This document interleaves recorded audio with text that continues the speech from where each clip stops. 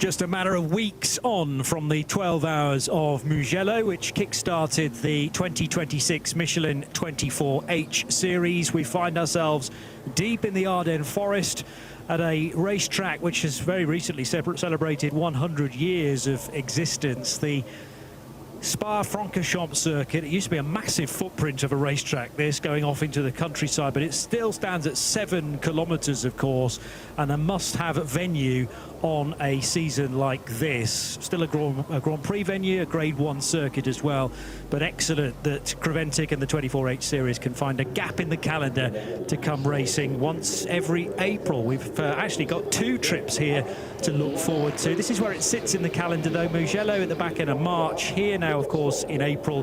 Paul Ricard at the start of June. That's the weekend before the 24 hours of Le Mans in the south of France. The 12 hours of the Nürburgring, which is the first ever visit to the Nürburgring for a Creventic championship, and the 24 hours of Barcelona, the nearly twice around the clock race for the season in the 3rd weekend of September. But there's also a second visit to Spa with the 99 Cup Endurance Cup, the 992 Endurance Cup, which is the start of September and exclusively for Porsche Carrera Cup cars back here in Spa. That's 2 weeks before the Barcelona 24 hours indeed.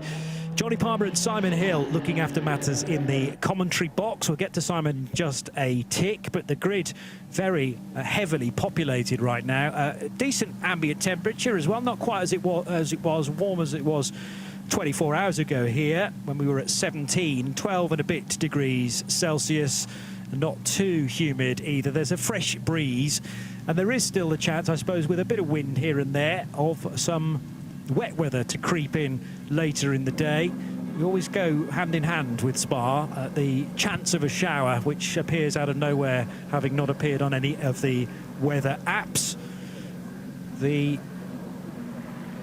trophy's already down on the grid, so reminding everybody then that is what is on offer for this weekend. Also at the end of the season, there's some very snazzy Bomberg watches on offer. That's me, by the way. I'm looking where Seb is. Oh yeah, he's peering up at me. I see him. I'm waving at Seb's camera. And somebody else that you're going to hear her voice in just a tick as well. Simon was obscured by a rather large screen, tucking into a bit of breakfast. Chocolate for breakfast, Simon Hill. Breakfast, yeah. Goodness me. That's the breakfast of champions. Indeed. And me. And there is the lovely Carla Velti, who's going to be keeping us entertained and catching up with all the action. Here she is, Carla, for the first time this weekend. Good morning. Good morning indeed, and hello to everyone who is watching online or just listening to us. We are on the grid in Spa-Francorchamps for the 2nd round of the 24-hour series. And the trophies that were just mentioned are standing right next to me. And I must say, with this reflection, I can not only check my hair, but it also really makes me understand why the race drivers really want to get that little trophy. And of course, from Bomberg watches, one of the partners of the 24-hour series that are here up for grabs, not exactly here at the race, but in this series at the end of the season. And while we are kind of expecting a bit of rain, I must say, you guys, you're not going to feel that up there in the commentary box, but it is quite warm here. I had to take off one layer before I got live just now with you. And let's just go right ahead and see with the pole position, the overall pole position here on the grid, if I can grab any of the drivers. They were around just earlier. They might be around still. One of the drivers. I need one of the drivers of this car. There we go. Hi. Congratulations to the pole position. Feeling ready? Yeah, for sure. I mean, not sure what the weather's going to do. Some people said it might rain later on, but, you know, everyone's the same. So, yeah, look forward to the race, and hopefully we can keep on to P1. We have a 12-hour total to cover here, and I think it's always a good thing if you can start ahead, especially here where the first few corners are quite tricky. Anything that you look forward to during the race that is coming up now? Anything in particular that you're really excited about?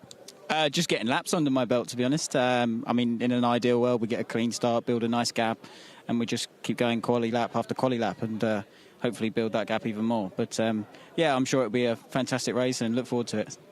Fantastic. That is Harry George from the Optimum car that is on pole position. And right next to that car, we have actually the next class pole position, which is the GT3 AM pole position, the Mercedes of Get Speed.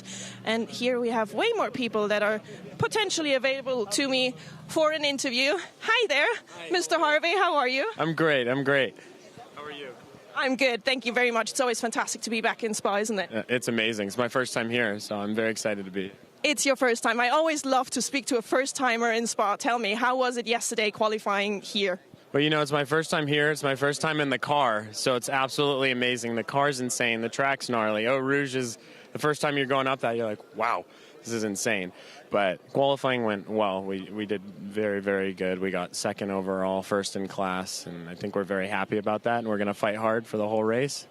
Fight past the rain. Hopefully we don't get any rain, and we'll see what happens, but I think we're going to do pretty good. So now that you have done a few laps here on this track, what is your tactic for the first few corners? It gets quite busy usually. Yeah, well, I'm not starting. Steve is starting, but I think he's one of the best drivers out there. So he's going to come through, push hard, get to the front, leave me a good car. I'm going to leave Patrick a good car, and then start good tomorrow. That sounds like a plan. Good luck. Thank you so much. I'll continue my way through the grid. It is quite busy, I must say. I didn't expect that many people here on the grid. I love the love for the 24-hour series. Now let me find the next ones. This is the GT3 Pro M grid. Yeah, we just had Alex getting out of the way. Hello, guys. How are you doing? Very good. How are you? I'm fantastic, thank you. I'm also good, quite good at the moment. How was the qualifying experience yesterday for you guys? We had sun in Spa. How rare is that? I mean, first of all, the weather looks really good. Hopefully it stays dry until the end of the race, but as we all know, we never know if it's like this, if the weather forecast stays like that. Qualifying went well. We are on pole in Pro-Am. I think the field, especially at the front, is very tight, and you need to be good in strategy and no mistakes in the race, and then hopefully we can make two positions even more, because we are Pro-Am pole sitters, but we also try to be in front of all. Who's going to start the race for you guys? Max, our third driver. He's not here, he's preparing for the start of the race. Fantastic. So I'm going to wish you good luck at this point. Get focused, and I'll see you later on. Thank you. Right on. We will continue our way through the crowd.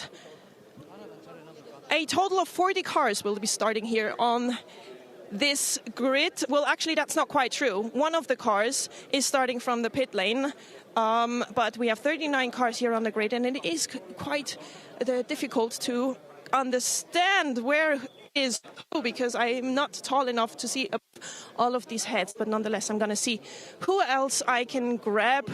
We are here stood next to an Aston Martin. People are very comfortably on the back wing. We have three men enjoying themselves. I did lost Seb. Seb, come on a little bit further towards me.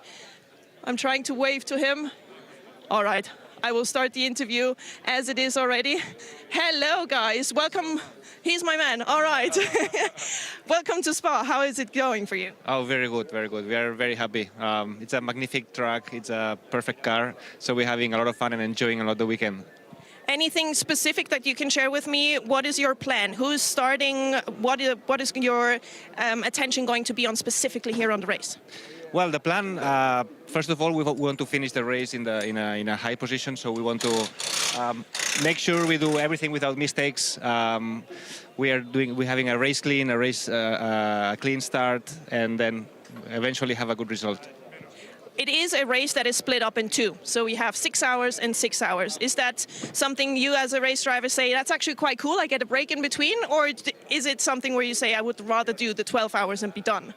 Well, I think the way the championship is set up is very good. You have weekends that you have longer races, you have weekends that you have shorter stints, and then you have a 24-hour race. So for me, it's fantastic. It's a great championship. Fantastic. Then I'm wishing you good luck to the three of you, and I'll speak to you later in the pit lane. Thank you. All right. We're getting very good mood here from everyone. I'm loving the energy that is here on the track. Everyone is enjoying that it is yet still dry, of course. I don't know about anyone else's radar, but my radar really said that there is going to be some rain later on in the race. It's going to be super exciting. Now, we're making our way up, and let's catch Alex, who was our photo bomber basically earlier on. So if he already is in front of the camera without being asked, I'm going to put him in front of the camera asking. Hi, Alex. How are you? Fine, so far. Nice weather, enjoying it. Quite relaxed. I'm not starting, so yeah, everything is easy. I love how relaxed you are when you don't have to do these things right away. It's always a good chat with you. So we are here next to your Mercedes of Hofer Racing. How does that car feel here? How was it yesterday for you guys? The car is it's pure fun. GT3 car in Spa, it's always so much fun, especially Rouge. The car is so far, I think we have a quite good balance. We figured out, we focused on in all the practice sessions on the race balance. Yeah, and that's how we focused. Now we see how our speed is, especially in the traffic. I think it will be quite tricky, the first laps when we go to overlap the slower cars. But yeah, we are well prepared. We are positive, and let's see how it goes. Please tell me, Eau Rouge, you do that many, many, many times. It's not your first time here. Does it get any less scary? No, not at all. Never. Especially even when you come here the first time, you say, okay, I take it quite easy. I don't push too much. And then at one certain point, you say, okay, it is possible with this kind of car to go flat. And you do it. And in the point you go inside flat, and then you just think, okay, don't mess it up. If this is now go the wrong direction, you are the completely idiot. But after the first time you do it completely flat, it is like, okay, whoa. Yeah, why not before? So, yeah, but you need the first ignition point in your head that it's really working. And, yeah, and the guys did an amazing job for the balance. So it is quite easy for us, easy to do it flat with this kind of car, yeah. Fantastic. Thank you so much for that insight. Good luck for the race. I'll see you later in the pit lane. Thank you very much. Have fun. I have a little bit more time left, tiny little bit more time left to potentially find someone else that we can talk to before my lovely friends Simon and Johnny will take over in the commentary box again. But I would love, love, love to get another voice in here on the grid. As you can tell, I don't know if you have the image of our camera on the grid on, and for the ones who are only listening and not watching, I'm currently walking against literally anyone else because they are clearing the grid. They need enough time to clear the grid. I just made my way back to the class pole position of GTX. Now let's see if I can find a GT. There we go, GTX drivers. Fantastic. Let's speak to you, sir. Well done on the pole position in your class. How are you feeling? Thank you, thank you. Very good. It was a very, very, very good quali. Very good lap times from Manel, from Alberto, myself also. Good lap. The car looks very, very good. And we are completely ready. We are ready for the 12 hours race. It's the first real endurance race for the AMG GT2. So we are really excited. Fantastic. And what is the talk in your team? Is there going to be rain or is there going to be not rain? Do you have any bets on? Looks like tonight, so probably this afternoon in the last hour. Let's see. For us, it's better no rain, dry conditions, and we can do a real endurance test. Fantastic. I love that for you guys. Good luck and take care out there. Thank you. And this is the moment where I'm done here on the grid. I'm going to get out of the way so that the cars can get going soon, and back to the commentary box. Nil Montserrat, who was the final person that Carla was able to catch up with at NM Racing. He is the NM in that team, taking pole position in GTX with their Mercedes AMG GT2. And it's interesting to get a bit of insight as to when they think the rain might arrive, maybe before the flag tonight, which is at 5 p.m. So not too late a finish, not as late as we had in Michelin, for example. But if you're not familiar with Spa-Francorchamps, well, this is a perfect example now of the 7 kilometres, the 7,004 metres to be exact, of this world-renowned strip of asphalt that snakes its way through the Ardennes forest. It begins very awkwardly with a hairpin bend from the grid known as La Source, and all of the cars need to make sure that they are right through the centre of the grid hatchings for the rolling start that will begin the 2026 12 hours of Spa-Francorchamps.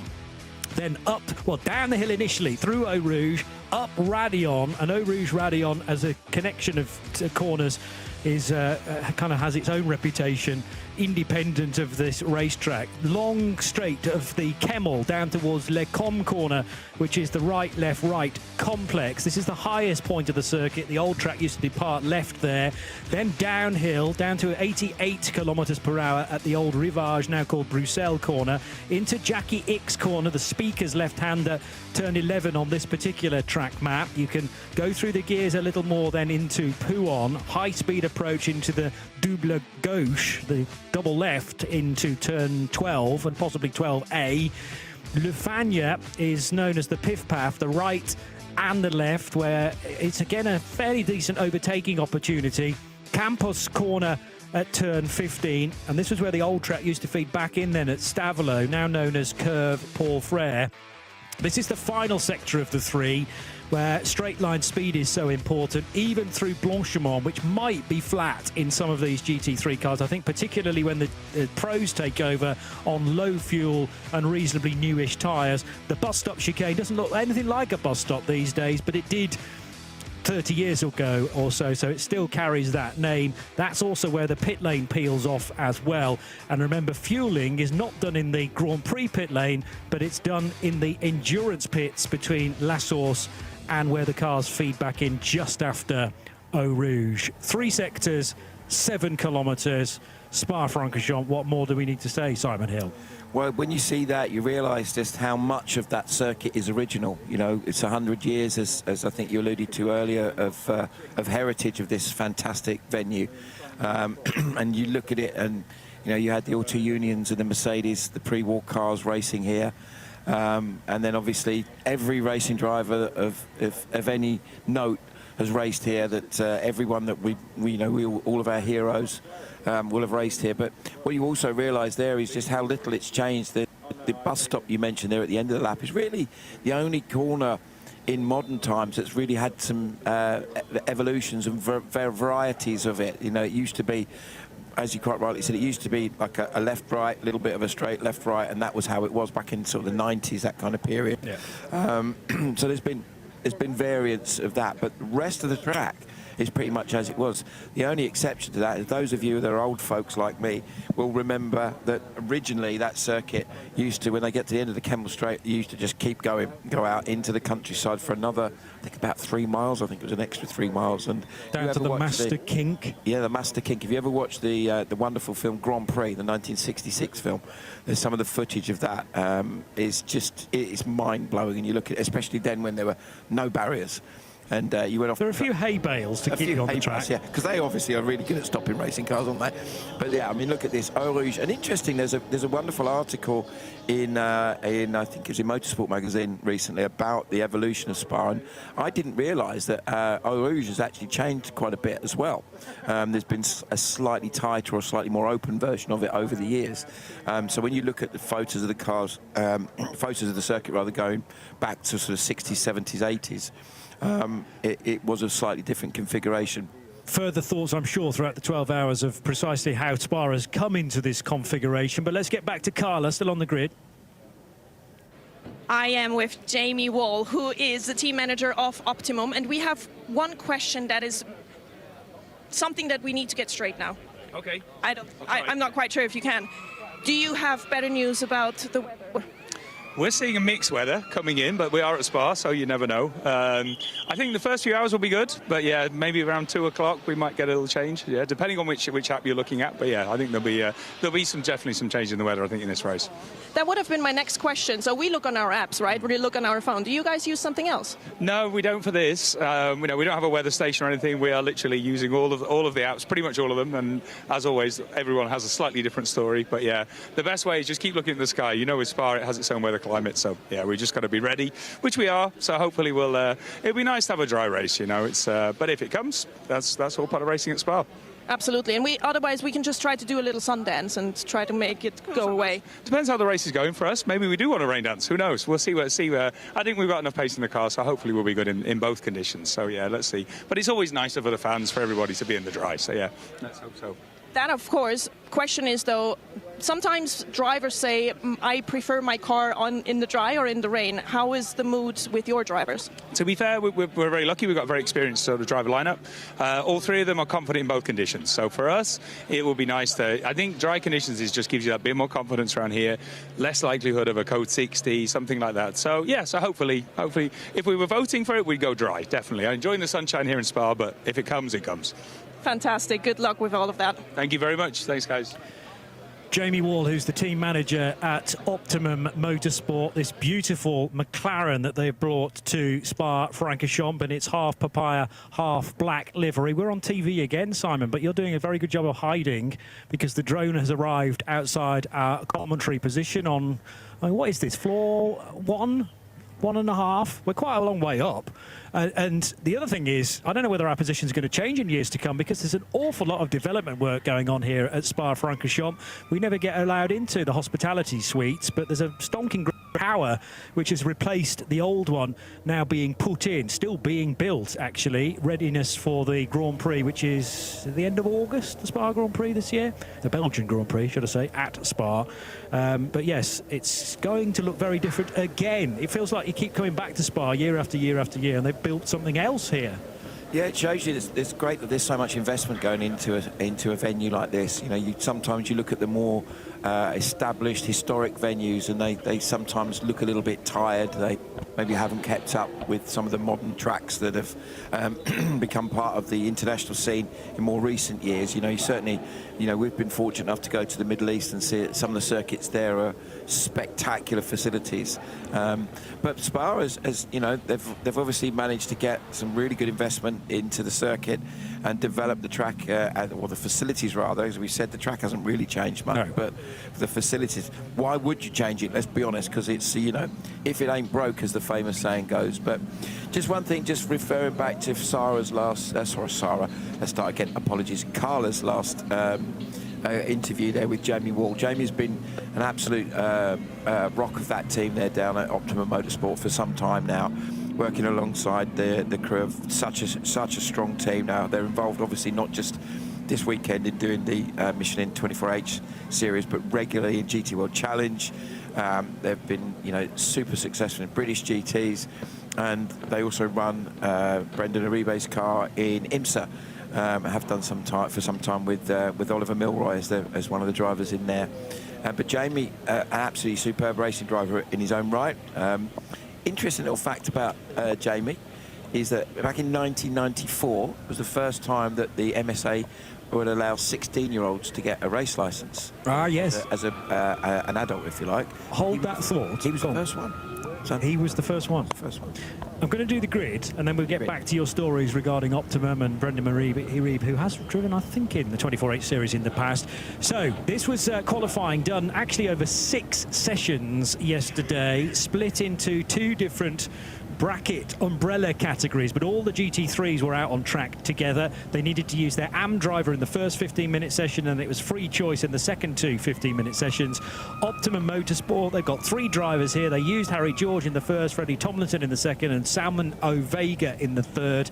Hook it all together, get an average time, and it was a 2:15.534 to give them a pole position here at Spa to start alongside the Get Speed team JR286 Mercedes AMG. This was the Mercedes that was going very nicely, as opposed to the 28 car, which had huge dramas. More news on that in a tick. So that's your front row. The course vehicle disappears up towards La Source now. Next up, Herbert Motorsports Porsche for Moritz Renauer and Klaus Bachler, 2 of whom we caught up with on the grid with Carla. Proton Competitions Porsche make it a 911 GT3R second row, with Proton Competition therefore in 4th. So then it's Agit Red Ant Racing with the Mercedes in 5th position, alongside the first of the 2 Come To You Racing Aston Martin Vantages to start from 6th position. Looks like it may be Gregory Servet to start that race.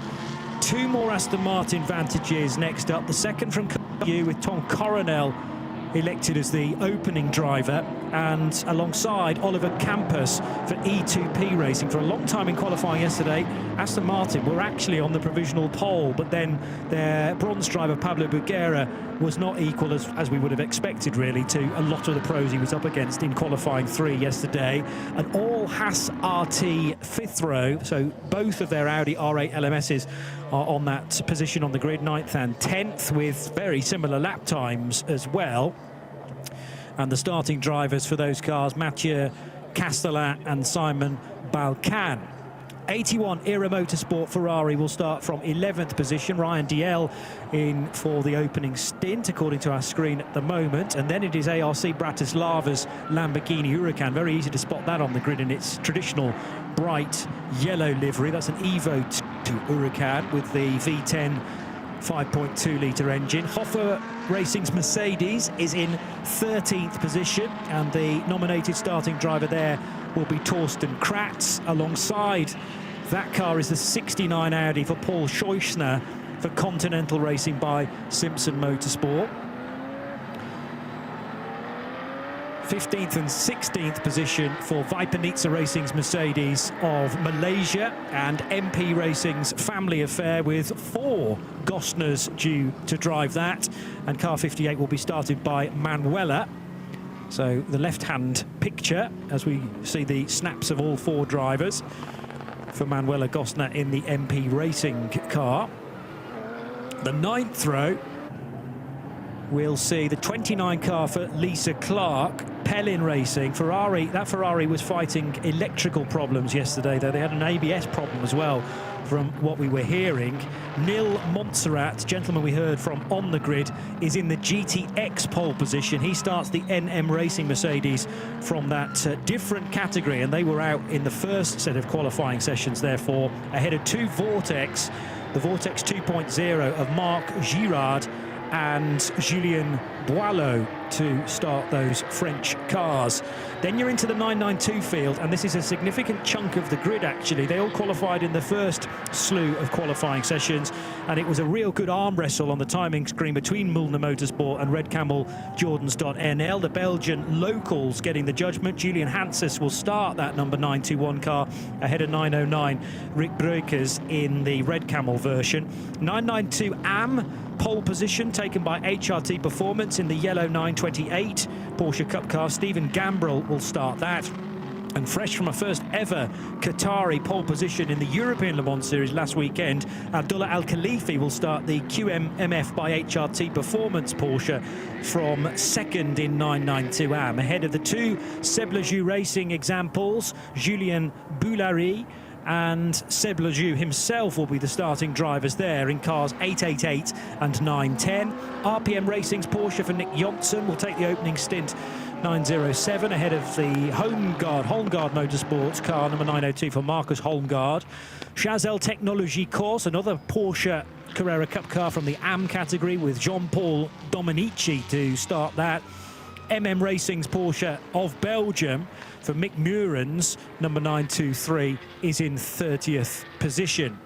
And behind Mick, Valerio Presezzi for the driving experiences in their Porsche, number 911.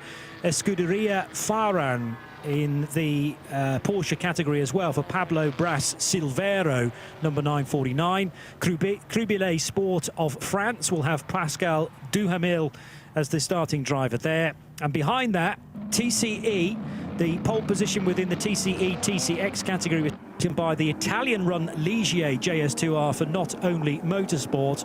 But the cars are already around for the start of the 12 hours with, from pole position, the McLaren. And what is its start going to be like then? Charging its way down. Straight away. That's the Lambo. The Lambo wipes the tyre wall and is going to just slightly connect, but it's not as bad as it might have been. Miroslav Konopka, who's already had a chat with us yesterday, he finds first gear. He's back in the race. The McLaren will lead into Eau Rouge for the first time, though, ahead of Steve Jantz's Get Speed Mercedes number 286 and 269 Max Moritz for Herbert Motorsport in their Porsche, running in third position. Everybody amazingly avoided that Lamborghini, which spun to the outside and into relative sanctuary of the tyre wall, as now all over the back of Steve Yates is Max Moritz in the purple and orange Porsche from, no, that's in fact the Proton car, isn't it? So the Proton car's got ahead of the Herbert machine and up into third position. Yeah, very busy first lap, wasn't it? Lots of action going on. Couple of cars really starting to make progress early on. You see, sometimes when you have the mix, obviously a mixture of pro and am drivers in a lot of the cars, if there's a pro that starts the race, they tend to be a lot more aggressive and a lot more decisive, I suggest is the word, at the start. And you've certainly seen that a few times. And one example I just noticed there was Ryan Diel, who started the Era Motorsport Ferrari, really getting stuck in and being really committed on that opening lap. Well, different teams are taking different approaches, so we will have some bronze or AM drivers, as Creventic call them, up against full-on pros and platinum drivers, therefore. So even though we had a grid generated by 3 different drivers on the whole, 3 different drivers yesterday, that's not necessarily going to be copied in terms of the speed of the race for today. And remember, it is about survival more than anything else. 5.5 hours. It's not quite an even split with 6 on one day and 6 on the other. 5.5 hours today, therefore 6.5 hours tomorrow to complete the 12. But all we do when the checkered flag flies at 5 p.m. tonight is effectively take the order, park the cars, and if there's not laps between the cars, any gaps you might have had evaporate overnight. But we haven't got any gaps at all at the end of the first lap, because it's McLaren from Mercedes, from Porsche, from Aston. What a great spread of manufacturers as well to complete the first lap, and good progress early doors from Gregory Servet in the first of the Come To You Racing Astons. Yeah, and certainly, as you quite rightly said, what we sort of saw yesterday on qualifying speed alone was that the Astons and the Mercs seem to be really, really strong. Obviously, the McLaren is unique here in terms of it's the only car on the grid for this particular event. We know how strong they've been in other forms of international GT racing. But it's a new driver lineup. That combination of drivers is new to Optimum. They're very much using this event for the GT World Challenge preparation for the CrowdStrike 24 Hours of Spa-Francorchamps that comes up, obviously the test day next month, and then the actual race itself at the end of June. The 2 Haas RT cars side by side going into the right-hander, and there we see the 715 is our leader in the GTX category. The NM Racing, Neil Montserrat, starting that car and comfortably leading that class now. They're sitting there 14th overall. The second place car, Julien Bollo's Vortex, sits in 28th place. So they've got a nice safe cushion at this stage. But as you quite rightly said, Johnny, we are now, what are we, about 4 minutes into a 12-hour race, so an awful lot of racing to be done yet. Great scrap going on for second though. Clearly the Robert de Haan driven Proton Porsche is getting very interested in trying to take a place from Steve Yates. And what we've seen certainly in this championship is what we see in qualifying inevitably is, of course, it gives us an indication of pace, but it's not really until we get into the bones of the race, a few hours in, we really start to see who's got the best combination of strategy, tyre use, when they time the fuel stops. Sometimes, let's be honest, you need a little bit of good fortune with things like code 60s, and when you come in for fuel, and you might be in the fuel stop, and then maybe a code 60 gets thrown whilst you're there, and that can affect the amount of fuel you're able to take. But early on in this race, we're seeing things starting to settle down quite nicely in terms of what you perhaps would expect, the usual suspects near the front. Yeah. Well, I'm impressed with Salmon Vega's speed. Perhaps I shouldn't be so surprised, because he's been doing some excellent things in Ford Mustangs with the HRT Performance crew, or Haupt Racing team, not HRT Performance. That's a different HRT. I'm getting the two mixed up there. But the Haupt Racing team ran a couple of Mustangs in the 24 hours of the Nürburgring last year, of which Salmon was part of the lineup and mightily impressed. Then you've got the 2 Benelux drivers in behind, Steve Yates of Luxembourg and the Dutchman Robert de Haan. But actually the speed down the Kemmel Straight looks to be fairly even between the Mercedes and the Porsche. Obviously the science behind each car are very, very different. Big front engine V8 in the Mercedes. All over the curb, though, there was Rob de Haan. So he is leaving very little on the table here to push hard to get road position nice and early in this 5.5 hours. He's much tighter to the curb than Steve Jantz was as well. So Robert de Haan is thinking, the McLaren's disappearing up the road. I'm being a little bit held up here by Steve Jantz, so the quicker I can get through, the better. But it can be very tough to overtake around here at Spa as well. You need to get a very good run out of La Source and through Eau Rouge and down the Kemmel Straight. If you get bottled up behind somebody in the middle sector, you've got to really pounce with aggression to try and make an overtake work there. You have, and also, you know, talking about the different sort of strengths of each car.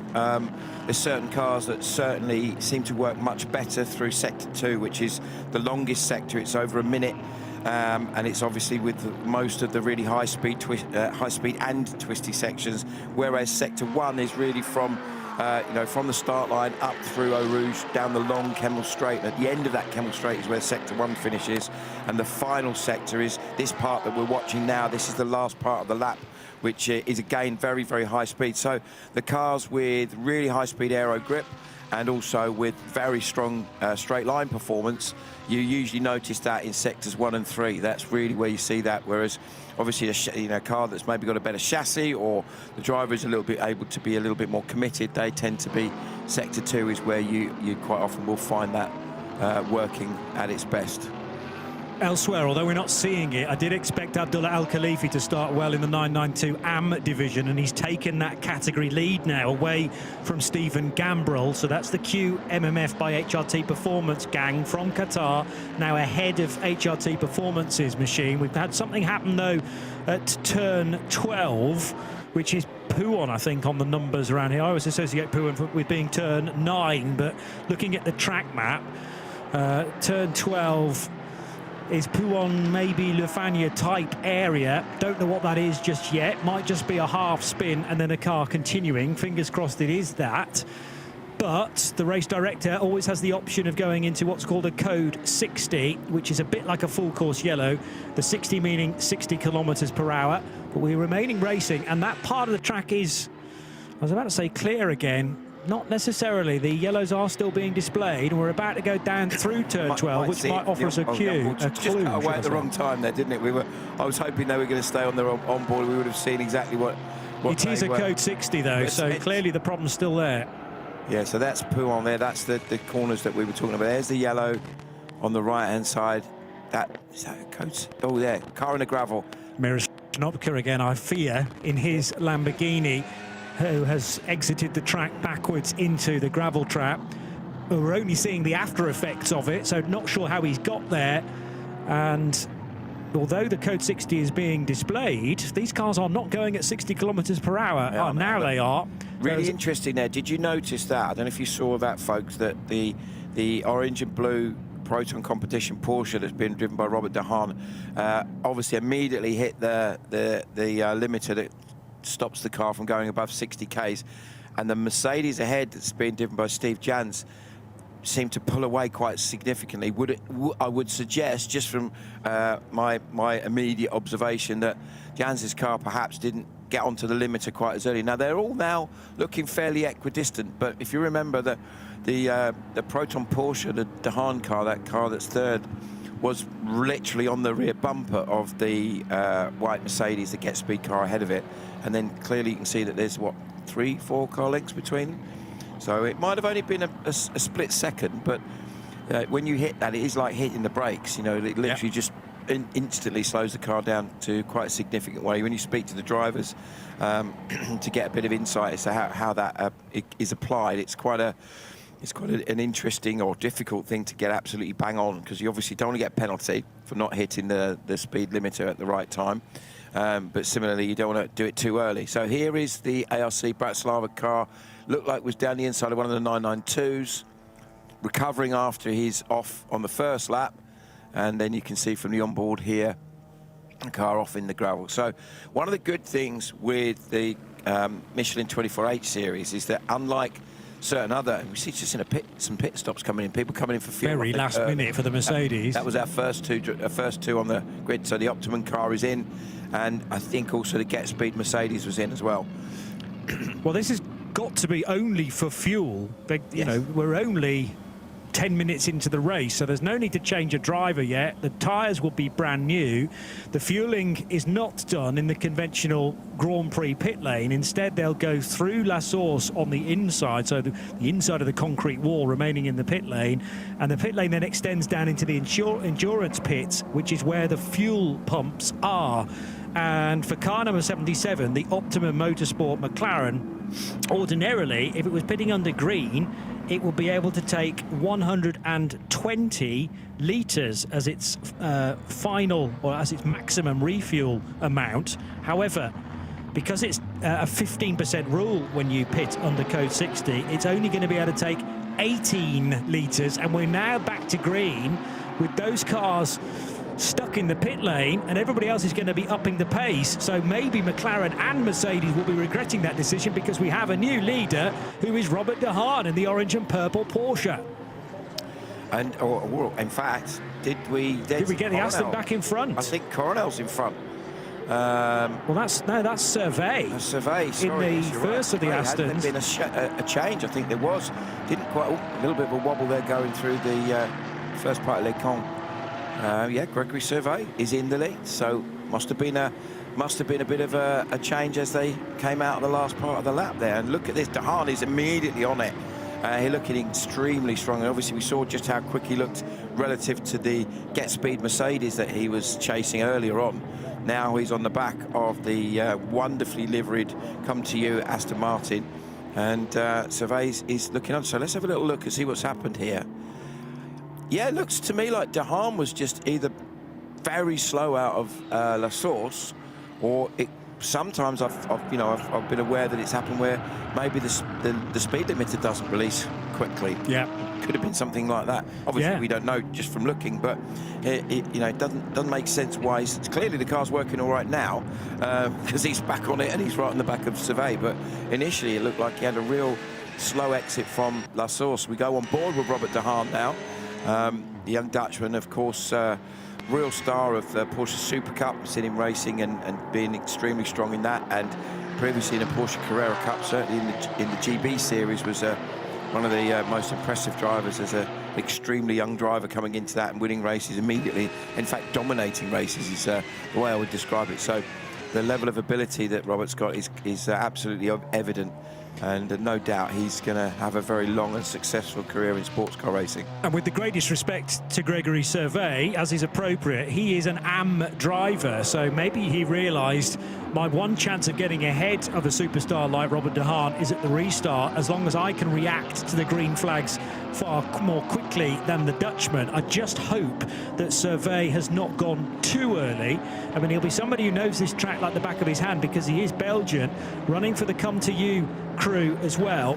So Gregory Survey at the moment with the advantage, and Robert de Haan has got another big car to try and get his way by. It was a Mercedes prior to the code 60. It's now another front engine car, but the Aston Martin, and there's another Aston in behind as well, which is the E2P car, I'm pretty sure. Oh no, that's the other Come To You machine. So that's Tom Coronel. And then you've got Agit Racing Mercedes for Kobe de Broeke, another Belgian. So two of the top four are very much local to here at Spa, and a bit of track knowledge and nous is not a bad call for the opening stint of the first half of the race. But Gregory Survey not quite as quick as Robert de Haan. He's putting the car in all the right places, however, to prevent the Dutchman from getting by. I'd say the other battle that was looking quite intense was between Max Moritz in the Herberth car, the 269 Porsche, and Oliver Campos in the E2P car. They were almost side by side going into turn one. Our commentary box overlooks the start-finish line, and you can see the approach to turn one from here. And I just noticed out the corner of my eye that those two were battling hard. Certainly Campos was putting a lot of pressure on Moritz. Moritz, the AM driver in that car, Campos, one of the quicker drivers. Oh, a little bit of gravel being kicked up by de Haan. He's clearly pushing so hard to try and get himself through. Now, makes you wonder also, just thinking about, we talked about the relative advantages and disadvantages of each car, each chassis. I wonder if the Porsche is perhaps very sensitive to dirty air, because he both, when he was behind the Merc and now behind the Aston. Although he was clearly very quick, it looked like De Haan was struggling to be able to really make, you know, a decisive move. And now he's under pressure from the legend that is Tom Coronel. Dakar racer, Japanese, super Nippon champion, World Championship. You name it, he's done it all, mate. He's done everything, hasn't he? Good friend of mine, Rob Huff, raced against Tom for many years in the World Touring Car Championship, and I said, is he as bonkers as he seems? He went, pair of them, him and his brother. Absolutely mad as a box of frogs, in a good way. Indeed. So, you never have a dull night out with the Coronels, I think it's fair to say. And the Aston Martins that looked strong in qualifying at certain segments of the day yesterday are now providing the sandwich around Robert De Haan's Porsche of Proton, but Kobe de Bruyke is loitering in the background in the red and white Agit Red Ant Racing Mercedes as well. And then there's a third Aston Martin, which is the E2P racing car of Spain, and Oliver Campos not that far away either. Yeah, so that was the change that I thought might have happened, and it was in fact, has happened now that Campos has got ahead of Moritz. And as I said, you know, Max Moritz is the AM driver in that car, so perhaps not surprising that Campos has been able to find a little bit of performance advantage. It would appear also, from what we've seen this weekend so far, that the Aston package is very strong here. You know, all of the Aston Martins that are running this weekend have all been super quick in both qualifying and now obviously in the race trim as well. So a couple of other people are starting to make a bit of progress. Where we've had those the two leading cars come in early for fuel, they've dropped down the order quite significantly, as you imagine. And Stephen Gambrell's in the HRT Porsche. Who was I looking for? I was looking for Salman Vega. Salman Vega is now in 31st position after his stop. So and Steve Jans just ahead of him. Interesting there that Steve Jans has actually made up time on the McLaren. So during the fuel stops, maybe they had a slightly better stop. One of the interesting things with the way that the balance of performance works. Oh, someone running very, very wide, coming out of Blanchimont. Yeah, that was a TCE entered Seat, which is already being caught by the leaders in the GT3. So might well have been the Asbest racing car for Pierre Olsen, perhaps. Mind you, that's a Seat Leon Cup racer, but it's one of the Asbest cars, and whoever's driving that doing a very good job. And now there is a slower car as well, one of the Cup cars within 992 being caught. Not a good luck though, I'm afraid. Half a car's in. Yeah, that was going really well. I know that Torsten Kratz had made up a couple of places, so whatever that is, it's clearly something that is the crew are working very hard on trying to understand. In the garage is never a good look, is it? But the expression from Alex Prins, who was looking on, scratching his head, grimacing, he was in a good mood talking to Carla on the grid, but didn't want to be seeing his car this early on. And yeah, being wheeled into the garage. We've already had to have an engine change for the 28 Mercedes. I don't think we've spoken a great deal about that, but the Get Speed number 28 Mercedes has had to go back to Moispat, just up the road from the Nürburgring, to get a brand new engine fitted. That's about a 90-minute, 1 hour, 45-minute drive from here. So they went there one day, refitted the engine, came back again in time for the car to take today's start, but it had to start from the pit lane as the leaders, Gregory Savet and Robert De Haan, head through Pouhon, and we can get an update from Carla in the pits. Yes, I am here in the pits for you guys, and we just had two cars actually coming in out of nowhere with problems. The first one was Vortex. I'll get right back to them because they went back out, but this one is the pump of the steering that's apparently is not working anymore, hence the tense faces of Alex that we just spoke to earlier, who was so excited about being in Spa and going flat out. So I'm guessing it's a fix that can be done, but let's see how long. And about the Vortex that was in earlier, there was a connection that sort of fell through between the air vent and the engine that had to be fixed, which is why they had to turn the car on and off and on and off again. So they are back out.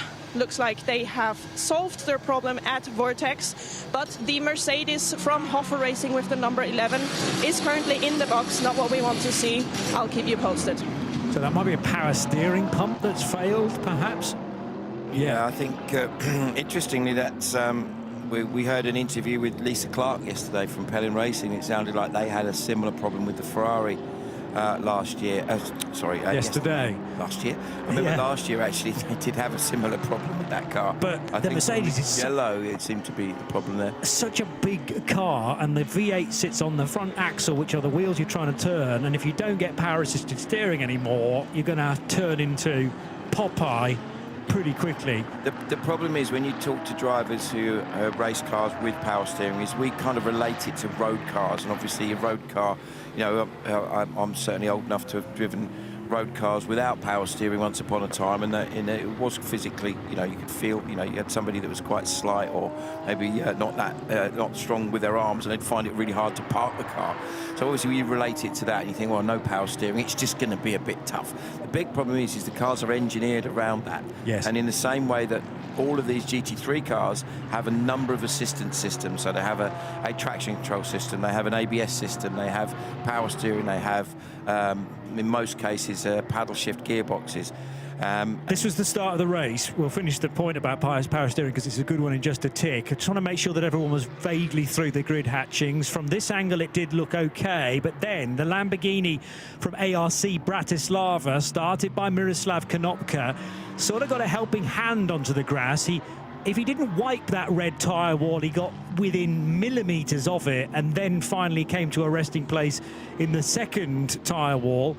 Did get going again, and then after that, through Eau Rouge and Raidillon, great fight from Robert de Haan to try and get ahead of the Mercedes from second position. And that car eventually would pit, and I would love to now be a fly on the wall within Optimum and within Get Speed, who took early pit stops, and whether they might be regretting that decision after the Code 60 didn't take long to be withdrawn and we were racing again. We may also have dramas. We have got dramas out on the racetrack because Marc Girard in one of the Vortex, is that the car that's just left the pits? Yes, it is. It's the one that Carla was telling us about, with maybe a problem between the air vent and the engine. Rather sort of nondescript example from the team there. I'm sure they knew precisely what the problem they were fighting for. But the 702 on the outlap has either clashed with another car or squirreled its way on its own into the gravel trap at Campus. And the problem is that's not going to move anywhere now either. So we'll quickly, I'm sure, be into another Code 60. But maybe not before we've had a lead change, because Gregory Servet, under huge pressure from Robert de Haan, who goes right round the outside at Les Combes. He's now off the track, though. Although, was he still on the curb? Remember, the Creventic rule includes the curb. Now we're under Code 60. So if that was a legal overtake, as in within the confines of the track, we do have a new race leader, and he did it just before the Code 60. Yeah, that was coming, wasn't it? We could see that. And de Haan, you know, he's a young driver. He's a very committed driver. You could see the body language, if there is such a thing, of the car was darting around. He was obviously like, I'm going to get this done. And it's a cool move to do. You know, it shows you also, you know, modern motorsport now, you know, passing around outside was something that didn't happen very often once upon a time. Now, you know, you're setting the car up to get yourself in a position in that instance where you've obviously got there a right, then a left, and you're in the correct position. Interestingly here, now you can see the top three, how they've all really kind of concertinaed up. Tom Coronel is now on the back. We've got a penalty for the 920 Chazelle Technology Corsa Porsche, causing a collision, 20-second time penalty. I wonder, and here's just a thought, if that's to do with when we saw the ARC Bratislava Lambo off the road and in the gravel. There was definitely contact with the Porsche. I didn't see which one it was. It would suggest, just a guess, that was the car that in question. My only problem with that theory, and it's a good one because I had thought of that myself, is that actually the Chazelle Technology course car was starting back on row 15, whereas the Lamborghini was on row 6. Yeah, but the Lambo had been off, hadn't it? It was recovering. Oh, you mean after? After that. Right. Yeah, okay, sorry. I thought you were meaning to put the Lambo on the grass initially. Right. No, so I think when we saw the replay at the start, it looked like one of the Haas RT Audis had moved to the left in the braking zone. Yep. Without realising that it would appear that the Lambo had got a better start and was therefore in his sort of side view, as it were, very late, and he moved across, and the Lambo was then on the grass. So it was one of those, unfortunately, we saw it in the Radical race earlier where people just kind of trip over each other at the start, because that's the nature here. Look at this replay. This is De Haan moving around on the brakes and then round the outside. Watch this as a clever move. He was trying to just outfox Survey, which he did quite nicely. A little bit wide. I think that's all 4 wheels off from that angle. That's what I'm worried about. But so as I say, you would, I don't know. If I'm come to you racing, I'm probably going to have a bit of a grizzle about that. Of course. Go up to the official and say, hang on a minute, he's passed us off the track. Yeah, yeah. That's what we do in modern motorsport, is we moan about things, don't we? Because it's not like the old days, just get on with it. But down in the pit lane, we have Carlo, who's catching up with Torsten Kratz from Hoffer Racing. Torsten Kratz standing next to me outside of the car. Really not where I wanted to see you at this point of the race. We know that it has something to do with the power steering pump, correct? Correct. The power steering failed suddenly in Blanchimont. It was also not the nicest spot. So, but of course it was just before the pit entry, so I was able to enter the pit. But it's a bit unlucky because we were gaining some positions, we had a good speed, I found the rhythm, so it was really starting to make fun. And then, yeah, suddenly the power steering failed. Our lovely commentators just explained to our viewers and listeners what the power steering pump does. Can you explain how it feels when it fails physically? What do you feel? Yeah, with these cars, where you have a lot of downforce, there's a lot of pressure on the tires. Without the power steering, you are nearly not able to steer anymore. So when it comes to this sudden fail, like it came to me in Blanchimont, in the middle of the corner, you just cannot steer anymore. So it was really very heavy. You have to use so much force to steer the car.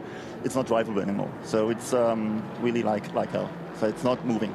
And the position of that piece that failed in the car, is it going to be complicated now for your team to fix it? No. It's a bit. You have to remove something, but of course there's fluid in there. So you have to change the fluid. You have to, yeah. It's a bit complicated, but the team is going to change it. Luckily, we have the spare car with spare parts because, there were a lack of spares in the moment. So, luckily we have this car and we will go on. So, next is Chantal in the car. Let's see where we end up. Fantastic. We still have a lot of time to go. Thank you for explaining. I'll talk to you later. Thank you. Take care. Bye-bye. Restart. We're under green. Again, that was Torsten Kratz down at Hoffer, but getting the much better getaway this time, again, was an Aston Martin, but Tom Coronel got the jump on Robert De Haan to put the white Come To You Racing Aston in front of fellow Dutchman Robert De Haan. Gregory Servet is pursuing in the green Aston Martin, and then Kobe De Bruyke. I've got a slight erroneous 9:49 leading the race. I think that's a quirk of where the various timing loops are for cars that come into the pits, because the Pablo Bras Silveira driven Porsche Cup car is no longer leading the race. Take it from me. Yeah, definitely. There was quite a comical timing blip in testing the other day where the Era Motorsport Ferrari had somehow not registered somewhere on the lap, and it was showing as P1 having done a lap time over a minute faster than anybody else. And with which basically ended up with a net average speed of 375 kilometers an hour, which is quite impressive. So happens sometimes, unfortunately. But Tom Coronel using every bit of his experience. The car's clearly working extremely well. Get himself up into the lead and edging away very slightly now. 0.6 of a second as they cross the line ahead of De Haan. Going to be interesting to see if De Haan can make some ground up and get himself back into the lead, because clearly that Proton Porsche is very quick today, and De Haan, as we know, as we've already said, is an exceptional driver. So, you know, you've got some real quality drivers at the front of the field now in Coronel and De Haan, two Dutchmen at very different stages of their careers, I would suggest. Yes. I'll say Robert De Haan is 19 and Tom Coronel is not. He's not, no. He's closer to my age, I think. Right, so he's third at the moment. Then the green starts flashing. There it is, clear as day on the LED board. And Tom Coronel, OK, he might have a slightly older mind, but he was incredibly alert to overtake not only his team, Aston Martin, but Robert De Haan, who's looked shabby at 2 restarts now. Not shabby when he gets back to racing speed, and now they're going to go either side of a back marker. Can Coronel get to the apex to Bruxelles corner? Yes, he can. Just about. But Rob de Haan's going to be kicking himself to say, I was leading under 2 code 6Ds, and then coming out of each of them, I've lost the lead. My thought, just observing Robert de Haan and how he's working that car, he's putting an awful lot of energy through that car. Now, obviously that's what he's designed to do. You're a racing driver, you've got to push the car. But in an endurance race, you wonder if maybe, and we saw this in Mugello, for example, when Manuel Lauck, I think, was in that car. Early on, the car was super quick, and then towards the end of the stint, it dropped back. Right. Jake Hill overtook it in the Ferrari quite comfortably in the end, because there was a big difference in performance. So you would wonder then, perhaps, if they've set the car up to give it a real high level of performance, but maybe it's going to take a bit too much out of the car. And certainly the way de Haan is driving it, he's working that car very hard. And this weekend also, there's a different specification of Michelin rear tyre. So what that basically has created with the teams is a situation where they're still slightly working out how that's going to unfold. Obviously, they had some data from testing and from qualifying, but obviously a race distance is very different. So the leaders heading out of the bus stop chicane again. This is to complete lap 12. Tom Coronel leading the way just from Robert de Haan, but the two of them are absolutely nose to tail at La Source. Then there's a larger gap back to Come To You and the Gregory Survey car. Kobe de Bruyke having to deal with some of this traffic as well as they clear the Asbest Seat, and around the outside Survey then needs to go. Slightly off the track, but in avoidance of some traffic. And this is making sure that Oliver Campos also joins the party for E2P Racing. Aston Martin's first and third and fifth, as now there's potentially a drama at the Jackie X left-hander, which is turn 9. We'll get to that in just a moment, because these leaders are really not that far away from that section of the track. In fact, that looks like it's cleared now, so if it was a half-spinning car, the road ahead is open to them once more. But Robert de Haan not making things particularly easy for himself here. He could be building a lead during his stint, but every single time there's been another car in front of him. First of all, it was the Get Speed Mercedes, then it's been not one but 2 different Come To You Aston Martins. I had spotted that the ARC Bratislava Lamborghini had come to the pit lane after 2 off-track moments very early on in the race, and here now with Carla is Miroslav. I am actually with Adam Konopka because Miroslav is still in the car. I wanted to ask Adam, what is currently going on with the car? The steering wheel was tilted a bit to the left, so the mechanics are checking for the geometry of the car. And yeah, at the start, I don't know what happened. You must ask Miro, but the collision with 920 with the Porsche might have caused the tilt in the geometry, so we have to fix it. And I don't know if we will continue, but probably yes. But yeah. It will take some time probably to fix that, right? Is that something that he felt immediately? Did he communicate something immediately after the crash, or did it happen within time that it got worse? He communicated with us that he crashed, that he's in a gravel. Also, that's why the first pit stop happened, because we wanted to check if there is some gravel in the back of the car.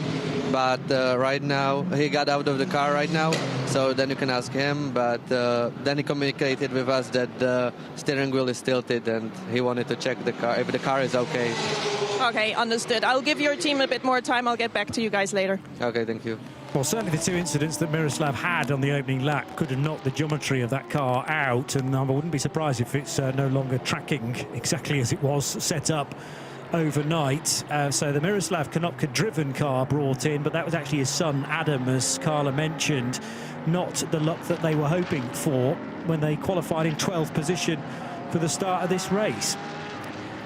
Oh, Tom Coronel trying to get by the vortex, thought the door was open, then was hesitant, but did manage to get through. He hasn't got a great deal of time to think about which side of the traffic he's going to go here, with Robert de Haan right on the tailpipes of that Come To You Aston. Yeah, Julien Bolo in the vortex was particularly what's the word? Committal. Yeah, it looks like he was kind of wandering a bit. You know, and at the end of the day, as we know, with endurance racing, most endurance racing, there's various classes of cars, everything from the World Endurance Championship, you know, down to British GTs, for example. And as a result, you obviously have to put the onus. So it's de Haan getting very interested once again in the back of Tom Coronel. I wonder if Coronel got held up a little bit, passing the Porsche, the silver Porsche just there, is in the background. Oof. As I was explaining earlier, de Haan is yes, he's very quick, but it just looks to me like there's an element of frustration that is being displayed in his driving. I think he's over-driving. I mean, that's my word. I don't want to put words in your mouth. Do you think Robert de Haan's over-driving for this stage of the weekend? A little bit, yeah, a little bit. I mean, that's maybe a little bit harsh on him, but I just think that you watch the way the car's moving around and some of the places that he's put in the car. You know, we saw it just drop a couple of wheels on the gravel. It's like, just, you know, chill a bit. Basically, he's very fast. But if I was a team manager, if I'm Proton, I'd be watching it going, we know you're quicker.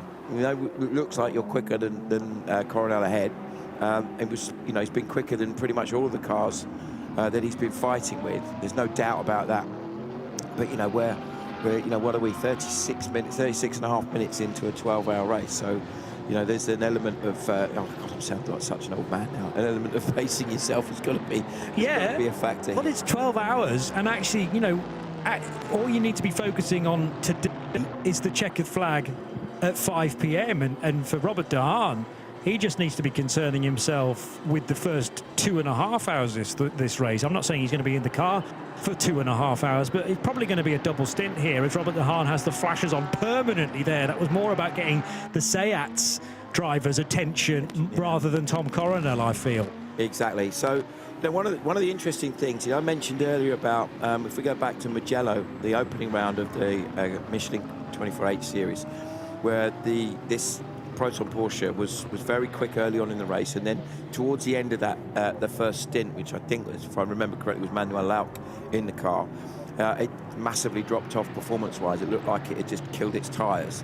And similarly, a couple of other cars, and again specifically I know because of having an involvement a little bit with what was going on there, the Era Motorsport Ferrari got very, very strong towards it and looked after its tyres very well. Yeah. Just a little case in point, if we're looking at the current lap times, most of the front-running cars are lapping in around the 2:19, 2:20.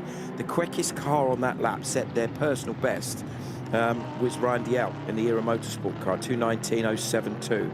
Was, you know, between 1, 2, maybe 3 tenths quicker than the cars immediately ahead of him. So the reason I'm saying that is that you would therefore wonder if, I mentioned they're now using a slightly different design of rear Michelin tyre. Yes. From understanding, talking to one of the team managers, I was actually speaking to Oliver Meads at Era Motorsport about this, and he said we think it's a slightly stiffer sidewall. So obviously you then have to adjust how you set the suspension up, whether it's on the dampers or whether it's on the roll bars, to allow for that, where the tyre's deflecting, if you like. So that could be a really significant factor if the teams that have calculated how that's going to unfold in the stints get it right. I said it's just one very simple example that the Ferrari is clearly looking very strong at this stage in the race. Maybe, just maybe, it's a bit of, okay, we know the car's not going to be super fast at the beginning, but as we get into the stint, the car stays at whatever pace it is, everyone drops off.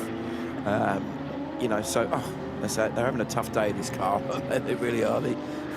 It's just not been their day so far. Started from the pit lane as well, which didn't really help. Yeah, so that's the 935 Porsche Cup car, Jubilee Sport, and I think that's the one that was causing a bit of a hazard for the race leaders in GT3 for getting through. I'm not suggesting that the Jubilee car was doing anything wrong necessarily, but Tom Coronel, along with Robert de Haan, as we go code 60 again, just bunched up behind Pascal Duhamel, who has now either made an error or clashed with another car. He's already off, and I can't see any cars around him, so that does look like a Duhamel mistake. Could have been a problem with the car, but certainly indeed didn't appear to be any other cars involved, which I think is your point, Johnny, which is interesting. One of the things that I love about this series as well is that, unlike certain other he's going again, which is good. They've got him out of the gravel. I was about to say, one of the things I like about this championship is that, unlike certain other series, if you go off, you're retired, basically. You know, World Endurance and that, Le Mans, things like that. You know, the car's off, it's out of the race. Well, with the exception of if the marshals can get you to a safe location and you've got drive, even if there are bits hanging off it, and you can get back to the pits. But the point is, you have to get back to the pits under your own power. Yes. You can't have a tow, which is actually what you're about to say, I'm sure. Yeah, exactly. I think the thing that I like about it is that even if the car has, you know, been off, been in the wall, had some sort of mechanical and stopped or whatever it may be, they'll get the car back to the pit lane and give the teams the opportunity to try and get the car back out. Yeah. Because, you know, we all love the sort of, you know, the stories of teams working their socks off to get a car back out when it's gone green again. Here we have. Coronel got he stayed in front, so just as he was very, very alert to the end of the previous Code 60, Robert De Haan was looking to try and repay the favour. He was close enough. He was closer. But doesn't that tell you the wonderful thing about Tom Coronel? You look at it, you go, I mean, he's forgotten more about motorsport than most of us will ever know. He's just such an incredible talent and personality as well. Him and his brother Tim are just the most incredible people, just so enthusiastic. You know, if you could bottle the Coronel energy and sell it, you'd make a fortune. You'd outsell any energy drink on the market.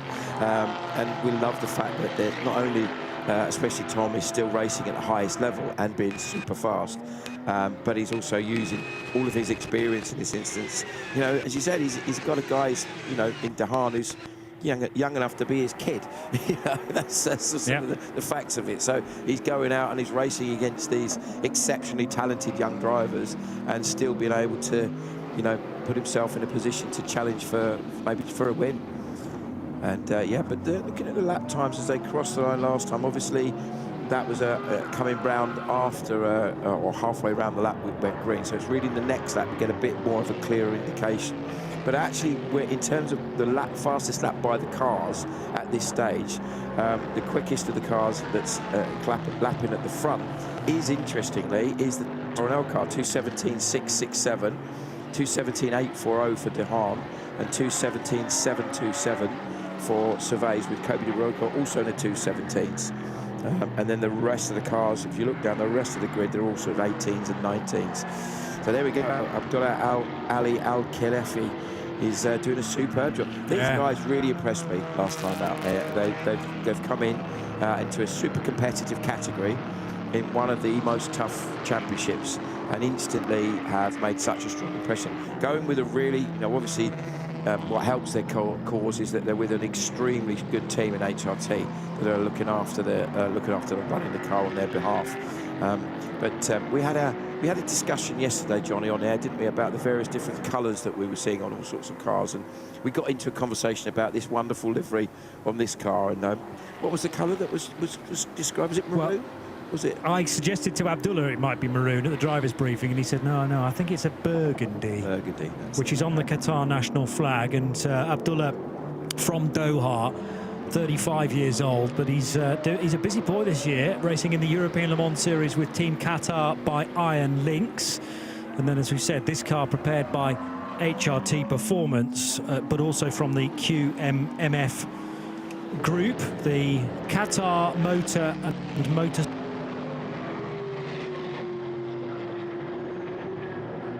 burgundy and half silver on the rear, with two fellow Qatari drivers that he's joined with this weekend. There is the number 114 Ligier JS2R, which runs in the TCE category for Not Only Motorsport. That's the name of the team from Italy, Not Only Motorsport.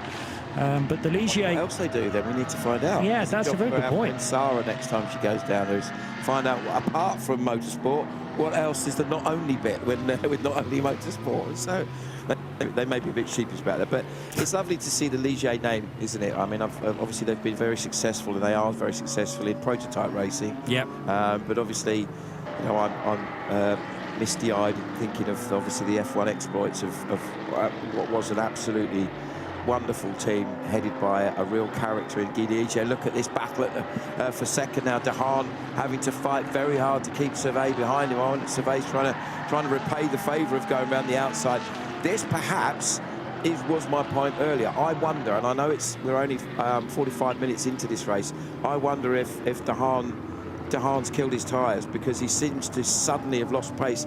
Let's have a little look at where they're at on lap time. So last lap, where are we last lap? I've lost it now. 2:18.631.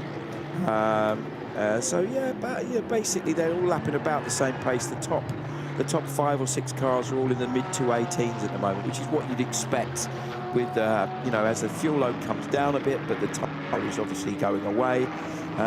Remember also that it is quite possible that they're running on the tyres that they would have used in one of the qualifying sessions.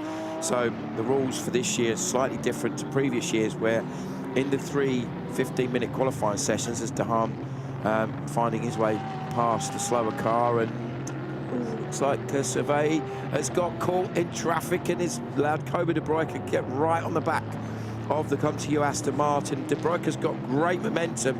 Looks like he's maybe got enough interest to try and be exceptionally brave. If he can do this around the outside, he's going to be my driver of the day. But no, I think he just either he backed out of it or he just didn't quite have enough momentum. But it shows you there how quickly things can change. He's taking the pressure off Dehaan again. He's broken away, bit of traffic, and now we're instantly seeing this this play out where now Survey is under pressure from De Bruyke.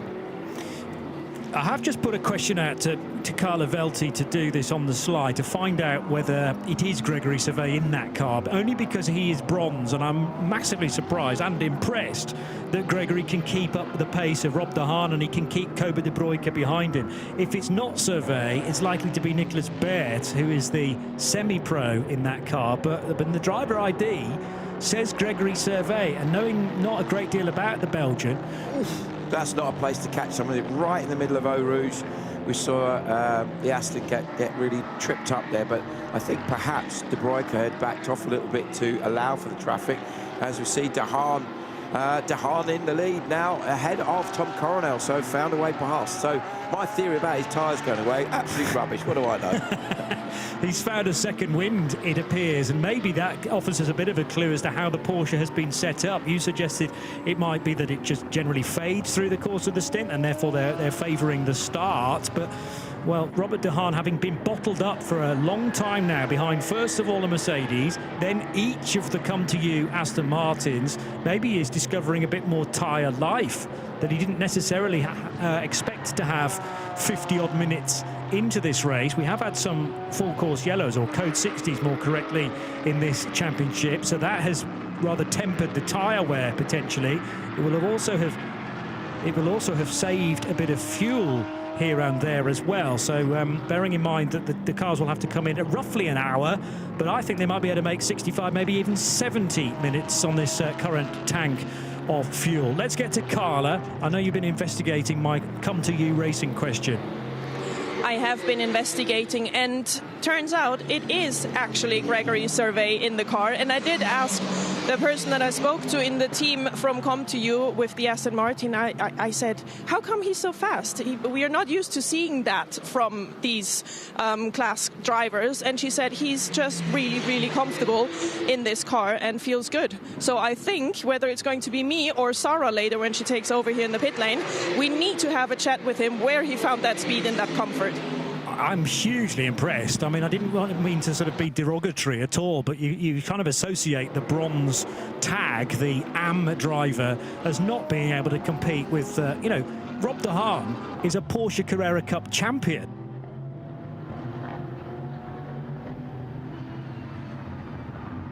Ahead of Tom Coronel though, and Coronel was just caught slightly on the wrong side of some traffic he caught at Eau Rouge and Raidillon, and that was the little bit more momentum that Robert Dehaan finally got. And interesting, you know, go back to the theory about whether, you know, Dehaan had perhaps worked his tyres a bit too hard, which I apologise for. I completely misunderstood that. He's just set an extremely strong lap, the best lap that the car has done with him on board. Early on in the race was a 2:17.840, and he's just done a 2:17.954. He's the only driver on the circuit in the 2:17s at the moment. All of the other cars in the top 6 are lapping in 2:19s, 2:20s. So that's a massively quick lap from Dehaan at this stage, to be lapping at that sort of speed after almost exactly 50 minutes in the car is incredibly impressive stuff. So if he can just get his timing right when he's overtaking traffic and maintain that sort of pace, you would expect him. He's just going to be a little bit careful with some of the traffic he's lapping. Yeah, if he can maintain that pace, then there's absolutely no doubt that he's going to start edging away. It's definitely on the last lap, as we've just seen, Coronel got held up in traffic, and the lap time difference was just over 3 seconds. Yeah. So that's a big difference as to how much he got hindered on that particular section of the lap.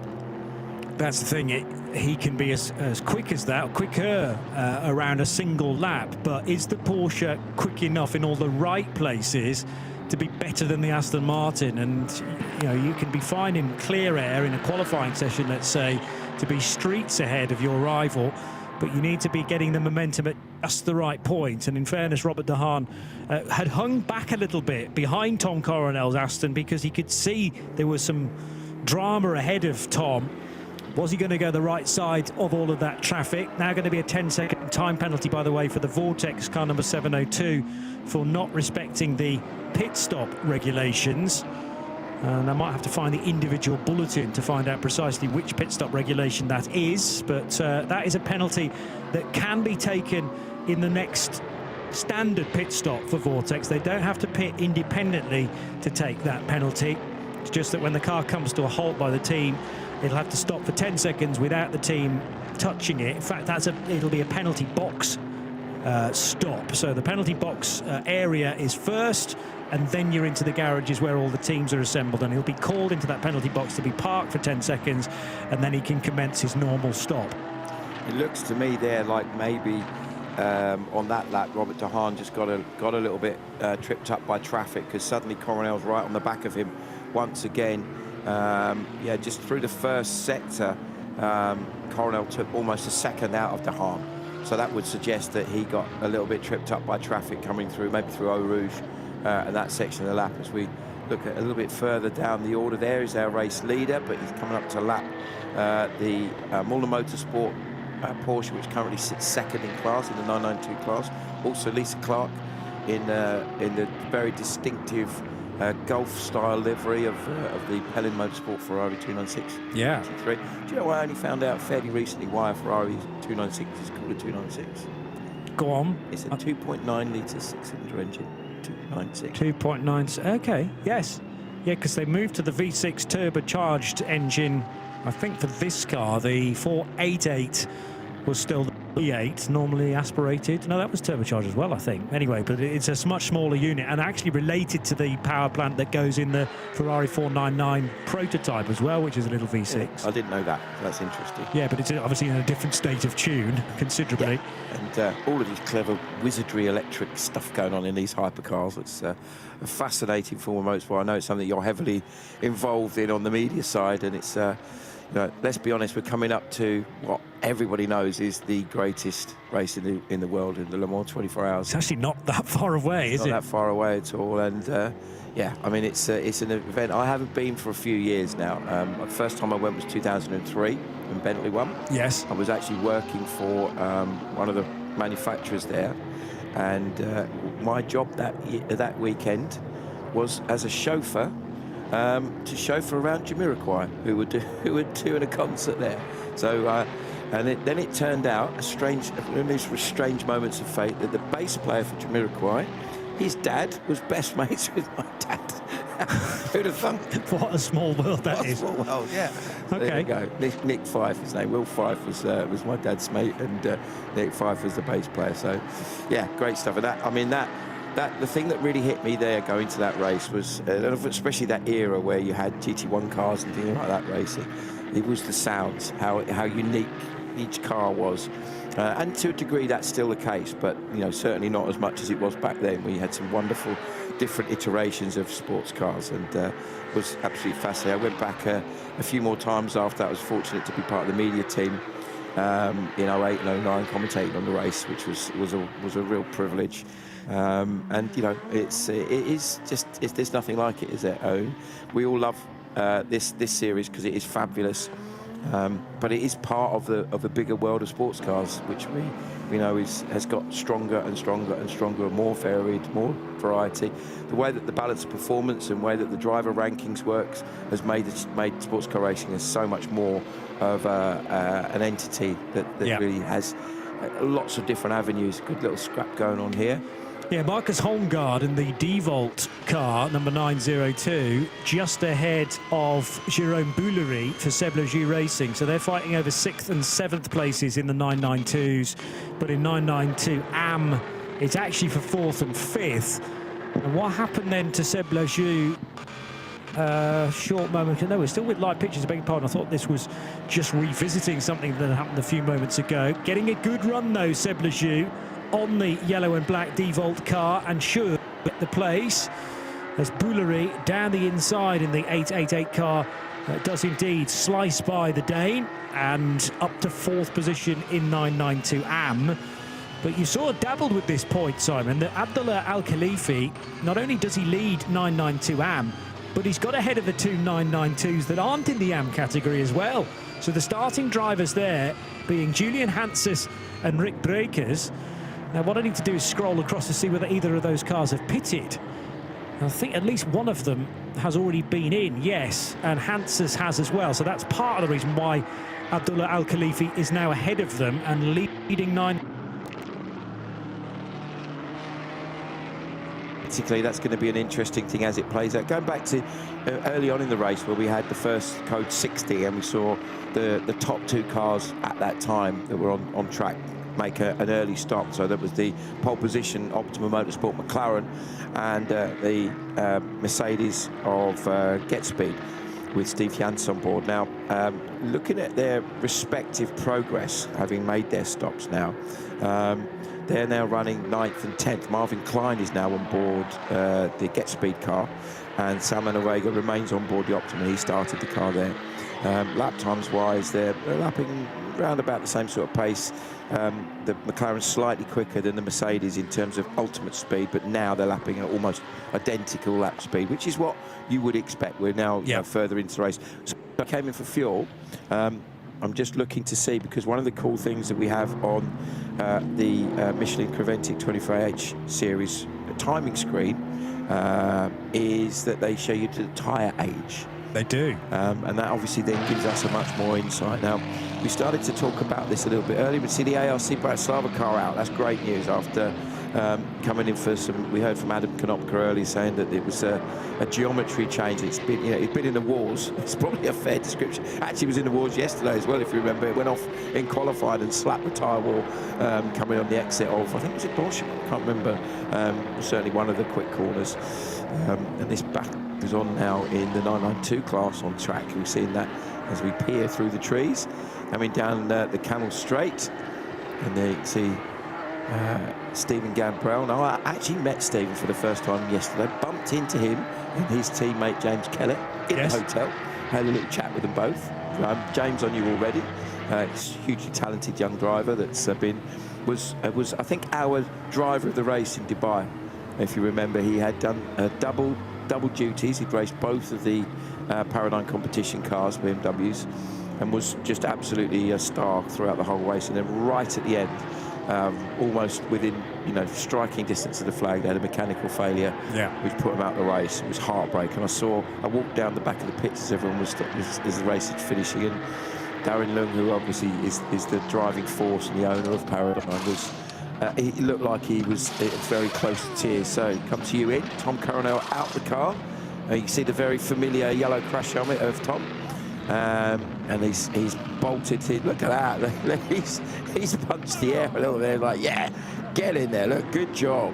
Very good job for that man. He's now handed over to his co-driver. And we're going to see how that car runs. Now, this is where the beauty of this type of racing is that we're now going to see from an absolute superstar in Tom Coronel, hands over, and we're going to see how the car now performs with a different pair of hands on. Well, that's Jan-Jaap van Roon who takes over. Remember, they run in Pro-Am because Tom, unbelievably, is only a semi-pro, according to Creventic. I suppose that's because he's now north of a significant birthday, so he can drop back. And I think the word you're looking for is old. Old. I wouldn't call 54 old, mind you, and I think that's where we're up to with Tom younger than Coronel. me. So. Okay. So. Well, I wasn't calling you old either. Well, no, You're backing me into a corner here, Simon. But yes, Tom Coronel must have been a gold at some point. Yeah, he is gold by the FIA, but actually fellow Dutch promoter, maybe giving him a break. No, he's not really.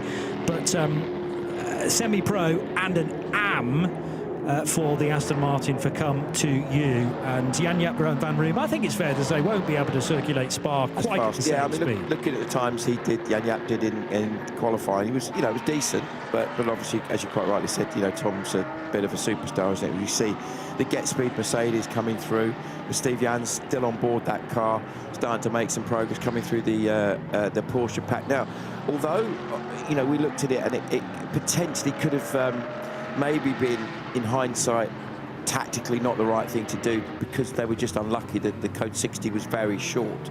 And obviously when you pit, you're restricted on the amount of fuel, as we described before. Yep. 15% of your normal allocation. Exactly. So you're restricted in that. So that could have been a bit of hip and shoulder going on there between the two Porsches. It could have potentially really hindered them. But, and here's the flip side, they're now off strategy, as it were. Most of the cars are still on track. Most of the cars are still yet to make their first fuel stop. Certainly, if you look at the top 6 cars, it's only really the Coronel. There's Tom Coronel as, but always enthusiastic, always buzzing, always. Yeah, I'd love a bit of the Coronel energy. That's just the best energy in the world, isn't it? Cutting back to our race leader, Robert De Haan, just looking at his lap times. Last lap, 2:17.711. That's such a fast lap. That is so fast at this stage of the race. With the amount is coming up to an hour in the race that we've done. Those tyres have worked very hard. They have now, according to this, done 32 laps. Which you might think, hang on a minute, we've only had 24 racing laps, so how is that possible? But that must mean that they are already using some of their qualifying tyres from yesterday. I think when we had a chat with Paul Truswell yesterday, if you remember, he was talking us through the various different, very slow-moving vortex in the background there. That, I think, was a 702 car. They've helped us out this year because this weekend we've got a white one and an orange one, so it's easy to tell which one's which. We can't get that they're wrong usually way round. both orange, weren't they, in the past? But yes, going back to what I was saying is that from a tyre, it's extremely slow moving now. It's stopped now, bless them. So that's potentially going to cause us to have another. What would that be? Our third or fourth? Oh no, he's going again. That's good. I was going to say we might have ended up with another. It would have been the fourth had we had another one come out. Code 60, yeah. Yeah. Hopefully we'll get it back to the pits. Now there was one of the vortexes was in earlier, wasn't it? I can't remember if it was that one or the other one, as we heard Carla talking a little bit about the car that had been in. Well, certainly the orange one, the 702, has been in for a lengthy period. Let me just see whether Julien Boileau.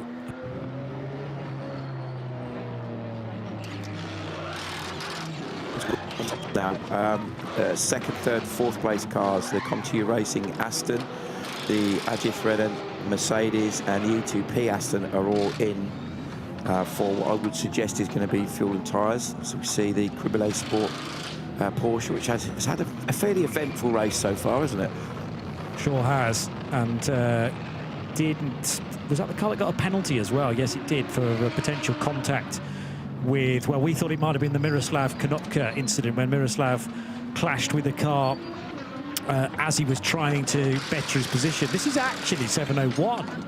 So 701 is orange and black. Does that mean that 702 is a white one then? It is, yes. Right, okay. The way round it is. Get them straight in my mind as well. Johnny, won't we? We've got a bit of time. Yeah. About 11 and a half hours in, we might get the cars right. Well, anyway. By tomorrow night, I might know the difference between the two Vortex at the very least. I'm not suggesting I know the other 40 cars. Let alone the countless Porsches that we've got, for example. So the Creventic team have, as we said, had a bit of a difficult start to this race. Hopefully it'll go smoother from now on. Swapping drivers by the looks of things, and just looking now, I think De Haan is obviously still on track leading, so there must be a stop due fairly soon. And similarly, the other car that's in the top 6 that's yet to stop is the Era Motorsport Ferrari with Ryan Diel, who celebrated a birthday last weekend. And yeah, so congratulations, Ryan. Congratulations, Ryan. So always love talking to Ryan. He's such an entertaining guy.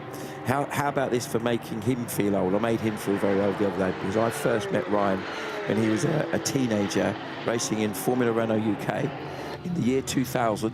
Yeah. Racing and beating a certain Kimi Räikkönen on occasion. Kimi went on to win the championship and famously was catapulted into F1 straight from Formula Renault, which was a pretty radical thing. Kind of worked out all right, didn't it, for Kimi? He was pretty good. Seems to be if you're called Kimi, you are very young and very fast, very quickly. That seems to be the case with a certain other Kimi that's going around at the moment. But the point I was making is that I was racing myself. That was my last year of racing in 2000, full year, and he was just starting, and I was like, "That's how old you are." I was even racing 26 years ago when you were racing. Yeah.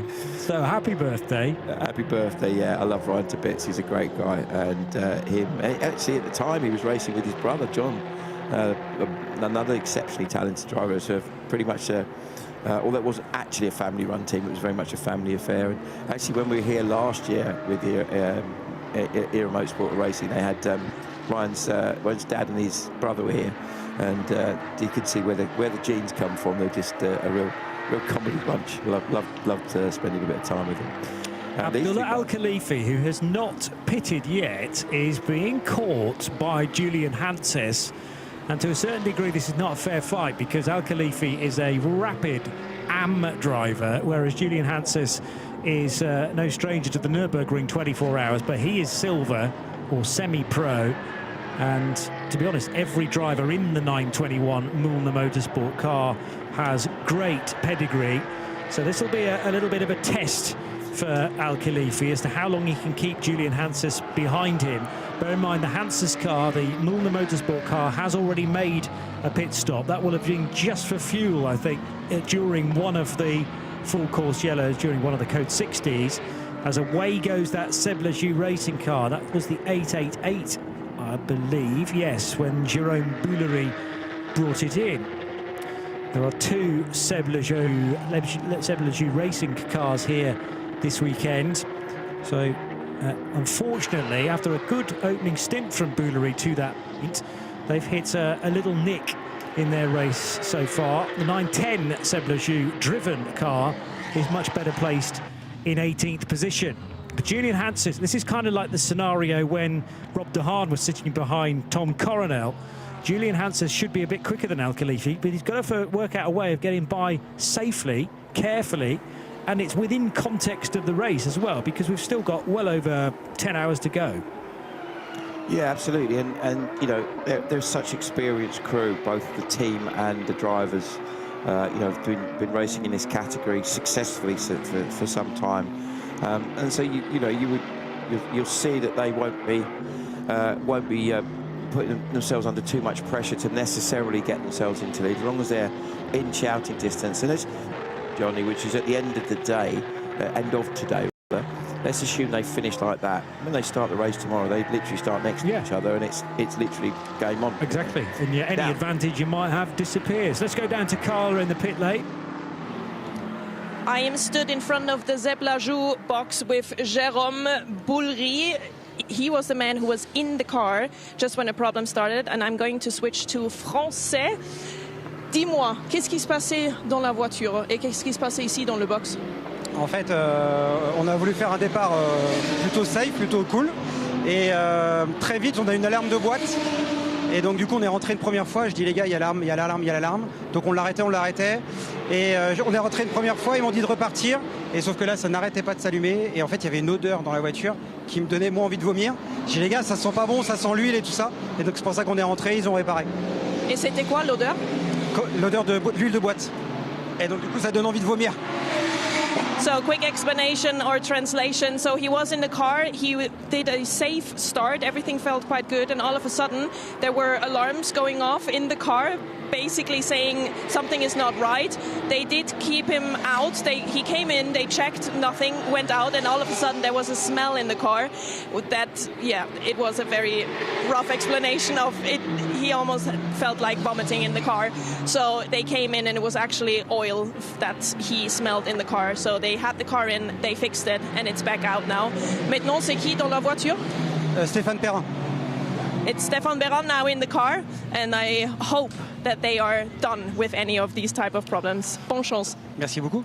Bon chance indeed, yeah, but unfortunately if the car is capable of doing something like that, spewing just the aroma of oil into the cockpit, that is just a horrible situation because there's no escape. You might be able to maybe open a window, but he just needed to pit straight away, and it's a real shame because the Treble 8 was going nicely. He was doing battle with the Devolt car, wasn't it? They were nose to tail for a little while. So new driver in, as Carla mentioned, Boulary out, and let's hope that that issue has been solved. But we are under another code 60 with Robert de Haan leading.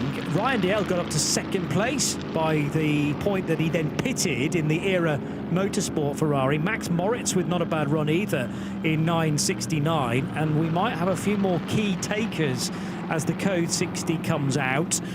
Remember that if you beat the code 60, i.e. you enter the pit lane when the track condition is still green, the smart pumps will still register when the track goes code 60 and therefore will still restrict how much fuel you can put in.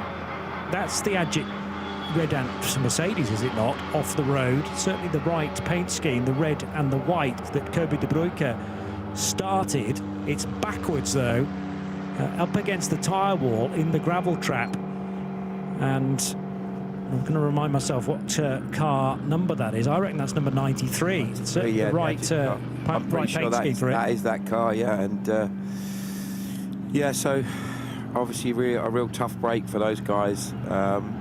So it's been in for a pit stop. Ajit Kumar's taken it out, and that, unfortunately for Ajit, is the outlap, maybe with fresh tyres that were totally brand new, stickered tyres, as we say in the industry, and perhaps there wasn't enough heat in the sidewall when he gets to the real crucial corners. But Ajit Kumar will be towed out from the gravel trap there. And Kobe de Bruyke had been consistently in the top 5. So how did Ajit actually end up there? That was leaving Pouon, and unfortunately for Ajit Kumar, he's already spinning, arriving in the second bit of the left-hander, actually backwards as it rotates a little bit more over the gravel trap and slaps the tyre wall. I don't think the damage of the side of the car will be too bad, but I fear for the under tray, because remember yesterday we had the GTX Mercedes with its underbelly truly ripped up after an off-track excursion through the gravel at Blanchemont. So the code 60 is out to recover the Collywood star in his Mercedes with probably brand new Michelin tyres, and they will now be affected by the gravel as well. So Ajit will be requested by the race director to try and shake the car as far away from the racing line as possible. But the problem is, this is a point of the circuit where the racing line goes from the wide outside of Pouon, then swings back across the track in order for you to be on the left-hand side to go into the right-hander at the first bit of Piff Paff. Yeah, so you really kind of, whichever way you do it, you're going to probably put some gravel where you don't need it. If you remember in quali yesterday, we had quite a lot of gravel coming out of La Source. So they'd obviously drag some gravel onto the circuit there.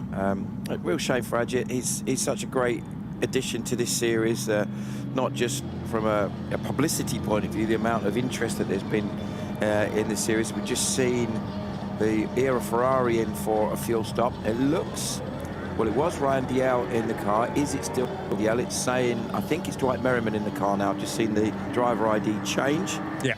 So, yeah, Dwight Merriman now. Dwight, of course, a former Daytona 24-hour winner in LMP2, twice, in fact, 2021 and 24, and an Asian Le Mans Series champion, and made the decision at the end of 2024 to want to come and race in Europe. and had obviously been working with Era Motorsport for some time in the States with Kyle Tilley's team, and Kyle, of course, had been driving as well. And then said, yeah, want to do some GT racing, want to do it in Europe, and this was the perfect series for Dwight to get used to different circuits, different type of racing. Never driven GT cars before, he'd only ever driven prototypes. But LMP2s though. Sorry? LMP2 cars. Yeah. But so pretty high-end prototypes. Exactly, but he didn't actually start racing in anything till 2018. So it's not really been that long that he's been racing at all. So, to get to the level to win the stuff that he'd won and to be that competitive is pretty impressive stuff. And getting some lovely beauty shots of all the folks here enjoying the racing and seeing what's going on. To code 60, so time to check your phone, have a bit of a chill, sit on the grass. Not for too long, because the code 60 is going to end in under a minute. So we will be back to racing very quickly. But that is something to be mindful of. If you've been in the pits at 40 kilometres per hour, the fueling area is then 20 kilometres per hour, and when you come out of the pits, the natural thing is to just press the button to release the pit limiter and want to get back up to racing speed, but you're not allowed to do that at the moment. You'll go from 40 in the pits to only as high as 60 back on the racetrack. So Dwight Merriman's done a pit stop, Max Moritz has done a pit stop as well, and they rejoin kind of together. Quite racing there. That looks like, looking at the crash show, we're trying to see who that is in the car now. I think it might be Tracy Chrome, not sure. I love that livery. It's so iconic to me. It's been it's kind of ingrained in my brain from all the Le Mans 24 hours. So the amount of times you sit there as a fan, sitting there through the night watching Le Mans, and that's one of those liveries that's just stuck as one of the sort of top privateer liveries. And I'm pretty sure that's been on an LMP2 car in the past as well. Definitely been prototypes of some sort. Yeah. So this is interesting. Dahan came in. We just wait to see as the car now goes to fuel. So it's a little bit round the other way to, say, for example, at Mugello, where the fuel station was before the pit lane. So they'd come in, go to fuel, and then go to the pit lane. And obviously that would then allow them to make the call as to whether they took tyres and driver, or maybe just one or the other. So coming down for fueling now, and there's usually 2 crew members. As you can see, it is like what you and I would probably call a normal petrol pump. Yes. It is it is digitally monitored. It's a very clever system that monitors the amount of fuel that you're allowed to take at any given time, whether it's under a code 60 or under a green. Obviously it's green at the moment, as we see Dwight Merriman coming out of the last corner. Yesterday, by the way, fuel flow is also looked at, so you get a maximum amount of allocation, but you also, the fuel flow is important because the smart pumps can register that as well. If you get 100% of fuel flow, and some cars in the race are allowed to take that, for instance, the number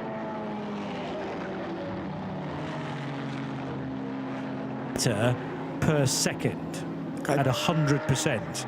However, other cars down the order, the 29 Pellin Racing Ferrari, get 76% of that fuel flow. So it'll be 0.5 litres per second, therefore, and it's kind of prorated. I haven't done all the calculations for the various numbers, but yes, the fastest it can be delivered is there or thereabouts 0.7 of a litre a second, which is pretty slow, actually. There's no need for venting, i.e. extracting the air as the fuel's going in. It's not like a Le Mans or I was going to say Formula 1 fuel top up there, but they don't top up fuel in Formula 1 these days. No, not anymore. And as you say, it's because it's not under pressure. They don't need the venting. It's just it's gravity fed, the fuel, obviously, like a regular petrol pump. Yeah. When you go and fill your car up at the petrol station. Obviously, you have to be a multi-millionaire to do that these days, but that's another. True.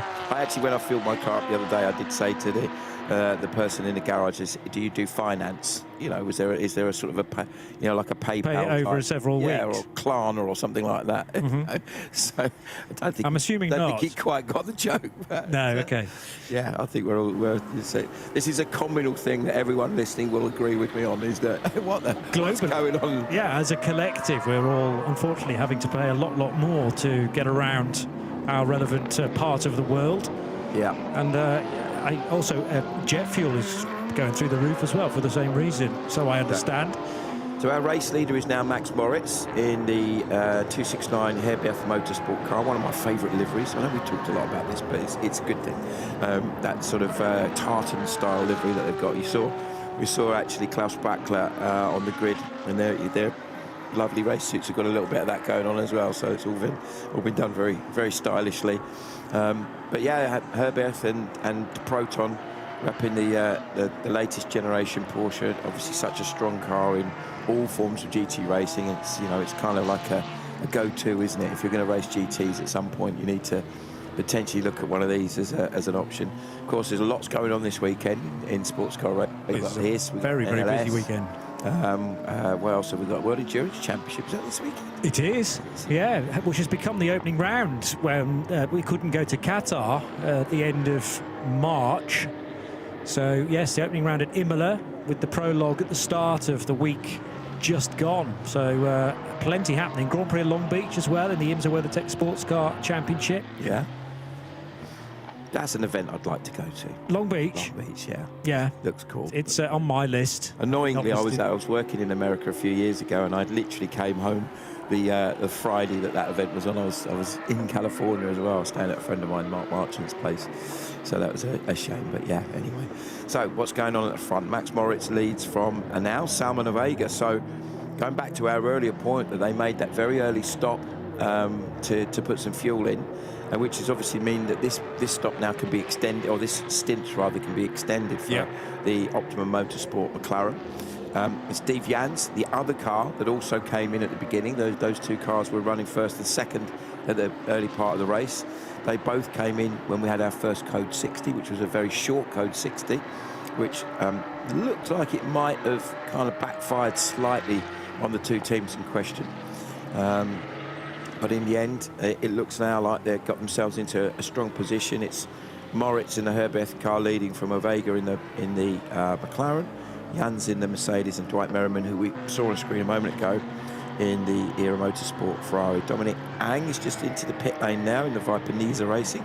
And we now have a double yellow flag between turns 4 and 5.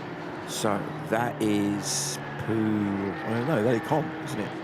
4 and 5. Yeah, well, again, I can't quite remember the numbering of the corners. Let me just see whether the tracker will give us a bit more information. No, it's actually the kink, or just before the right-hand kink, onto the Kemmel Straight. So Eau Rouge and Radion. Yeah, sorry to interrupt, John. He's gone now, green flag. So I think perhaps somebody spun.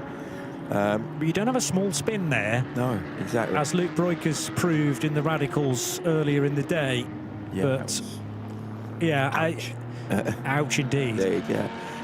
But whoever was involved there, and I might have to look through the sector times to see if there's been a long one for that first sector. Could even be your mate Kevin Clark, although mind you he's in a TCE car, so perhaps it does take him about 48 seconds to go through that part of the track. No, because those behind are going quite a bit more quickly through sector 1, so it might have been Kevin slightly off the road and then rejoined quickly. Could be. So just noticed that Steve Jans in the Get Speed Mercedes is in the pits, watching to see with interest, because as I said, unlike Mugello, where if you were going to make a fuel stop, you'd come in, go to fuel, and then go down the pit lane to take tyres and maybe do a driver change or any other work you need to do on the car. As we see the ARC Bratislava car trying to recover after a difficult start, going off at turn 1 and then being turfed off the road a little bit later on, and then having a problem with the tracking and everything. This car was really in the hunt for a win last time out in Mugello. It was super quick, especially in the hands of Gerard Teresa, as we see now. Oh my goodness me, it really is having one of those days, isn't it? One of those weekends, because it was in the wall yesterday as well. Got a bit squeezed there by Karina Gosner's MP Racing Mercedes, the beautifully turned out car for the Gosner family of Italy. And the problem is that Matej Konopka got the overlap as they were approaching the really fast section at Blanchimont. But as Karina took the natural racing line, I'm not entirely sure she knew that Matej was alongside. So he was given very little racing room. That might be looked at by the officials. We'll wait and see. But then that didn't explain why Matej was running a tad deep into Le Com corner, briefly off the road. to be honest, the fact that maybe the steering is totally out on that car might offer us a reason why it's not that manoeuvrable these days. And the problem is, when you're only an hour and a half into a 12-hour race, that's probably only going to get worse.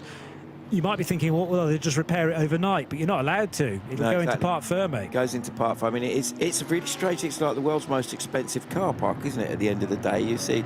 I remember, I think it was here last year. They literally just parked the cars on the grid at the end of the race and left them overnight. You know, some of the teams put covers over them because it was, surprisingly enough, we had mixed conditions at Spa last year.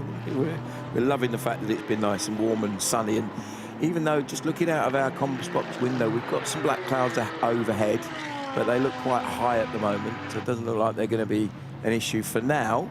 But as we know, one of the things about Spa, you look at this beautiful scenery here with all the forest around here, the Ardennes forest to be specific, is it can change at any minute. As we see the Haas RT Audi just lapping the DeVault Porsche. So I'll start to make some. I think that is the Nicolas Vellink's car, the 21 car, that is currently sitting 10th overall and 3rd in the M class. So he just got between Magnus Holmgaard, and actually that was for position, you know, the number 2 car for Pierre Castellin. So Haas RT, have they made a pit stop? Yes. So actually the Haas RT car is down in 12th position and having to make its way by some of those 992s that have only made 1 stop so far. Do you tend to find that in the early stages of a Nürburgring Langstrecken series race as well, that the old SP7 Porsches and then the, what's 992 called these days? That newer class. It's been a little while since I've done a NLS race.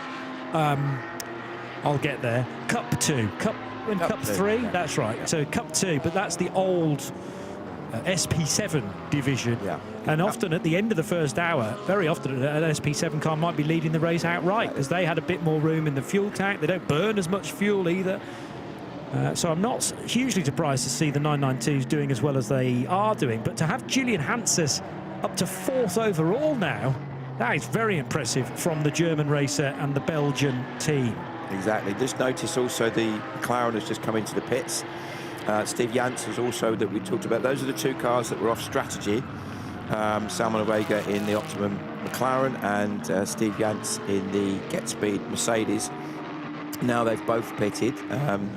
Steve Jans is, or the car has dropped down to, where are we? Lost him now. Tanner Harvey now on board the car. We saw Tanner being interviewed on the grid. And we have a code 60 coming to affect the race now. I wonder what's caused it this time. So what's this, the 5th one? Let's just check the statistics page. You can do this at home, folks, as well. Livetiming. Oh, it's a big off, it looks like. Livetiming.getraceresults.com. And this is at Blanchimont corner with an absolute cloud of gravel dust. And a car has left at high speed into the tyre barrier. The tyres are deliberately, the wall there is very, very deep. 6 or 7 tyres deep. I can't identify the car from our drone coverage, and the marshals, I'm pleased to see, are to the scene very quickly, but that's the reason why we didn't really have a countdown into the code 60. We had to neutralise the track as quickly as possible. I think it's Dwight Merriman. Dwight Merriman of the 81 Ferrari. Yeah, looks okay. It's the right colour scheme for that, as in white and blue. And is Dwight in the number 81 Ferrari in the same sector, which would be the 3rd sector for Blanchimont? But that's not a nice sight to see, purely because it looks like there's significant damage to the rear of that car and also possibly to the front as well. Yes, Dwight Merriman was at the time in Sector 3, so that kind of fits. And also, if you go to livetiming.getraceresults.com to the 24H series, we get a countdown as to the point when a car is expected across the line, albeit at green flag speeds. And now, rather indicative, a question mark has appeared next to Dwight Merriman's car as well. So that's the timing system saying I'd expected the Ferrari back across the control line at this point. So I think, yes, your identity of that car is absolutely bang on, Simon. And clearly with Jake due to drive that car as well, that's not particularly great for you either. No, great shame. Most importantly, let's just hope Dwight's okay. Yeah, of course. The rest of it is irrelevant. It's horrible to see a car off anywhere, especially there, because we all know that is a really high speed section of the lap. So most importantly, let's just check check he's okay. Yeah.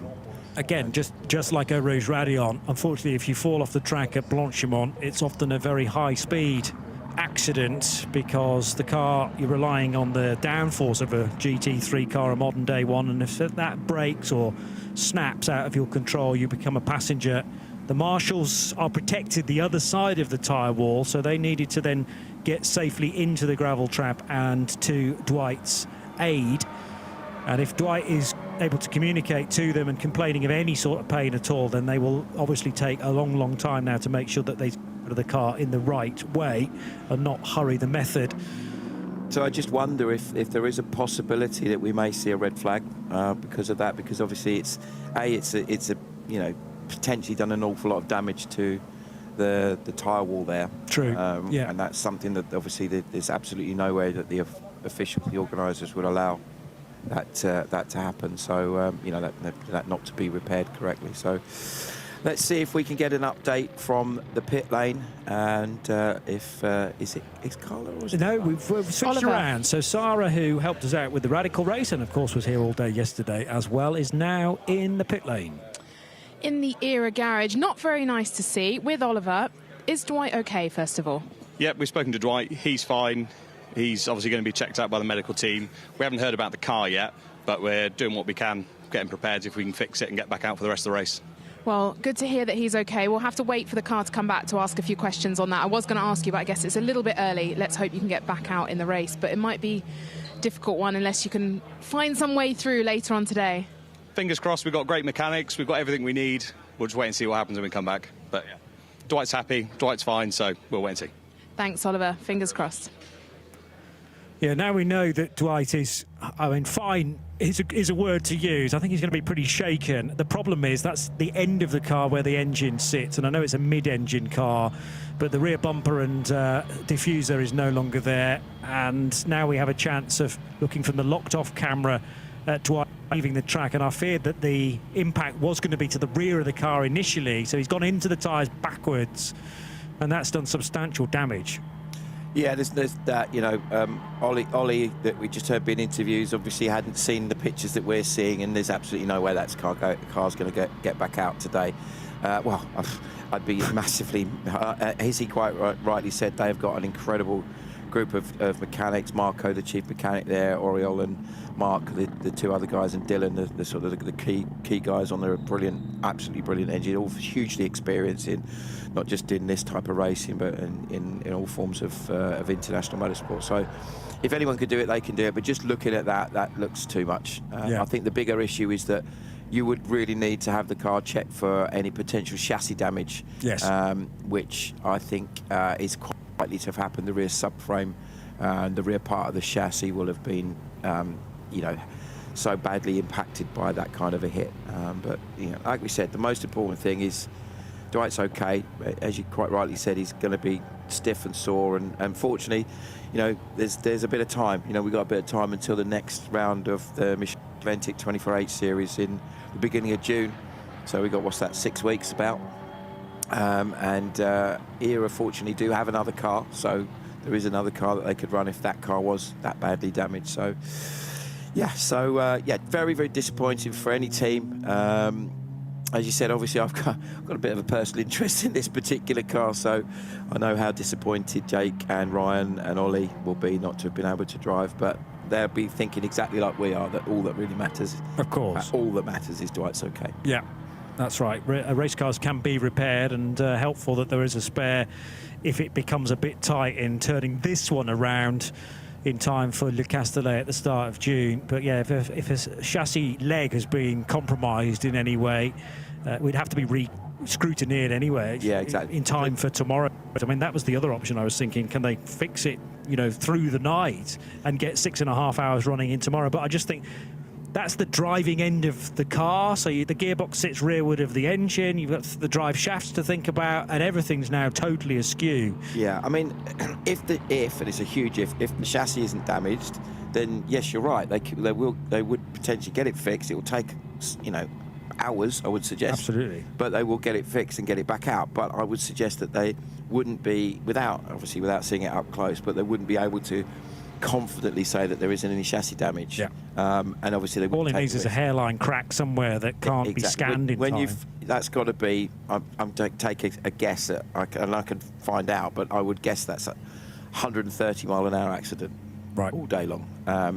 And however strong these cars are, if you get hit, as that car clearly has been in such a direct hit at the rear of the car, just transfers so much energy through the rest of the car that almost certainly it would have damaged the chassis in some way. So as disappointing as it is, as you keep saying, I'm sorry to repeat ourselves, that he's okay, that's all that matters. Yeah. You know, we'll get him back out. But just quickly going back to the accident itself, we only obviously saw the car already spinning and spinning what looked like quite early in the corner, which would suggest that either, you know, because when you turn in there, there's no grass on the outside, there's a bit of tarmac there. So, you know, you would look at a corner like that and potentially say maybe Dwight dropped a wheel on the grass or something like that. So I don't think that would have been the case, which would therefore suggest that either something unsettled the car. Didn't appear to be any other cars around, so it would suggest that wasn't the case. Either something unsettled the car, possibly, you know, there was maybe a curb strike or something like that unbalanced the car, or, you know, or maybe there was some sort of other issue, something like a tyre had gone down. Let's have another look. But yeah, I mean, that car was already spinning at the apex, which would suggest something fairly significant had gone wrong early in the corner, rather than just driver error, for example. It was spinning to the inside of the corner. It looks like the nose of the car was already up on the curb and on the grass, and he was maybe at 45 degrees to the intended direction of travel. So yeah, either he's taken a bit too much curb on the entry into Blanchimont or gone up the curb on the inside of the bend. We're not ruling out necessarily something breaking on the car itself, of course. The other thing I was going to say is it's testament to a modern-day GT3 car's safety cell, in that Dwight can actually step out of that, and now he's gone to the medical centre, I'm sure, for a checkup, a full checkup. But whereas the rear is massively compromised with a couple of wheels hanging off it, it's all about the strength of the office space, if you like, for the driver that cannot be compromised in any way. Exactly. So also seeing one of the Vortexes, the 702, is that, I think, being recovered? 702, yes. White car, yeah. So obviously our thoughts and energy was directed in just making sure that Dwight was okay. Didn't realise that car had a problem as well. And you know, ultimately we're looking at it now in terms of how this is going to shake the race up. So let's go back and see what's happening. Max Moritz looks to me like he's now come in and had another top up. The fuel stayed in the car. See Haas RT car coming in. I watch to see with interest where that drops the car down in the... So this is Pierre Castellan again, the second of the Haas RT cars. Remember that Castellan was fighting with a couple of 992 cars that had better fuel mileage to this point. And I think the 992s had been helped out here and there by the odd Code 60 that we have had as well. So they can inch their stints to an even longer point. 992... Martin Rump, who is running, well, on the latest records, third overall, ahead of now Fabian Dance, who is fourth overall. But I will allow the timing screen to just shake everything out. We're not going to go racing again in the near future because the barrier at Blanchimont and exit at Blanchimont is having to be assessed and repaired, which is kind of what you suggested as well. Tyres are designed to take one impact, but then they're totally dishevelled and potentially they've been compromised as well. So the wall, the Armco at the back of those tyres will have to be checked, and then potentially substitute bundles of tyres might need to be brought to the scene there to make sure it's all safe again to go racing. Yeah, as you quite rightly said, and as we surmise, it's probably going to be quite a long job in actually getting that tyre barrier repaired to the standard it needs to be. But you know, most important thing is that they take the time to get everything absolutely right. So let's find out.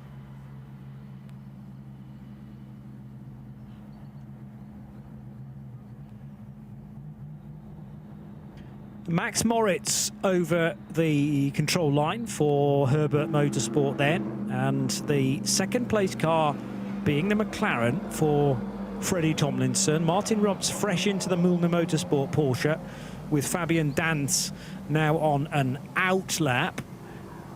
And some penalties coming through, including for the 974 QMMF by HRT Performance car, not respecting the minimum sector time during a code 60. There is a tolerance level, if you like, but if you breach the delta time through any of the sectors, then that's an automatic 10-second penalty. Ajit Redant Racing, they are also no stranger to a little off-track moment recently, and here is Ayrton Redant from the 93 crew.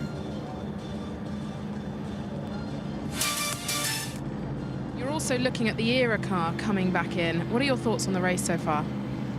First of all, I hope Dwight is okay, because it was looks a bit like a massive shunt. Yeah, like you say, I'm looking forward to my stint. Good to see technical-wise when I get in the car.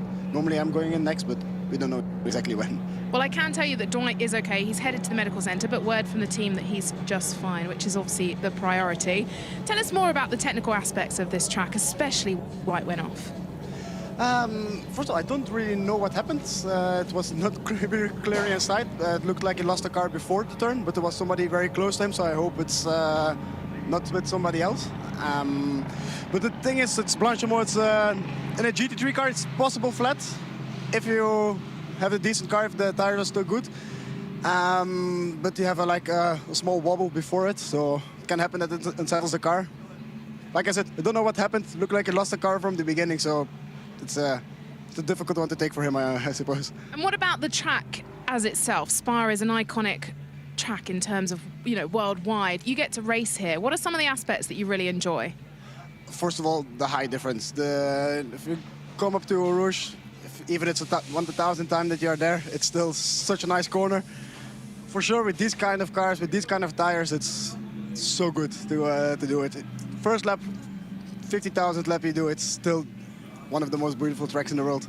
I walked it yesterday, and you really don't appreciate the incline unless you've been around it in some shape or form. But it's a really, really cool track, and looking forward to you getting out perhaps a little bit later on. If you run it, you have to run it. They do like a running race here a couple of times a year. My brother did a half marathon here a few weeks ago, so you have to talk to him about the incline. Well, I'll wait for you to run it first. How about that? Perfect. If you do it, I'll do it. Back to you, Johnny. I'll see who else I can find. No one else has come into the pits just yet, but I will come back to you as soon as they do. Well, it's perfect timing, Sarah, because we're basically back to green now. So the track staff here at SPA-FRANCORCHAMPS have done a tremendous job in assessing that tyre wall, fixing it here and there, but obviously it hasn't been too badly compromised after a big whack for Dwight Merriman, destroying the Ferrari, sadly. But there's a car off the road straight away, which is the number 11 Hoffer Racing Mercedes. Now, who is in that for this particular stint? It's Michael Kroll, car number 11.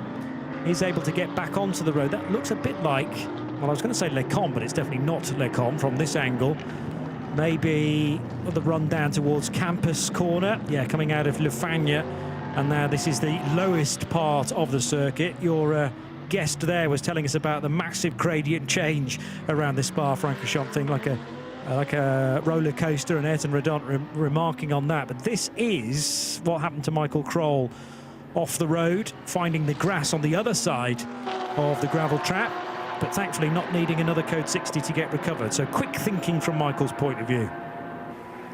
Yeah, they've had a tough day, a bit like the ARC Bratislava Lambo. They both had difficult starts to this race, specifically that one. Obviously, the Hoffer Racing Mercedes, having been in for quite some time with a power steering pump needing to be changed. A little battle going on there with a couple of the 992 cars we saw just in the front of the shop. But it is still Max Moritz leading in the Herbert car. He's been in twice, presumably for just for fuel, because obviously he's still in the car, so clearly not that. Freddie Tomlinson is now on board the Optima Motorsport McLaren, currently running in second. And the Mulliner Motorsport Porsche in the 992 category now runs third overall, and obviously leading the 992 category ahead of Robert de Haan, who was our erstwhile leader. Is that the right word? Yeah, no, good. I don't know whether erstwhile has to be current as well, but our earlier leader is a good... Yeah, but erstwhile's a cracking word. We'll just use it anyway, Si. And plenty more of similar words where they came from for the next day and a half. We'll see what we can do. See what we can do. I might actually make some sense out of them as well, if I'm really... Well, let's not go too far. Yeah, I know. Pushed my luck a bit, wasn't it? Max Moritz in this beautifully turned out Herbert car. Looks like it's going fast when it's sitting in the pit lane, getting a pit stop, but now down through Bruxelles and Speaker's Corner for the race leader. Freddie Tomlinson is just over a minute further back, but they are on different pit stop strategies. And then the Martin Rump 992 class leader, still up as high as third position. So they're doing an excellent job as well, and clearly have favoured staying out during most of the Code 60s, which has given them the track position. There's Martin's name in the category positions to the left of your picture. So Martin Rump from Fabian Dance in 909, and then beg your pardon, that's Abdullah's teammate, isn't it? So Ahmed Al-Emedi, part of the QMMF by HRT trio from Qatar. 974 handing the reins over, but still leading the 992 AM class.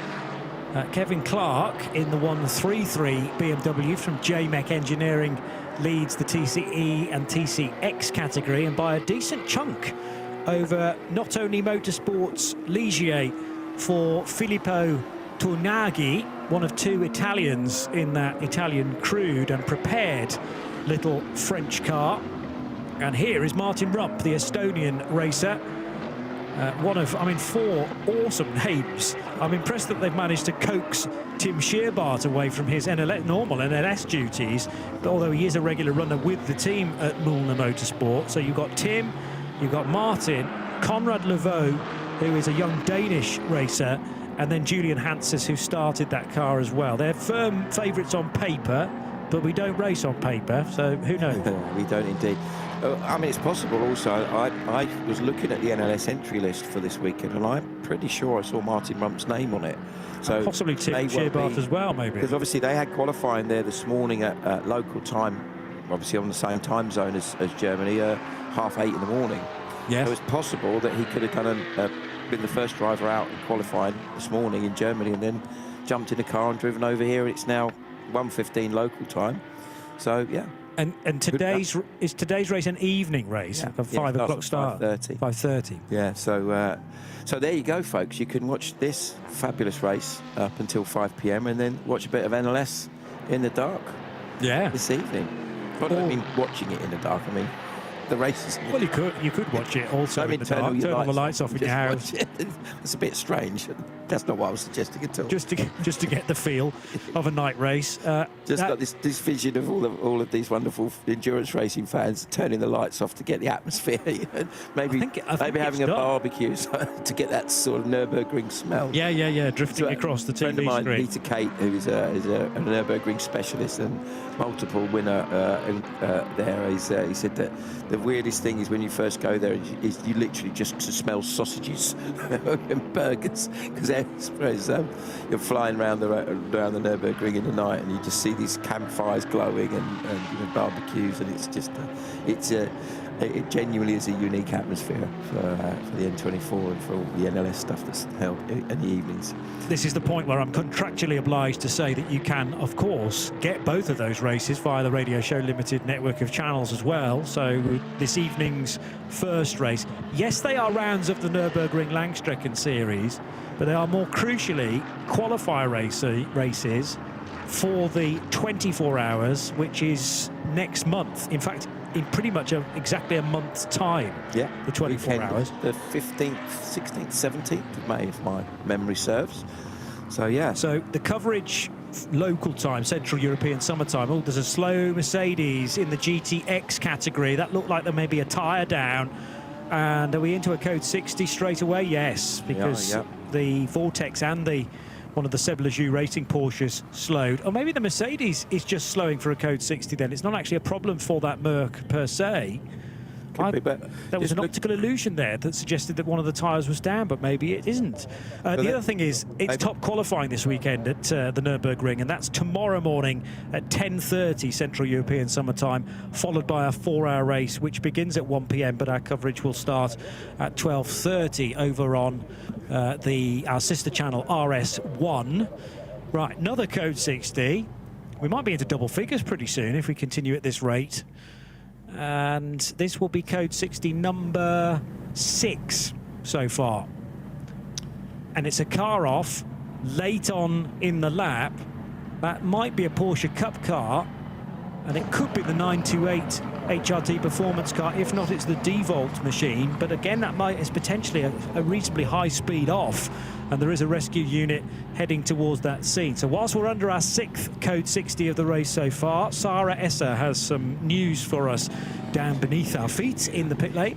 Quite a few cars popping in to the pits. I'm back in era. I guess this is going to help them out a little bit. Let's try and get an update on some early diagnostics here. I'm trying to find one of them. Let me find someone and I'll come back. I will give you a report on who has headed into the pits. Can you tell us a little bit on the early diagnostics of what you found so far with the Era Motorsport car? Oh.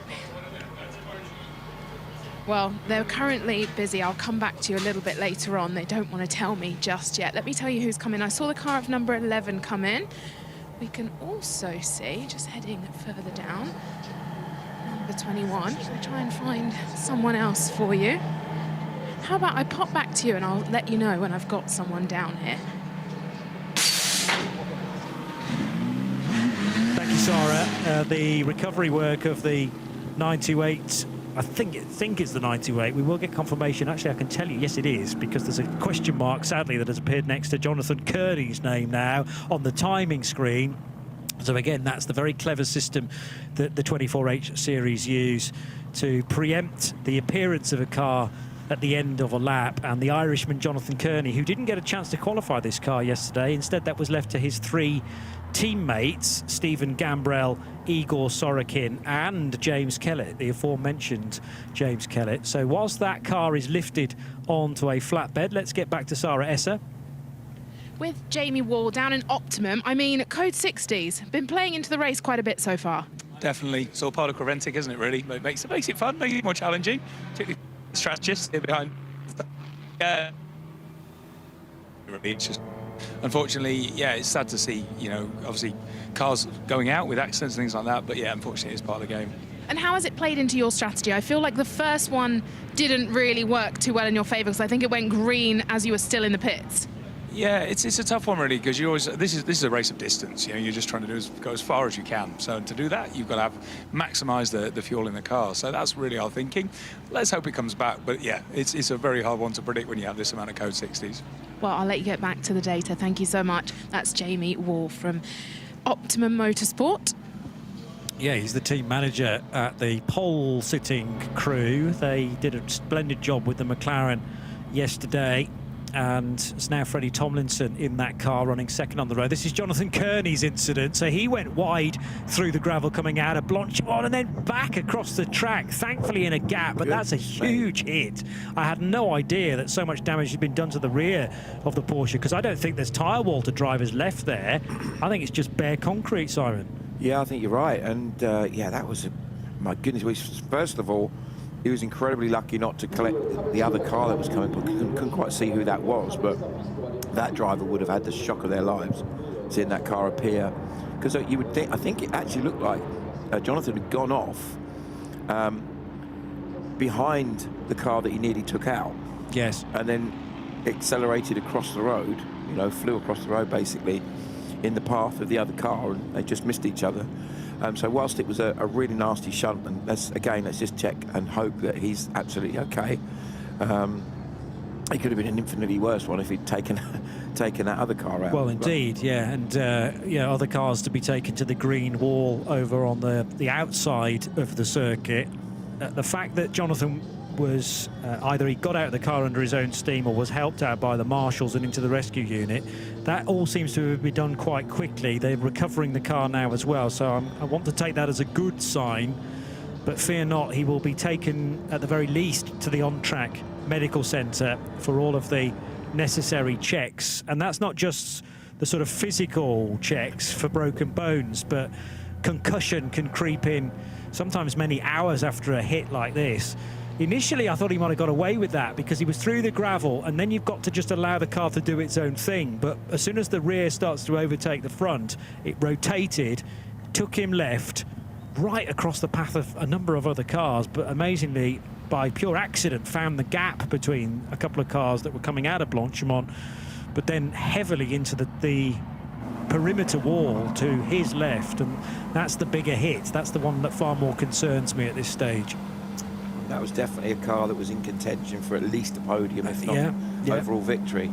Certainly the pace that James Kellett had in qualifying, he was absolutely flying in that car. Stephen Gabriel, another driver, going very, very well. So, yeah, that's such a shame. It was I think Sarah SMA have caught up with a certain racing driver down in the pit lane. From Simon Jake down here. Unfortunate news, though, Jake. Give us the update so far. Yeah, obviously super unfortunate. First of all, I just hope Dwight's all right. We haven't seen him yet. He said he's okay on the radio, which is good. He seemed okay. But yeah, obviously he's had a fairly sizable shunt at Blanchimont too. So yeah, it's torn the rear of the car off, rear bodywork. The car's actually not too bad, but we're just investigating further. It looks like it's tweaked the rear subframe.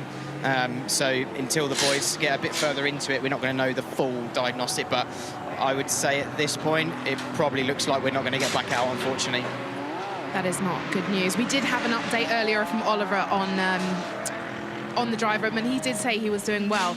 But you've got quite a busy race season so far. What else are you up to this weekend? Yeah, I mean, tonight is going to be my first GT3 race at the Nürburgring, which is quite exciting in preparation for the 24-hour race there that we're doing. So me and Kyle Tilley, one of the owners of Era Motorsport, yeah, we're going to be racing the Porsche tonight at the ring. So that'd be cool. But obviously the main focus was the Ferrari here at Spa, and it's just a shame. It's 2 years in a row now we've had issues. So last year we had a gearbox failure as well. So it's a shame because we love Spa, and we do go quite well here typically. But the main thing is Dwight seems to be okay, and we just got to look forward to Ricard now in what 5-6 weeks time. Yeah, early June. Talk about Spa. Quite a technical track, difficult spot where he went off. Sorry.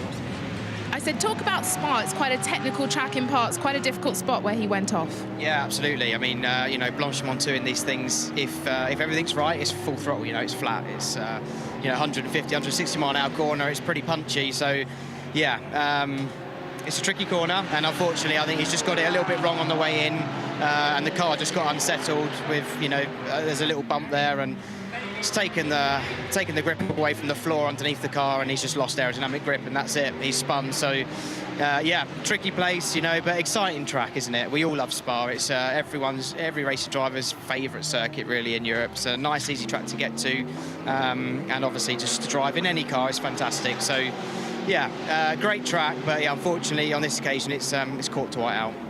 Well, thank you so much, Jake. Good luck this evening, but also let's hope we can get the car back out in time for Paul Ricard, if not tomorrow. Hoping for tomorrow. Yeah, absolutely. We're going to try and get it out for tomorrow. There's discussions about it. We're just going to dig deep, but I would say for today it's definitely done, and we'll hope that we can maybe get something done for tomorrow. But thank you very much. Thank you so much. So fingers crossed. I mean, you'll be hard pushed to actually see Era Motorsport give up in terms of their mechanical crew, and if it does take an all-nighter and they've got the relevant bits. I mean, you mentioned a spare car. What you can't do necessarily is go to the officials and say, can we race this car instead of that one, because you've entered one particular chassis. Yeah, they'll have to rebuild around that first chassis itself, but it's a tough ask, and then it's a question of how much are you actually going to gain from it. Why not maybe look forward to Le Castellet and completely wipe Spa from your mind? Yeah, exactly. I mean, obviously there's no chance of any kind of meaningful result in terms of actually getting a result as it's going on, but as you say, maybe they've got everything sorted, and to get the car at least back out. We're almost down to 3.5 hours to go then of today. So that means that 2 hours in the next minute or so will be in the books for Saturday racing here at Spa. And it is incremental steps for those that still survive this tough old race. That's why people keep coming back to Spa week in, week out for the challenge that it presents. But it can often, and quite early on in a long distance race, go very wrong for you. Cars that are on the straight and narrow to this point remain, though. Herbert Motorsports Porsche for Max Moritz in number 269, leading by 90-odd seconds over Freddie Tomlinson's Optimum Motorsport McLaren. This is the gap between the Castellan-driven Hassart Audi for Pierre Castellan in the number 2 car, and the Come To You Racing Aston Martin, now with Jan-Jaap van Roon at the wheel. He took over from Tom Coronel during the car's first pit stop. And they are both entered into GT3, but one is an AM driver combination. The other one, Jan-Jaap van Roon and Tom Coronel, are in the Pro-Am part of the race. And Pro-Am is currently led by our overall leader, in actual fact. So Max Moritz in car number 269, who shares with Alfred Renauer, who is the out-and-out pro. And, well, Klaus Bachler's the out-and-out pro, and then the semi-pro being Alfred, as mentioned. It's going to be a strong contender, this, for much of the race, particularly when the bronze is doing his drive time. Max Moritz currently, they're still enjoying a tidy little lead here of 1 minute and 30 seconds. So Max Moritz will be absolutely delighted if he can get into the end of this fuel stint still in the lead of the race. Yeah, and the lap times that Max is putting in, he's lapping in the 220s at the moment. So he's 1.5 seconds slower than Tomlinson, who's in second place. But with that sort of a gap, obviously 2 seconds is not really going to make that much difference until obviously you start to get off strategy. I just disappeared out of the commentary box for a moment there because I'd seen James Kellett and Stephen Gambrell, who of course was sharing the Porsche that we've just seen Jonathan Kearney have a big accident in, and actually they were looking to find the medical centre to go and see Jonathan. Yes. Apparently one of the team members was with him as well and said he was obviously very badly winded because it took him a couple of goes to talk on the radio and say that he was okay. He said he was okay, but how okay is okay when you've had that sort of a shunt? It's the same with Dwight, as you heard from both Ollie Meads and Jake saying, we think he's okay, but we really just want to actually see him first. So very, very difficult for both of those teams and drivers involved. It shows you how tough it is because obviously we've had two very competitive cars, and as a result of that, you've got drivers that they all work together. Obviously, it's a collective. 4 drivers sharing the car. You're only as good as your collective performance. And it's just one of those things you just accept. You could be doing everything yourself to make the car work, and then, one of your co-drivers can either have something happen to them, they get taken out, or they make a mistake or have a problem with the car, and it's just it's a really, really tough thing to deal with. But it is, as we heard, that's endurance racing. We see the Come To You Aston getting down the inside of the ball. And it's interesting when you see the GT3s and the 992 Porsches together. When you talk to drivers that are in a GT3 and they come across one of the quicker 992s, so you've got a very well driven, well set up, very fast 992, like the Milner car, for example, which is, as one of the best combination of drivers that we've got in that particular category. It's not as easy to pass as you'd think it would be. You look at them, look at the cars, and they look physically like a GT3 versus a 992.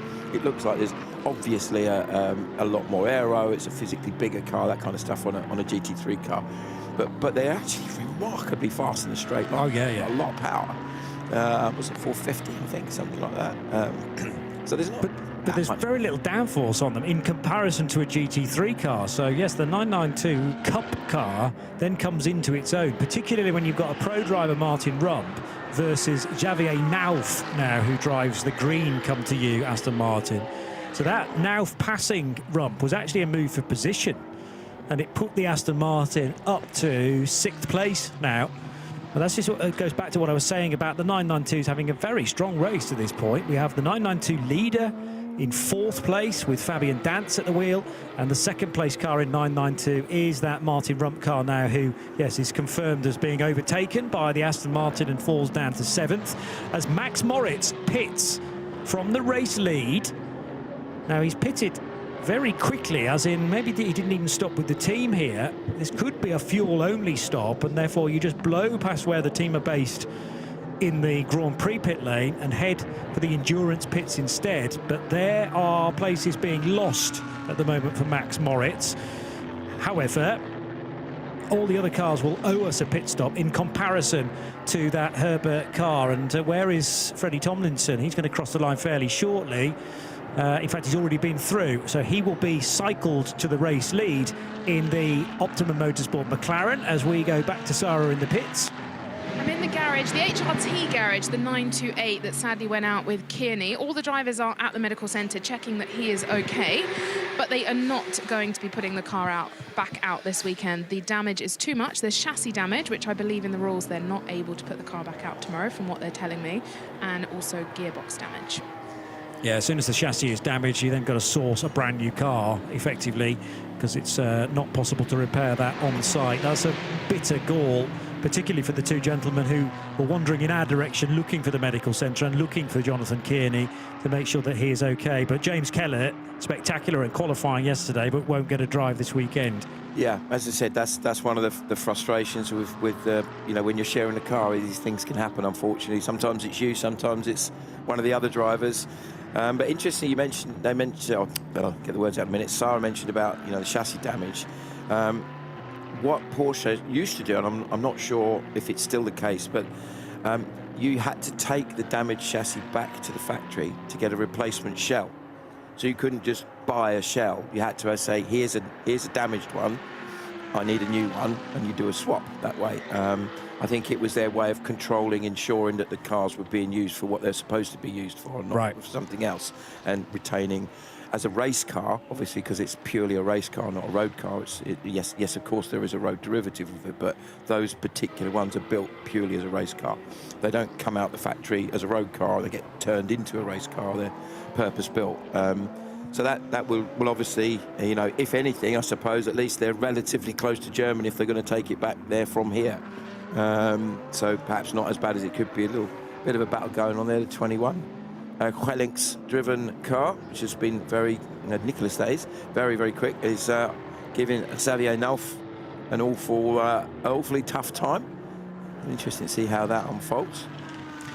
So yeah, there are two Gulickses in that particular car, and whereas Peter and Nico did Mugello 12 hours on their own, from memory there were only two drivers in the 21 in Italy. They have added to their driver combination with Simon Balkan for Haas RT, one side of those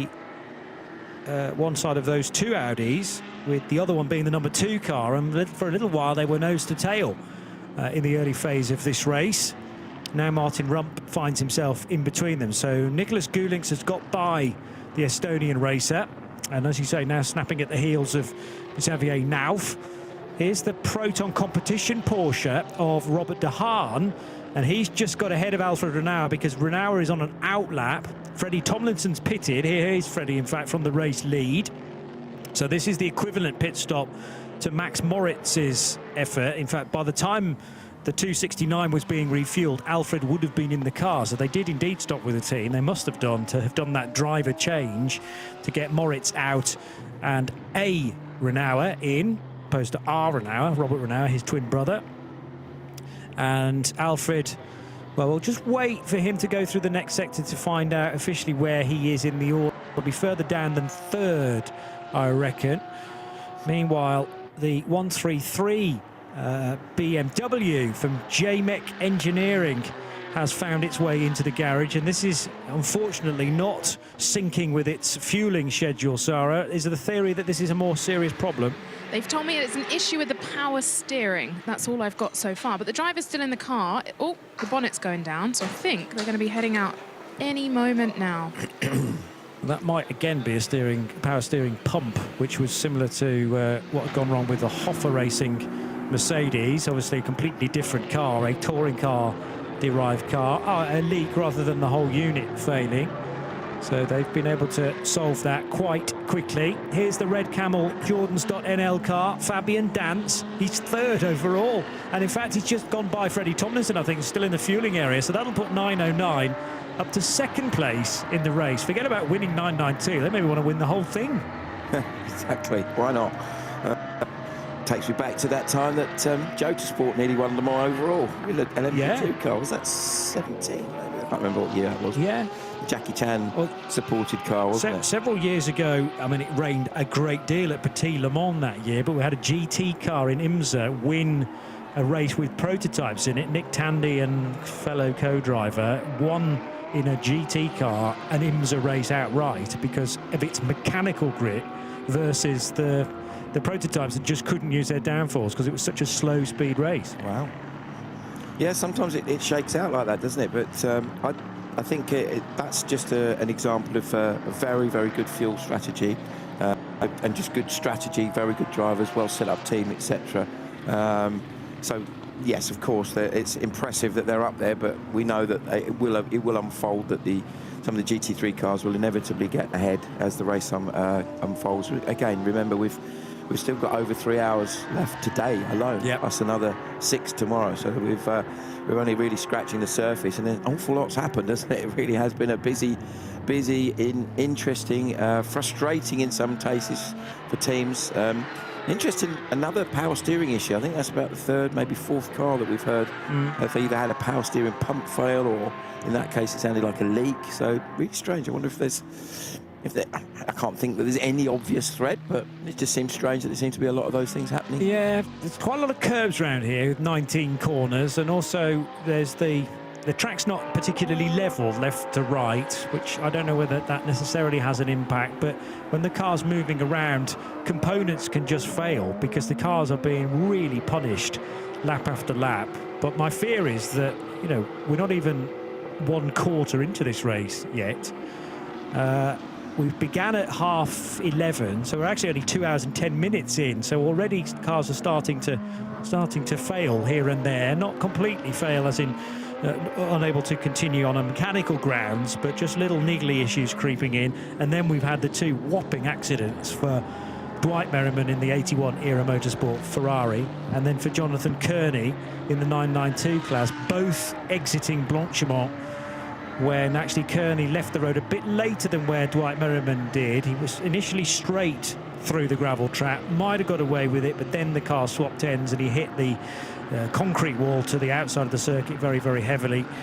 And I have to say, Jonathan Kearney's still in the medical centre being checked out, which is quite rightly the thing to be doing. But the photographs that Sarah's just sent me of the back of that Porsche do not look too pretty at all, which is where that's the money end of the car as well, rear-engined Cup car. Meantime, here are some Porsche Cup cars still looking the way that they were intended to look, leaving the factory. And the Red Camel car of Fabian Dance chasing down, actually to stick a lap on one of the Seb Lejeune racing cars, so that might happen fairly shortly. Fabian Dance's pace has been impressive for all of the weekend. 3 hours and just over 15 minutes to go, and here's Sarah again. Difficult race in Mugello. We'll start with that before we come to the race here in Spa. What was the overall conclusion on what happened there? Small driver mistake, in fact, and that was all. The race was perfect for us. But yeah, young guys, sometimes they need to learn, and they learn the hard way. Yeah? Well, I caught you earlier on in the weekend. Fresh race out here in Spa. How's the car set up for this track? Yeah, totally different than Mugello, of course. It's a much faster track. You cannot compare it. But let's say this is our home track, so know what we need to do to have a competitive car here.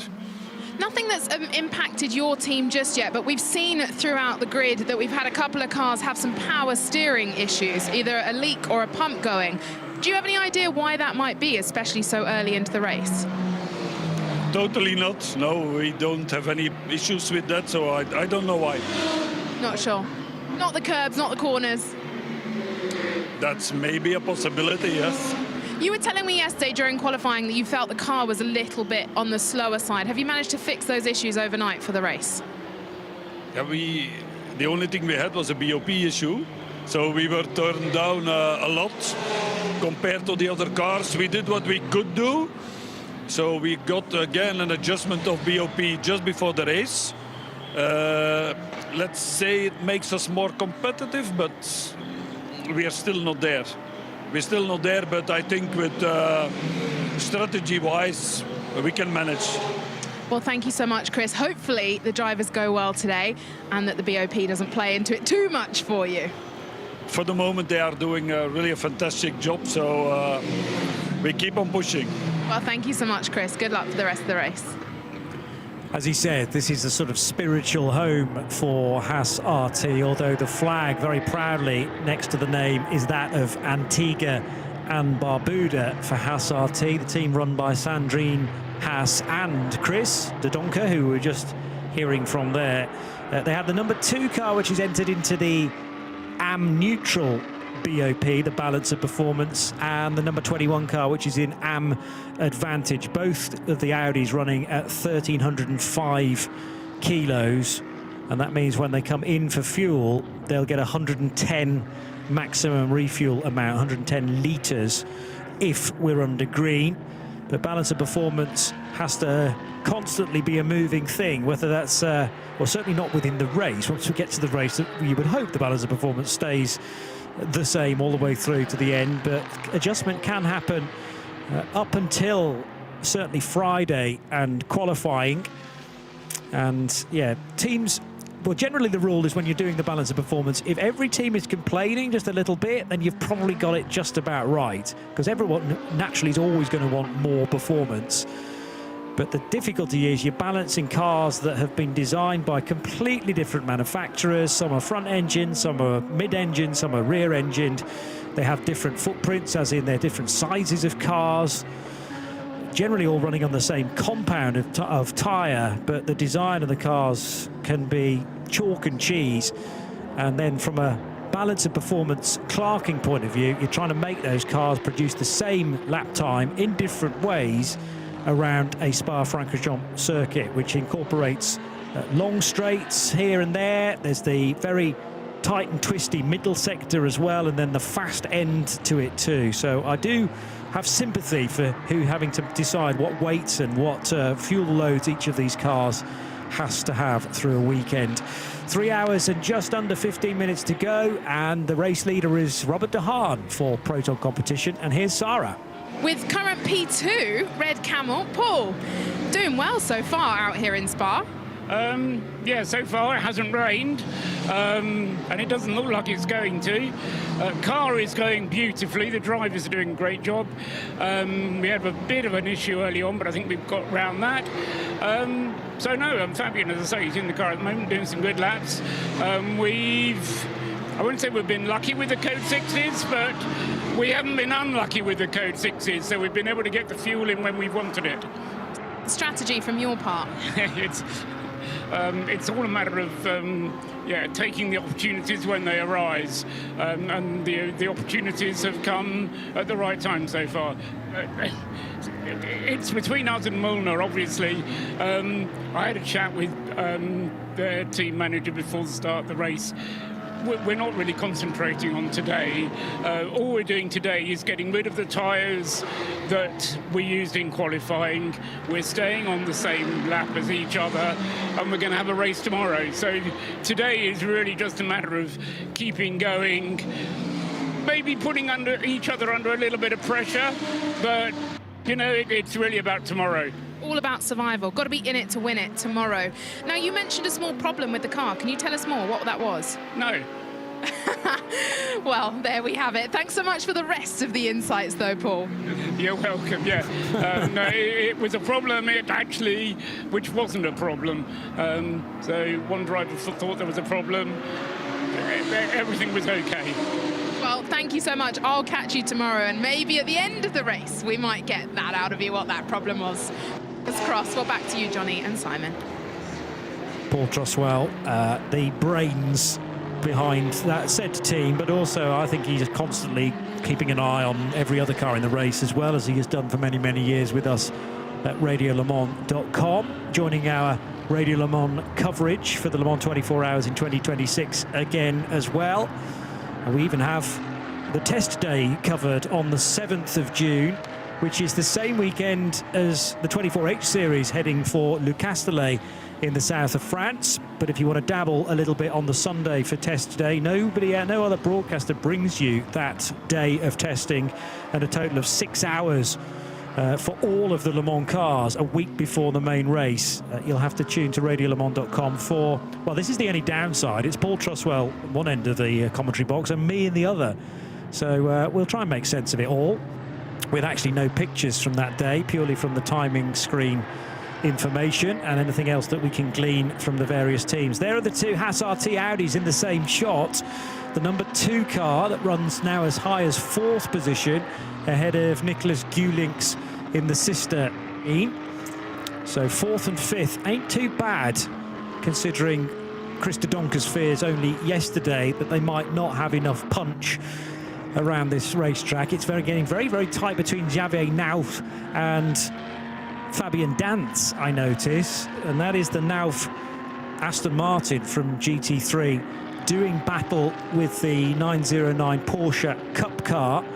Robert de Haan recycled to the race lead after 48 laps, and he is enjoying an advantage at the sharp end of nearly 2 minutes now. But we're not, again, comparing necessarily like for like, because the 73 Porsche probably owes us a pit stop in the not too distant future. It last came into the pits, well, how long are we into the race stint? Actually only 5 minutes. No, sorry, the stop time was 5 minutes. Robert de Haan has been at the wheel of that car since the start of the race, so he's already 2 hours and 15 minutes into his drive time. In one go, you can only be at the wheel of a car for 2.5 hours time. So that's telling me that Robert de Haan's going to have to come into the pits within the next 15 minutes to get out of that car and for it to be fueled. So that will start to equalise the huge margin that he appears to have on paper. It's actually not quite as good as that, despite Robert de Haan's dominance. The other thing is, those at Proton competition will have burned through a lot of time that Robert de Haan can do through the course of the day. But they have a pro, a semi-pro, an AM plus and an AM, so one of every possible example of driver rating there. And Konstantin Dressler might be the next guy in, if not Jörg Dreishoff, to just equalise the driving combination there, although they do run in GT3 Pro-Am. Yeah, so that's actually more reason to get some of the non-pros in sooner rather than later. They'll have to do some hours of driving on day one of this 12-hour race. Robert de Haan from Xavier Nauf and Fabian Dance. In the TCE category, Colin White leads in his CWS Engineering Ginetta G56. That was a car that we'd expected to run in GT4 at the start of the weekend. But GT4 cars a little bit slim on the ground, so Creventic have found the CWS car some bigger competition there. They had to renumber the car as a result as well, because if you enter into GT4, you're given a 3-digit race number starting with a 4, but if you move across to TCE, they are all the 100 cars, so they've become 178 from 478. And it's the man with his name above the door, Colin White, doing the driving right now as we get news of the Asbest Racing Seat. I think that's the Seat, number 101. It is a Cupra, to give it its correct name. And Junichi Umamoto, the Japanese racer, is going to be given a 10-second penalty during the next pit stop, where he'll have to stop in the penalty box before doing the main pit stop properly.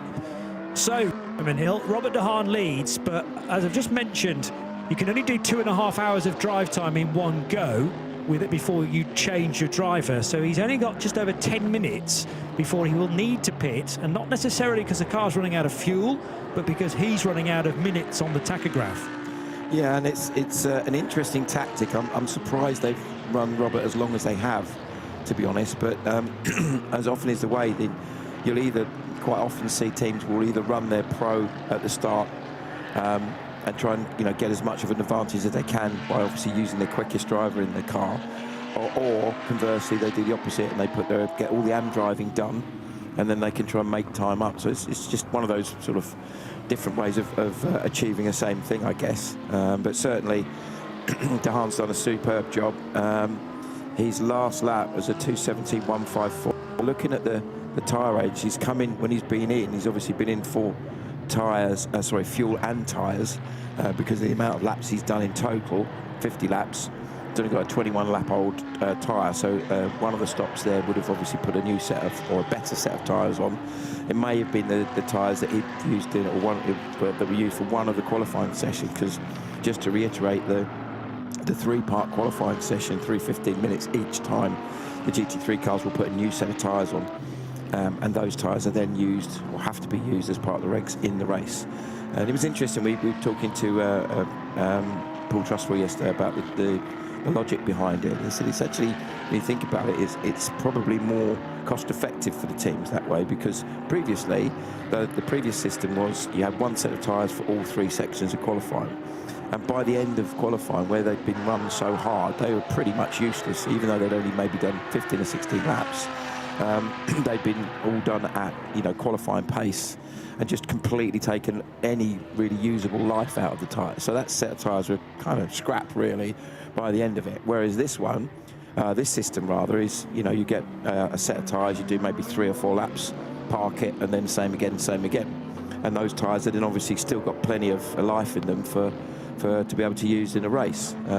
The only obvious exception is if you had a situation where you qualify in the dry and it ends up raining all day for the race. Yeah, we've had a few. I think a couple of times that's happened, certainly when I've been following the series. So yeah, it throws things up a little bit. But De Haan, just going back to the job that he's done, the lap times he's been doing have been absolutely exceptional. A 2-minute 11 lead is quite spectacular at this stage of the race, isn't it? But it will come back to bite Proton competition, as in they're getting a lot of good stuff happening right now, because they've got a pro in the car, as now 3 abreast potentially. Robert De Haan is encountering one of the Haas RT cars, plus the Viper Nizza Racing Mercedes, and De Haan's all over the curb there to put a further lap on Pierre Castellan.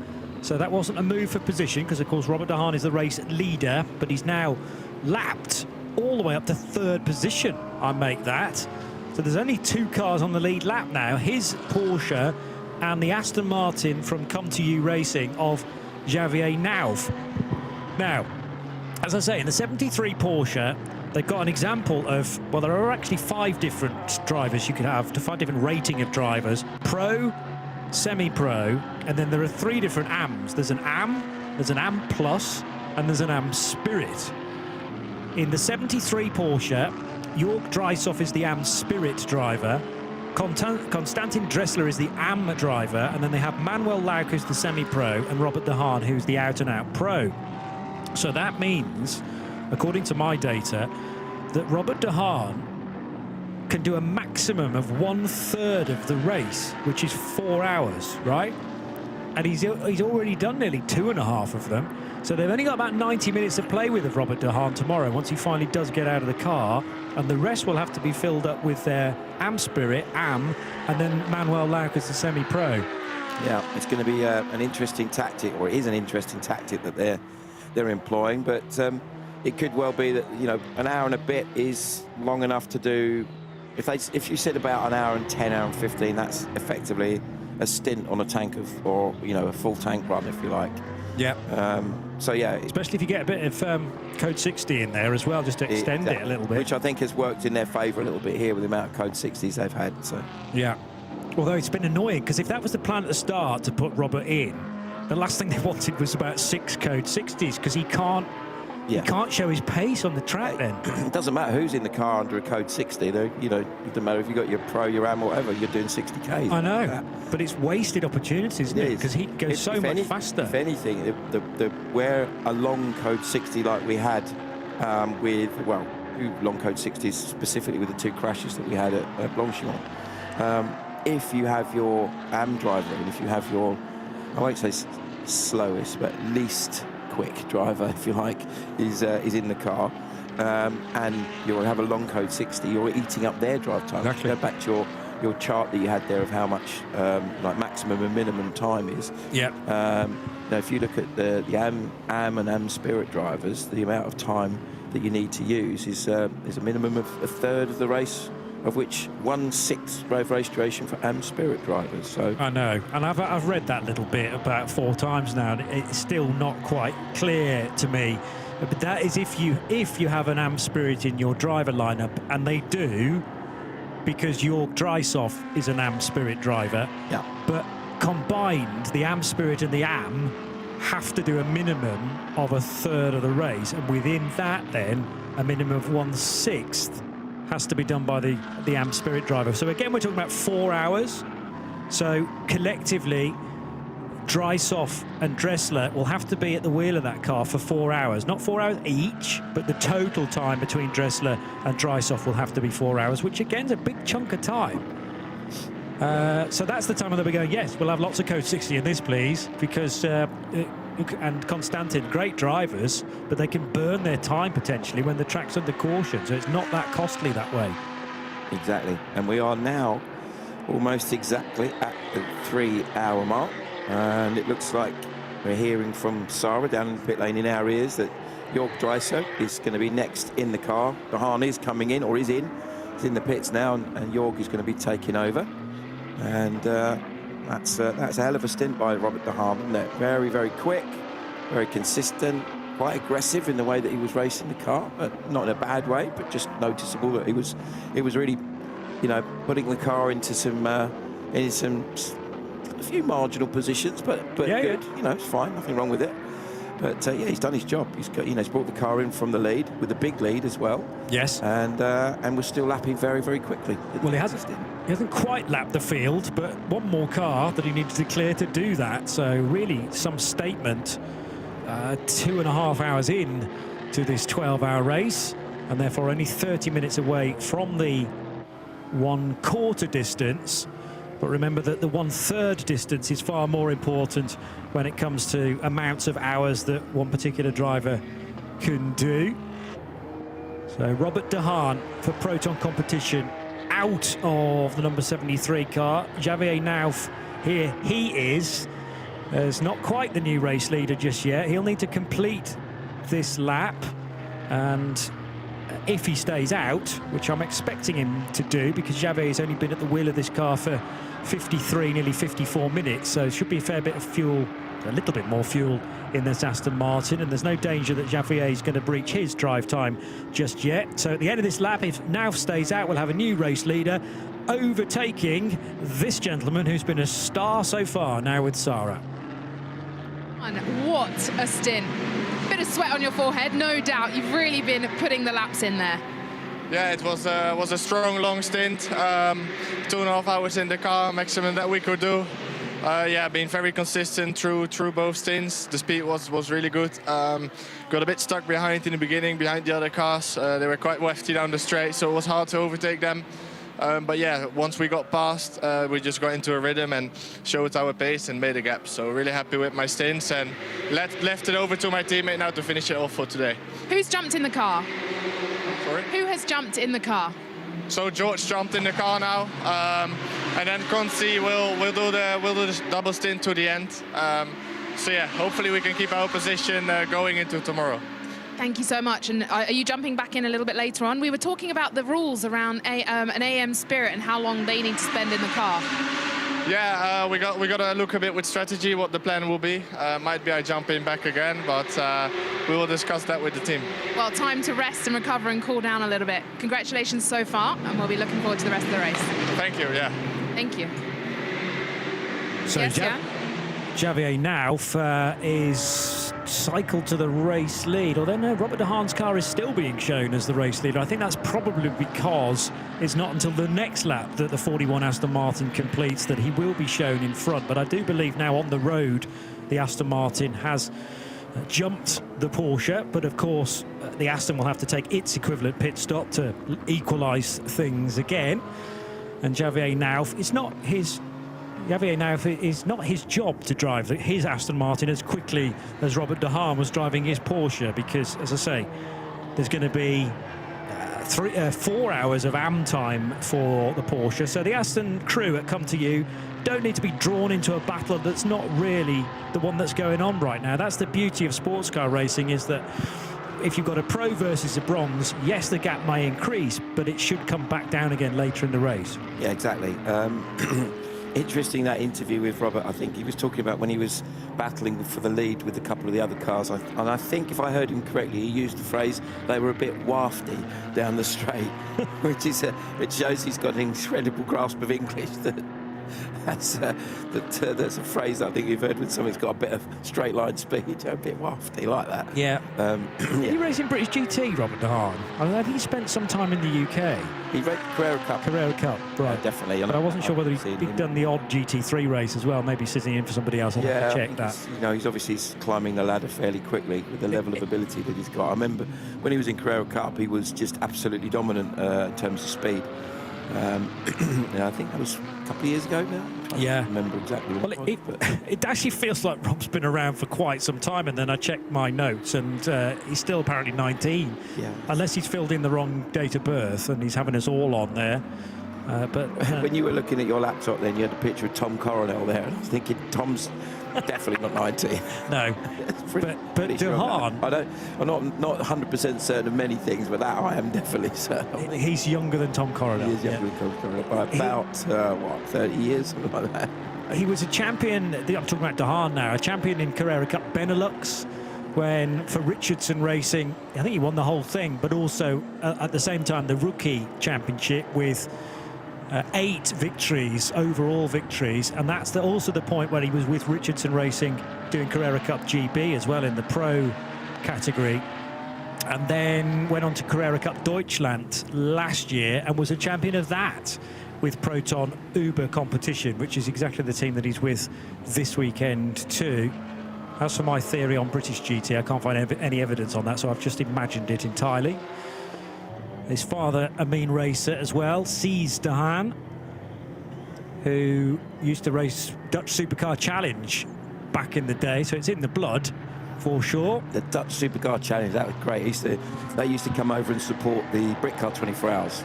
And I remember a friend of mine and Jake's, Rick Wood, who's raced in that quite a lot. I think he had an ex-DTM Audi at one point that he used to run in that. But interesting, I've just had a text message I've just noticed from a certain Mr. Lawrence Tomlinson, as in chairman of Genetic Cars, obviously listening in because his son Freddie is racing in the Optimum car and looking very strong for a good result, wishing them all the best. But bumped into LT, as everyone calls him, at the British GT Media Day last week before, something like that. Had a little chat with him.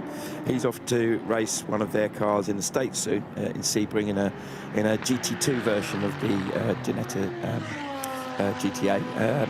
And he just messaged me saying, de Haan Ginetta Juniors V Quick. Yes. So yes, there was absolutely no doubt from the beginning.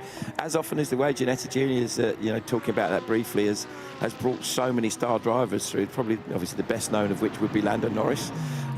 Also, briefly, I think in the Winter Series, Isaac Hadjar raced in Ginetta Juniors as well. And then that's before you get into people like Harry King, Tom Gamble, Dan Harper,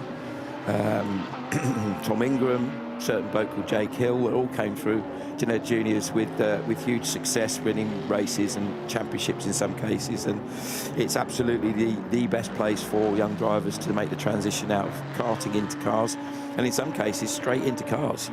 Absolutely. Certainly, speaking from my own personal experience with Jake, he'd done very little karting, I think 10 races, straight into a Ginetta Junior, and was on the podium in his second race. So, if you can get your head around it, then you'll be quick straight away. That was the original back in 2008 when Jake started. Was the original G20 Junior, now the G40 Junior, which has been derivatives of, has been in competition since 2010. So yeah. So anyway, that's a little bit about that particular category and why it's been such an important step on the ladder for so many drivers starting their career. Now supporting British GTs, as I said, but previously alongside British Touring Car Championship, as we look at our race leader Xavier Nauf, now under a little bit more pressure, I think, from Castellan. As I look back actually to Robert de Haan's main season in Ginetta Juniors, that was 2021 when Aston Miller won the championship, but Freddie Tomlinson was in Ginetta Juniors that year too. So there's a little bit of crossover there, actually, with the main name that you could argue that Rob de Haan has been racing versus on our timing screen today. The McLaren is now in 7th position after Freddie's most recent pit stop. Yes, and he's now been able to overtake Fabian Danz in the Red Campbell Jordans.nl Porsche because Fabian is in the pit lane for fuel. So that means the Müllner Motorsport car in the 992 class is back up to 4th position overall. These 992s are not going away in comparison to the GT3s. They are position 4th and 8th and 9th currently, with even the 992 AM leader from QMMF by HRT Performance up there in 8th overall. Xavier Nauf, he's just ticked over 60 minutes being at the wheel of that car, but now we've got potential issues at Speaker's turn number 9 with the yellows being shown there. Oh no, 269. That was the leading car earlier on in the race. Was. Max Moritz brought it into the pits for his stop from the lead of the race. Now is that? I'm trying to see if there's, that looks a mechanical issue rather than a shunt, I think. Looks like the car's just, well, couldn't see the whole car, so obviously we're speaking without knowing all of the facts. But yeah, it looks like some sort of a technical problem. So yeah, that's a really difficult break for those guys. So that would be... it's Alfred Renauer, I reckon, who's at the wheel. Alfred, so I think, in the car. yeah, I mean, nobody's immune to a crash, but it would be a rare thing for Alfred to have made a mistake. So I do think it's perhaps more mechanically related. What I don't know is whether they've been fighting a problem, nursing the car for a little while prior to that happen. It might be a known issue. On the other hand, it might have just crept up out of absolutely nowhere. But 269 stopped at the side of the road for Alfred Renauer, and Max Moritz, having driven a superb bronze stint previously, all his hard work is straight away undone. And the question is now whether that car stays there, and do we need to go for a code 60 in order to get it safely recovered. They have Max Moritz, who's the AM in that car, Alfred Renauer, the semi-pro, and Klaus Bachler still waiting in the wings as their pro. The Robert de Haan equivalent, if you like, in another Porsche. Yeah, so they're obviously doing the opposite of what Proton are doing, and they're saving their pro for a later stage of the race rather than Proton have obviously used Robert de Haan's drive time early on.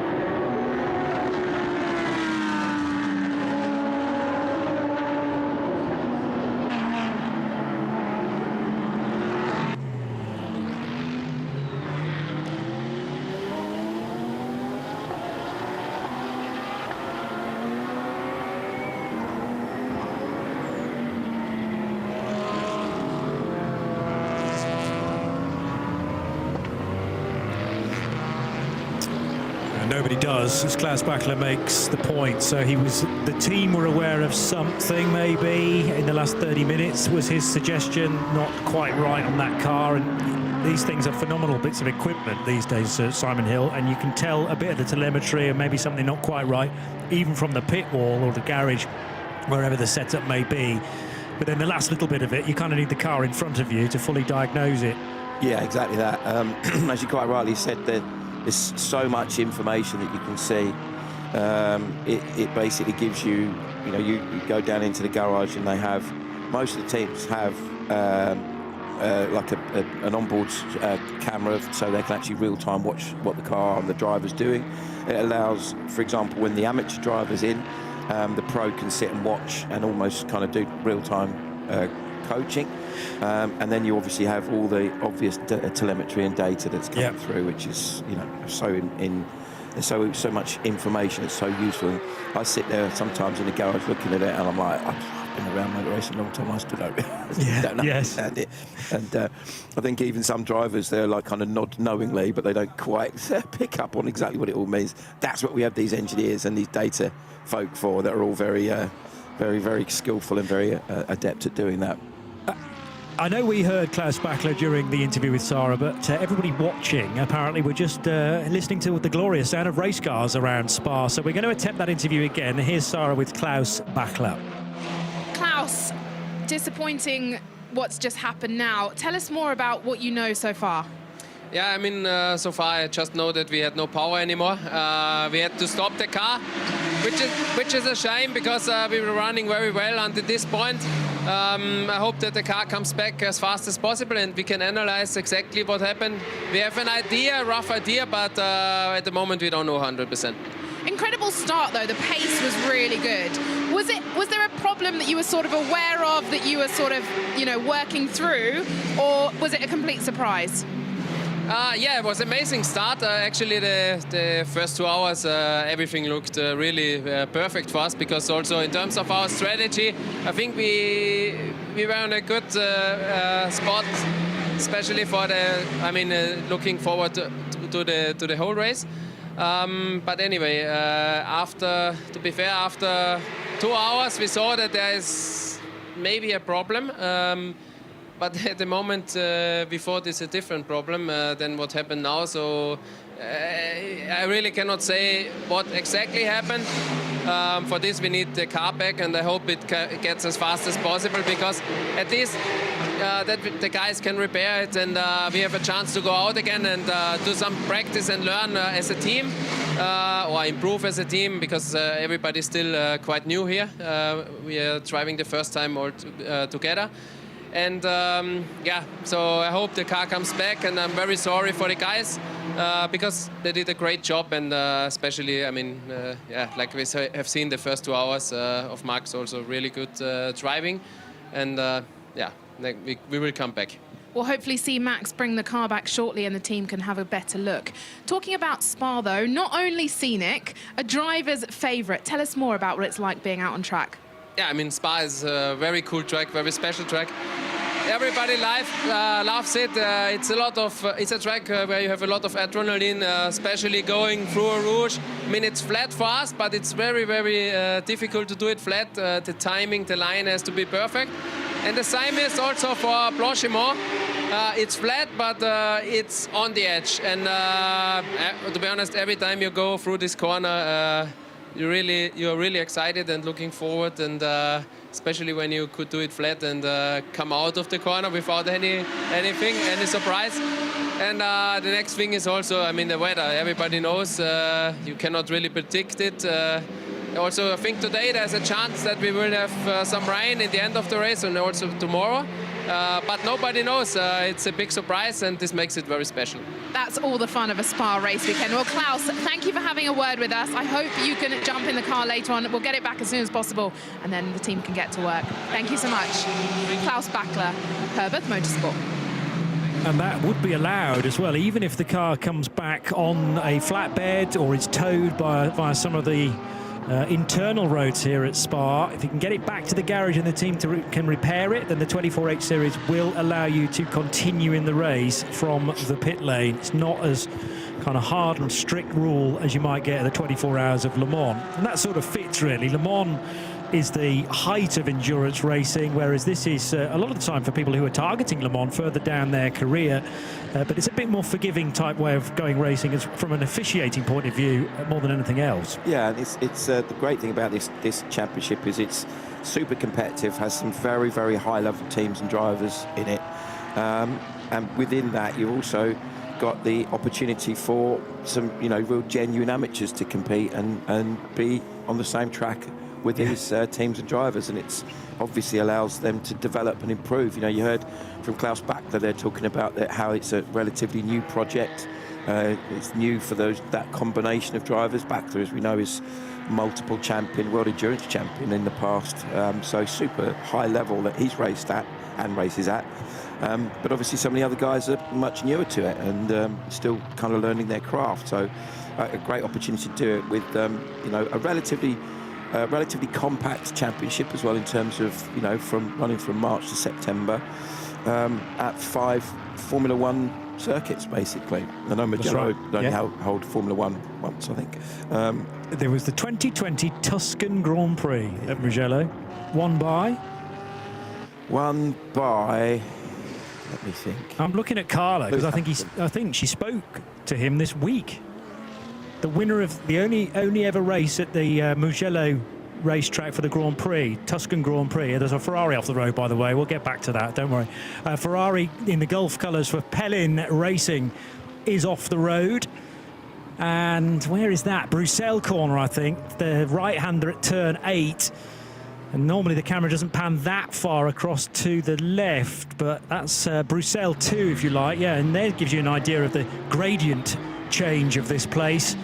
Outside of the racetrack, in the marbles, I don't think there was any contact. No, it looked like he just got a little bit offline, and the car was perhaps on the power a little bit too early, and it just swapped ends on him. So Andres Latour, another Australian. We were talking a lot about Australians in the Radical race earlier in the day. But we go code 60, or will be going code 60 in 20 seconds because of the recovery necessary for that car. Rear wheels in the gravel, sadly, mean that it's going to go no further. And hopefully it's going to be quite a quick recovery as well, because there will be a vehicle there, a course vehicle, that will help to recover that. Might just need to be a flat tow rather than needing to lift it onto a flatbed. Just needs the necessary traction, or that old school thing of marshal power. Marshal power. I was just thinking, if there's enough marshals there, they might be able to push the car. I think they're going to give it a go anyway. But here we go. We've got a 4x4 that's on site to make that happen a little bit more effectively, I think. Yeah, so back to my point about there only ever being one Grand Prix to this point at the Mugello circuit. That was the 2020 Tuscan Grand Prix, and it was won by Pierre Gasly, who Carla was talking to only a matter of days ago, weren't you? Yeah, there you go. It's the only Grand Prix ever won so far. Johnny, unfortunately, I'm going to have to question that, as I'm pretty sure Gasly won at Monza. So there you go. Check it out. I will. One win. Yeah. For Pierre Gasly. Gasly won the 2020 Italian Grand Prix. Italian. Oh, the Italian Grand Prix. I'm wrong. I forget that. See, you know all the winners of all the Grand Prix since about 19. What did you say? 50. I think I could probably do pretty much all the ones from the 70s onwards. So who won the Tuscan Grand Prix? Was that a Hamilton I think win? Lewis won it. Oh, yeah. I'm getting my Italians and my Tuscans because obviously the wrong way around. That was the last of his championship years, if we disclude 2020, yes. As we know, because it's another... Anyway, we're talking about Grand Prix. We're at a 24H Series race. Let's go down to a very Grand Prix-sounding name. Here is Sarah Esser. With Enzo Juli. But first, we'll just take a quick look. The Herberth has made its way back to the pits on the back of the truck, and Max was in the cab, so he looks all fine. He's walked into the garage to go, and hopefully we'll get that car back out. But with Enzo Juli up on the pit wall, caught you here from Seb Lejeune Racing. Enzo, not in the car just yet, but we'll talk about your stint yesterday. I mean, you were the fastest in second qualifying. You look very comfortable in the car around here. You're clearly enjoying Spa. Yeah, of course. I mean, Spa, for me, it's the best track on the calendar, the largest one, and the most technical. So I mean, it's a mythical track, so yeah, I really like Spa. You're not jumping in the car today unless we perhaps see a little bit of rain. Tell us about the strategy. You've got 5 drivers in the car. Yeah, I mean, well, our strategy was a bit compromised because we had a technical issue on the car, so we are now at 4 laps of the leader. So we will see. But the strategy will be to put myself in the car tomorrow. Can you tell us more about what that technical issue was? Was something about the cooling system on the gearbox. So we had to stop and to fix it because otherwise we could break the gearbox, and we didn't want to take any risk, even if it compromised the race. Well, it's all about endurance, especially the first part of the race today, getting through the day. All about tomorrow. What are some of your favourite parts of this track? Tomorrow, I think I will take the start, and I have a 4-hour driving time, so we will try to do our best tomorrow to catch up the gap, but 4 laps behind the leader will be really hard to gain, but we will do our best. Any overtaking opportunities? Can be quite hard at Spa. Spa have a lot of overtaking opportunity. I mean, you can overtake basically everywhere on this track, so it will be fun tomorrow. Well, thank you so much, Enzo. Enjoy the rest of the race today, and hopefully we'll see you in the car tomorrow. Thank you so much. Yeah, he's really impressed me as well, Enzo Julie, particularly in the qualifying sessions yesterday, where he was easily fastest within his own session, qualifying 2. And that was the fastest time put in by any of those Porsche Cup cars at the time. 2.5 hours still to go. Stéphane Perrin, who has driven for a variety of different Porsche Cup teams within the 24H series, now with Seb Lajou and the Treble 8 car running in the 992 AM part of the race. Ahmed El Amadi, though, is back to the front of 992 as a collective. So once more, an AM car outpacing 3 of the 992 non-AM cars. Different fuel strategies will be creeping in here and there, and this will be interesting to see how Conrad Leveur gets on. The 29 car has more than once refueled during a code 60 within the 30-minute rule, so that is a big penalty of 3 minutes if you come into the code or during a code 60 within 30 minutes between the 2 stops. That will equate to, well, a lap and a bit, actually, when that all shakes out. Something that the officials wanted to try and get out of the as a sort of loop within the regulations, and that was often the Herbert Motorsport cheat in the past. If there was a code 60 and Herbert Motorsport were about to come past the pit lane, they would just come in for fuel every single time, and sometimes the rule used to be a 50% fuel fill. So it was a great opportunity to get fuel in from a cheap perspective. Everybody else restricted to 60 kilometers per hour, and you were getting half of a tank. But in order to rule that opportunity out, the regulations now have been rewritten. But sadly, for Pelin Racing, it never rains but it pours, because not only did they have that off-track moment at Bruxelles corner, but also now it's going to have to take that extra penalty in the box. Yeah, I mean, at the moment, let's have a look where they're being shown as they're currently, well, it says they're in fuel now, so obviously the car's back and they're refueling and potentially, I don't know, maybe do a driver change as well, probably tyres, because the tyres could have got damaged in that spin, or maybe just weren't, would do a change anyway. But showing on here, oh no, so that's a pit stop. I was looking at tyre age for that car. Where's it gone? Lost it now. 402, 6. Yeah. So basically, fairly new set of tyres on there anyway. So that won't be a factor. But yeah, still shown currently is 19th that car and 11th in GT3. But that 3 minutes will be lapping a bit, as you said. So that's going to bump them down the order fairly significantly, I would suggest. Interesting onboard shot of what it looks like during a driver change. It's all a bit frantic in there. There's a category that I saw sort of driver change on a little while ago that was quite entertaining. It was something that they have a race here, the 25 Hours Fun Cup. Yes, and the Fun Cups are single seaters. So when you see the driver change, it's quite funny because you see the door fly open. I would say on the right-hand side, and on the left-hand side the driver gets out, and then the other driver gets in the other side, so because they're all getting in the centre. So makes sense. So the Fun Cup cars look like VW Beetles from the outside, don't they? But is there a central seating position? Right, well, certainly the ones they race in the UK, but I don't know if it's the same for the ones that they race elsewhere. Right. I would think they probably are. But certainly some Fun Cup cars are centrally seated positions. I didn't know that. And hundreds of cars enter the 25 hours of Spa, I'm pretty sure. It's such a busy race, and some very good drivers and teams do it as Absolutely, well. yes. A lot of top pros have done it, as you know. Partly, I think, is because it's Spa, and partly... Maxime Martin has done it, his Belgian racer. Former Aston Martin factory driver and now aligned with Mercedes. I'm sure Lawrence Vantor has had a go as well, this being his home country track. Of course, his dad and his uncle, Jean-Michel and Philippe, absolute legends in sports car racing, raced and won here in the 24 hours, raced at Le Mans many times as well. That's a great shot, wasn't it, of the Red Camel's car, getting a little bit of a slide on.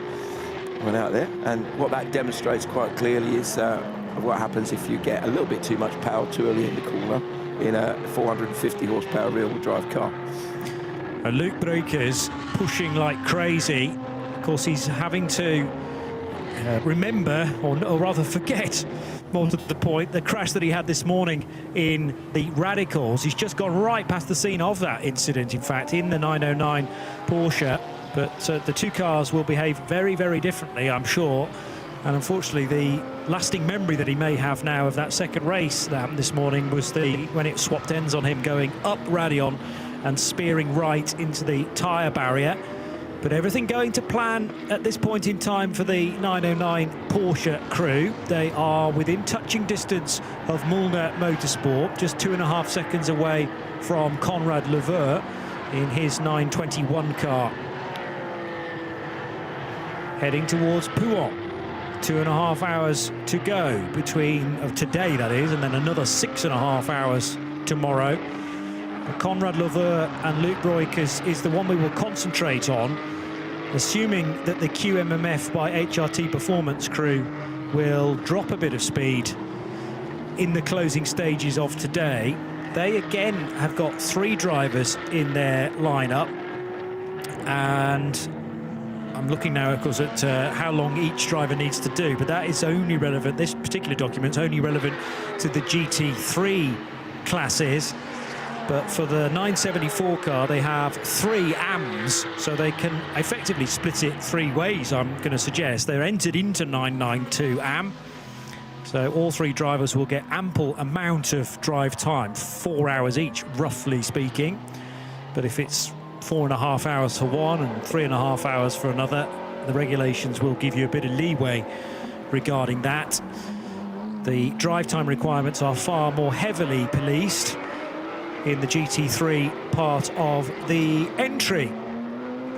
Race leader is in, by the way, and that's the Haas RT car for Nicholas Goulinks. So Freddie Tomlinson cycled back to the sharp end, and with 3 hours done of today's portion of the race, this is the current order. Haas RT, as I say, that car has just come into pit lane, and that will mean that Freddie Tomlinson will resume for Optima Motorsport in the lead of the race. But prior to Nico Goulinks coming in, it was the Haas RT Audi number 21 out front from the Optima Motorsport McLaren for Freddie Tomlinson, number 77. Then Mathieu Castelline for Haas RT in their Audi.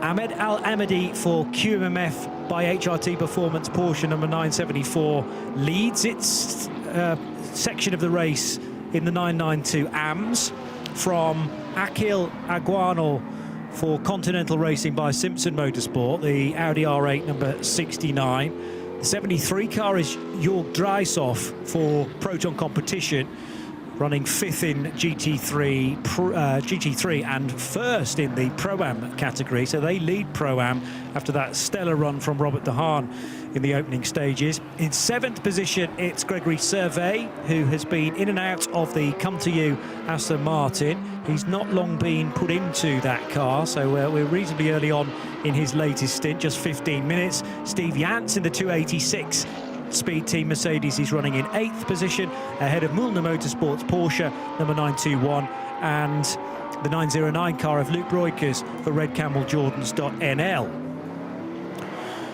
The 921 and 909 still having this real arm wrestle to decide who is top of the shop in the 992 class. And another non-AM 992 runner is the MM Racing entered Porsche for the Belgian squad, and Steve Meurins of Belgium is currently driving in 923.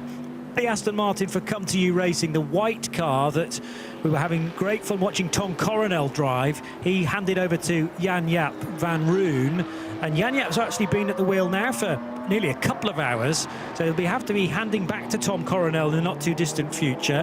Couple more of the a further GT3 car, first of all, for Get Speed Team PCX. That's the one that was given a new engine over the last few days when they had to go back to the Nürburgring and Get Speed's headquarters to do that. There's a couple of 992 AM cars together for Francesco Fenici for the driving experiences, and the 920 car for Jean-Mathieu Leandro. Then it's Pablo Buguera for E2P Racing and the Aston Martin, gaining a place on that spot, on that lap actually, up to 15th position, ahead of the 902 Holmgard Motorsport Porsche, the 910 car, which is Seb Lejeu's other Porsche Cup car. They have two entered here this weekend. Vipanitsa Racing with the all-Malaysian outfit. Their Mercedes is 19th, ahead of Ajit Red Ant Racing's Mercedes, when Ajit Kumar, when he took over that car for his bronze stint, had a slight off coming out of Pouhon corner, but back on the straight and narrow now and running in 20th position. The 907 car, which is the entry from RPM Racing for Tracy Krohn and his longtime driving partner Nick Jonsson. It is the Swede driving that Porsche Cup car right now in 21st position, ahead of Andres Latour's recovered Pellin Racing Ferrari. He had a moment at Bruxelles not that long ago. David Gosner for the Gosner family run number 58 of his Mercedes AMG. Not Only Motorsports Ligier JS2R for Filippo Tornaghi and the 114. Then the second of the Seb Lejeu Racing Porsches for Anthony Vince, the British racer, 888, ahead of the GTX class leader. And GTX now in command is the Vortex from Philippe Bonnel and the 701 crew. Crubile Sport with their Porsche Cup car 27th, ahead of NM Racing's Mercedes. Manuel Lau driving the 715. Asbest Racing's Seat Leon Cup racer for Jens Wolf is 29th, so he is second in TCE behind the Not Only Motorsport Ligier. We then have the Colin White CWS Engineering Ginetta, although Neil Muston is back at the wheel of number 178. Qualifying did not go well for Neil Muston yesterday. He managed to be involved with two separate red flags in two separate sessions, would you believe? Junichi Umamoto for Asbest Racing, their Cupra is in 4th, ahead of Hoffa Racing's Mercedes for Alexander Prins. Behind that, it's Peter van Noorden for JW Race Service and their Audi. Alfred Unauer, sadly, looking like a retirement for 269 if we believe what Klaus Bachler was saying, a terminal problem for the Herbert Motorsport Porsche. JMEC Engineering's BMW for number 35, and currently James Collins, although that car is at the moment in the pit lane and has been there for quite some time now. Hopefully that is fixable. Adam Konopka's ARC Bratislava Lamborghini is still running, down in 36th, ahead of Thierry Chukandali's Vortex. And then behind that, three significant retirements. There was a big crash for Jonathan Kearney's HRT Performance Porsche after he lost the car coming out of Blanchimont. It was a very similar story for Dwight Merriman in the Era Motorsport Ferrari number 81 after he went backwards into the tyre wall on the inside of the circuit, although the outside of Blanchimont corner again. And finally, the Porsche of Spain for Escuderia Fauran, and 949, been in the garage for a long time as well. So I'm going to suggest 3 total retirements, with a big question mark hovering above the JMEC Engineering BMW at this time. So that is how we sit with 3 hours done. And if you're just joining us, here's what you've missed.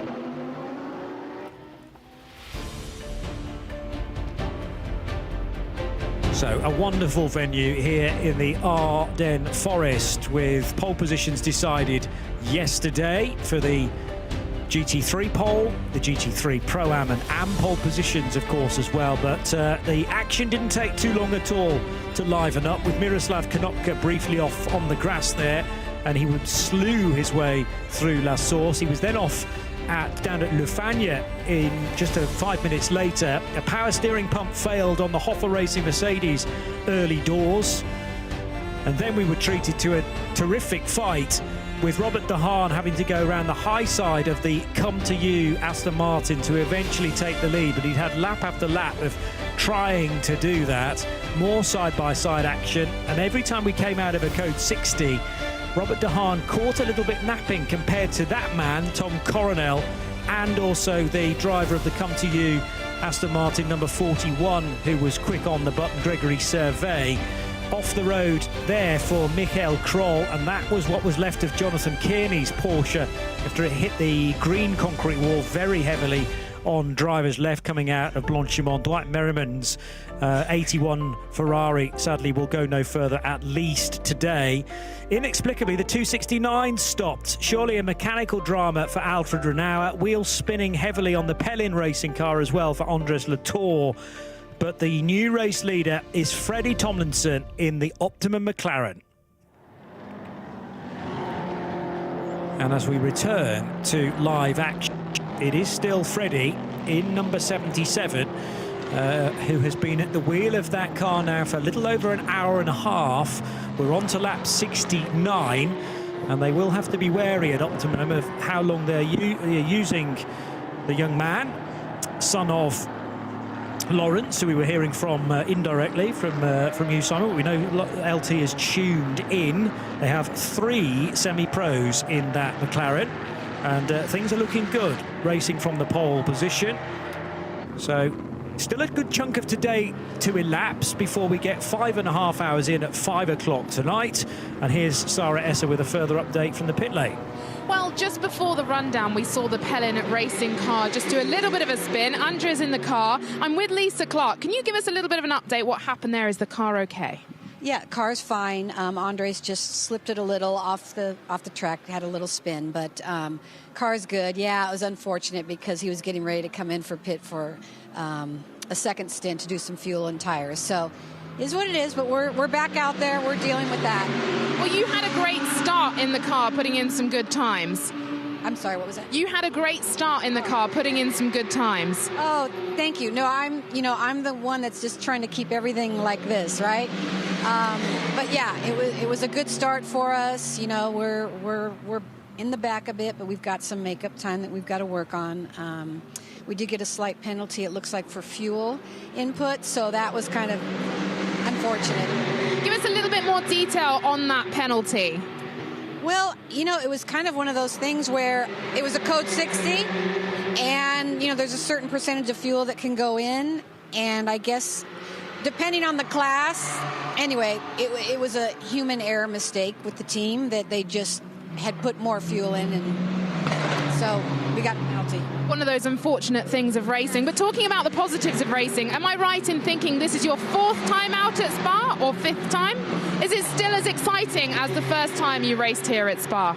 Oh, yeah. No, this is the 3rd time I've been here. I raced in the Challenge Series here once, and then I raced here last year in the Creventic 12 hours. So it's such a special place for, I think, all drivers to be able to race here and, you know, go through the beautiful experience of a Rouge and just the whole countryside here. It's amazing. Are there any corners that you spend time focusing on in the sim, perhaps, before you come into the race weekend? Well, I think everyone kind of like tries to get a Rouge down. That's kind of the first check the box on.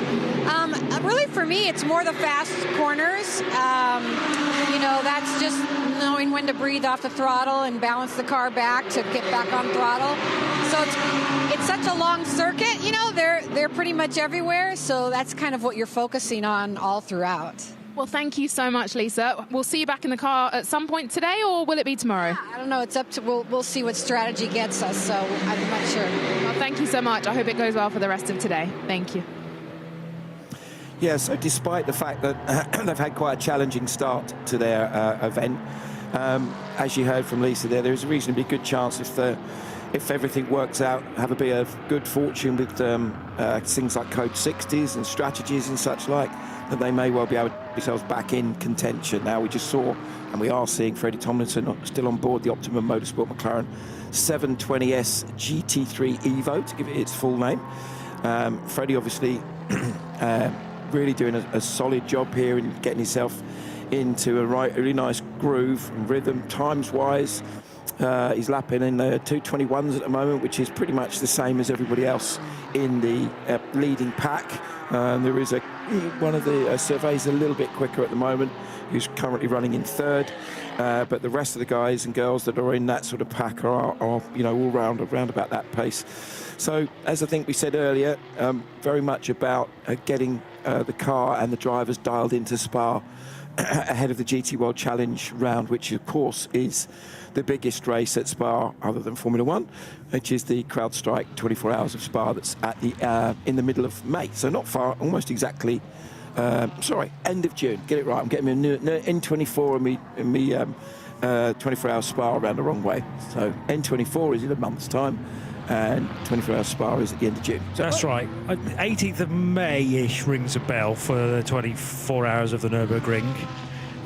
But yeah, this new event to be held at the Nürburgring for Creventic is the first weekend of July.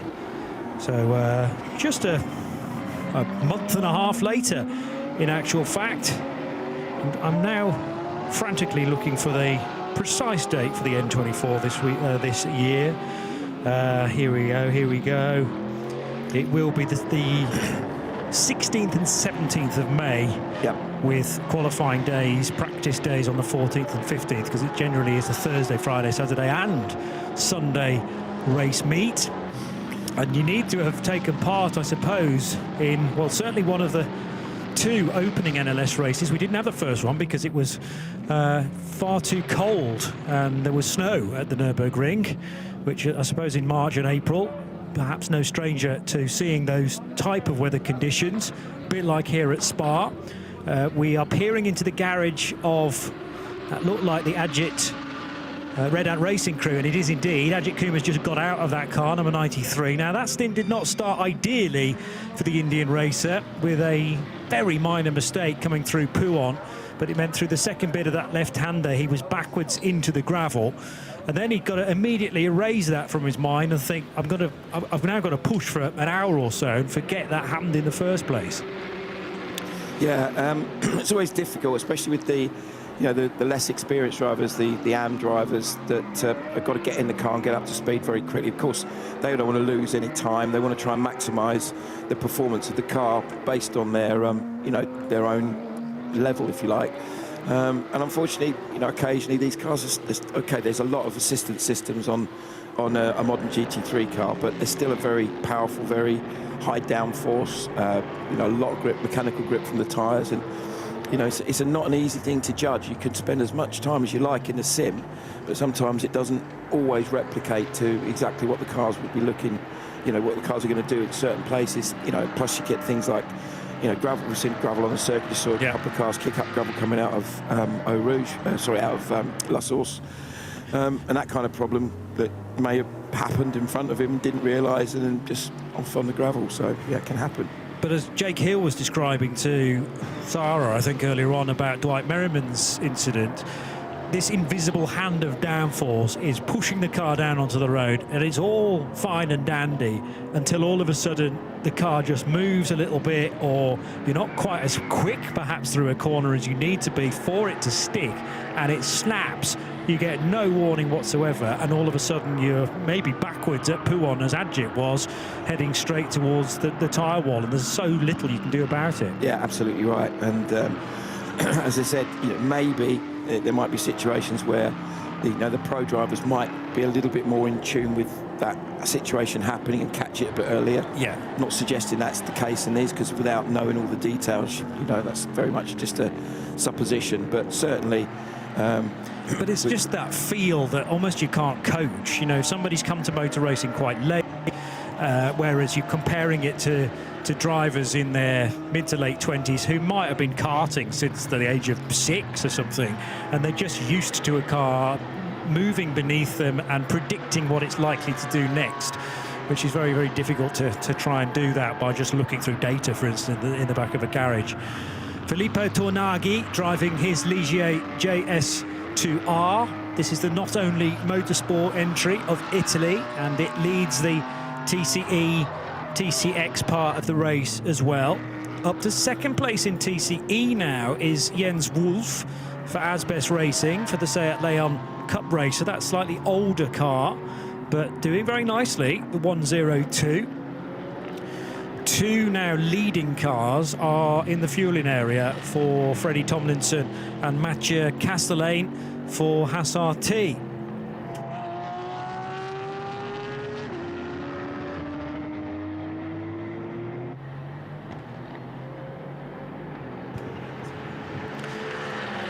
So 2 hours and 10 minutes still to go, and we have Freddie Tomlinson in the pits as mentioned. Gregory Servet, because he stayed out, is up to second position now. Couple of minutes down from Freddie's car. Mathieu Castellane is going back out again as well for Hassar-T in the Audi, with Steve Yance up to third position. We've done a little shift change down in the pit lane as well. Sarah Esser heading for a break, and we welcome back Carla. Yes, hello. Happy to be back again. I had a nice lunch break. It's wonderful with Creventic. The catering that they have here is brilliant. I did get out back out here into the pit lane and realized it's way colder than it was before when I just left the pit lane. And I actually spoke to one of the specialists from Michelin, and they did recognize that when the race started, the temperature of the tarmac was around about 23 degrees, and it's now down to 20.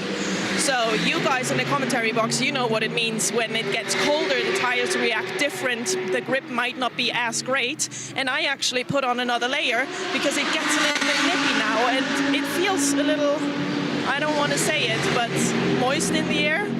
Let's hope this does not come to rain, but I don't have a good feeling about it. We know what you're saying, and this is a feeling that probably many have heard around Spa before as well. There's always the chance here at Spa, because of the gradient change here and the large footprint of the racetrack, that it might rain at one end of the circuit and not at the other, and that makes then tyre choice very, very difficult indeed. Remember, there is this rule where you have to use your qualifying tyres, and qualifying yesterday was dry, by the way. Now there's a major problem. I'll just cut away from that point, because a drama for one of the Audis where the rear wing has failed on one side. So that rear wing upright, I think that's possibly just down to downforce rather than any contact, unless that car out of our sight has backed into a tyre wall somewhere. But it has done substantial damage to said Audi, the number 69 car that crosses the line now. That's the Continental Racing by Simpson Motorsport Audi R8 for Paul Scheusner. And Scheusner will be aware that the car's just not behaving quite as it did earlier on. There is a little bit of damage on the diffuser, I'm going to suggest as well. So maybe Paul has had a moment somewhere and just backed that car into the tyre wall. It's also trailing something from the rear right corner. He's off the road again, and that, I bet, is because the rear wing is now at a 45-degree angle. That is exactly the part of the track where the rear wing is so important. You don't necessarily realise how important the rear wing is to push that rear end of the car down and put the pressure on the tyres. But look to that bottom left-hand corner of the car as we look at it as well, and it is trailing a bit more bodywork, a bit of possibly diffuser to the ground there. Yeah, so those strakes that should be perfectly formed behind the rear right tyre are somewhat deformed now. And the question remains as to how long Paul Scheusner is going to be brave enough to stay out there. The number 69 car driven by Scheusner is an AM racer. So he's again not necessarily going to have the feel like Alex Acker and like Vasily Vladikin, his semi-pro teammates. Every credit to Paul here for keeping it on the straight and narrow. There's a Mercedes off the road though now as well, and that is the 715 NM Racing Mercedes for Manuel Lau, who I think has just had a spin to the outside of the circuit at Pouhon. Didn't make the gravel trap and gets going again. So, but it's not ending the drama for Paul Scheusner. So the team at Continental Racing might have a bit of a decision to make here. They'll want to get to the end of the fuel stint The problem is for Paul Scheusner, he's only 10 minutes in to his current driving stint, and I bet they will have wanted him to do another, well, potentially could do the finish to the race here. There was less than 2.5 hours to go on the clock when Paul took over, so maybe they had planned for Scheusner to take it to the finish and this evening's checkered flag at 5 o'clock. And those at Simpson Motorsport who run the Continental car, the Continental racing car, might have to get their thinking caps on as to what precisely they need to be doing next. The new race leader is Gregory Servet. That is because of the 2 pit stoppers fairly recently for Come To You Racing. The Aston Martin Vantage then now has a 30-second lead. This is the great thing about sports car racing, is that a lot of cars got off a strategy compared to one another. So they're all now stopping at different times, and we'll have to work out who is in the best possible position with their current fuel load. Remember, it's not all about having to win today's portion of the race, to be the overnight leader. As long as you stay on the lead lap, and that's easier to do here at Spa than it is at Mugello because it's a much longer lap. You stay on the lead lap, and then any amount of seconds between cars evaporate overnight.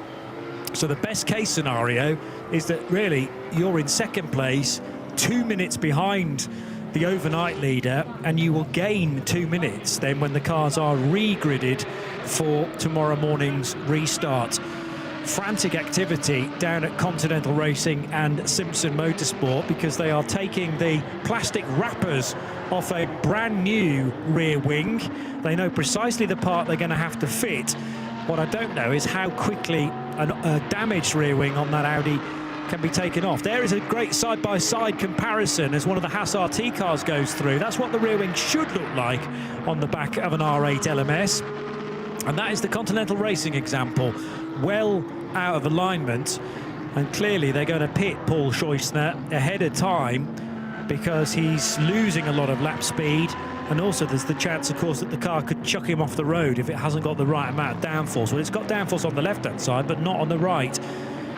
And Scheusner, I'll tell you again, is only 12 minutes into this current stint, when he would be liking to be doing at least an hour on this. So it's going to have to be an early stop for the German.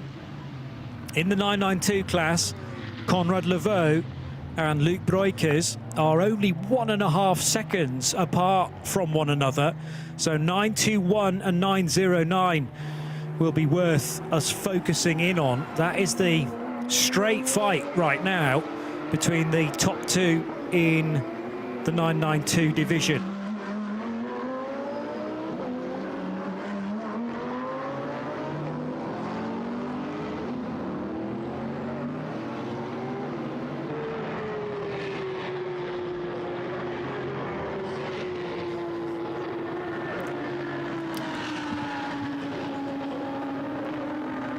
Gregory Servet leading after 74 laps now. Steve Jantz is half a minute behind, and then Jörg Dreishoff a further half minute or so. So it is opening up a little bit, first to second to third places. The Haas RT car of Peter Gulinks in fourth position in car number 21. GTX not really missing a huge amount there. What happened a moment or two ago? Is this the Audi again? This is how the damage happened for the Audi. And it rattled the barrier just after the tyre wall ends, and then it becomes Armco barrier. So that's the merest tap, really, but it's done quite a bit of damage to the, superficially, aesthetically, done damage to the back of that Audi, and potentially the exhaust manifold as well, I suppose. But the biggest problem is now that rear wing, which will have to be replaced. And Simpson Motorsport, Continental Racing as they are known in this race, have already dragged out the right bit from the truck out the back to put that rear wing onto the Audi, but it's clearly going to cost them time.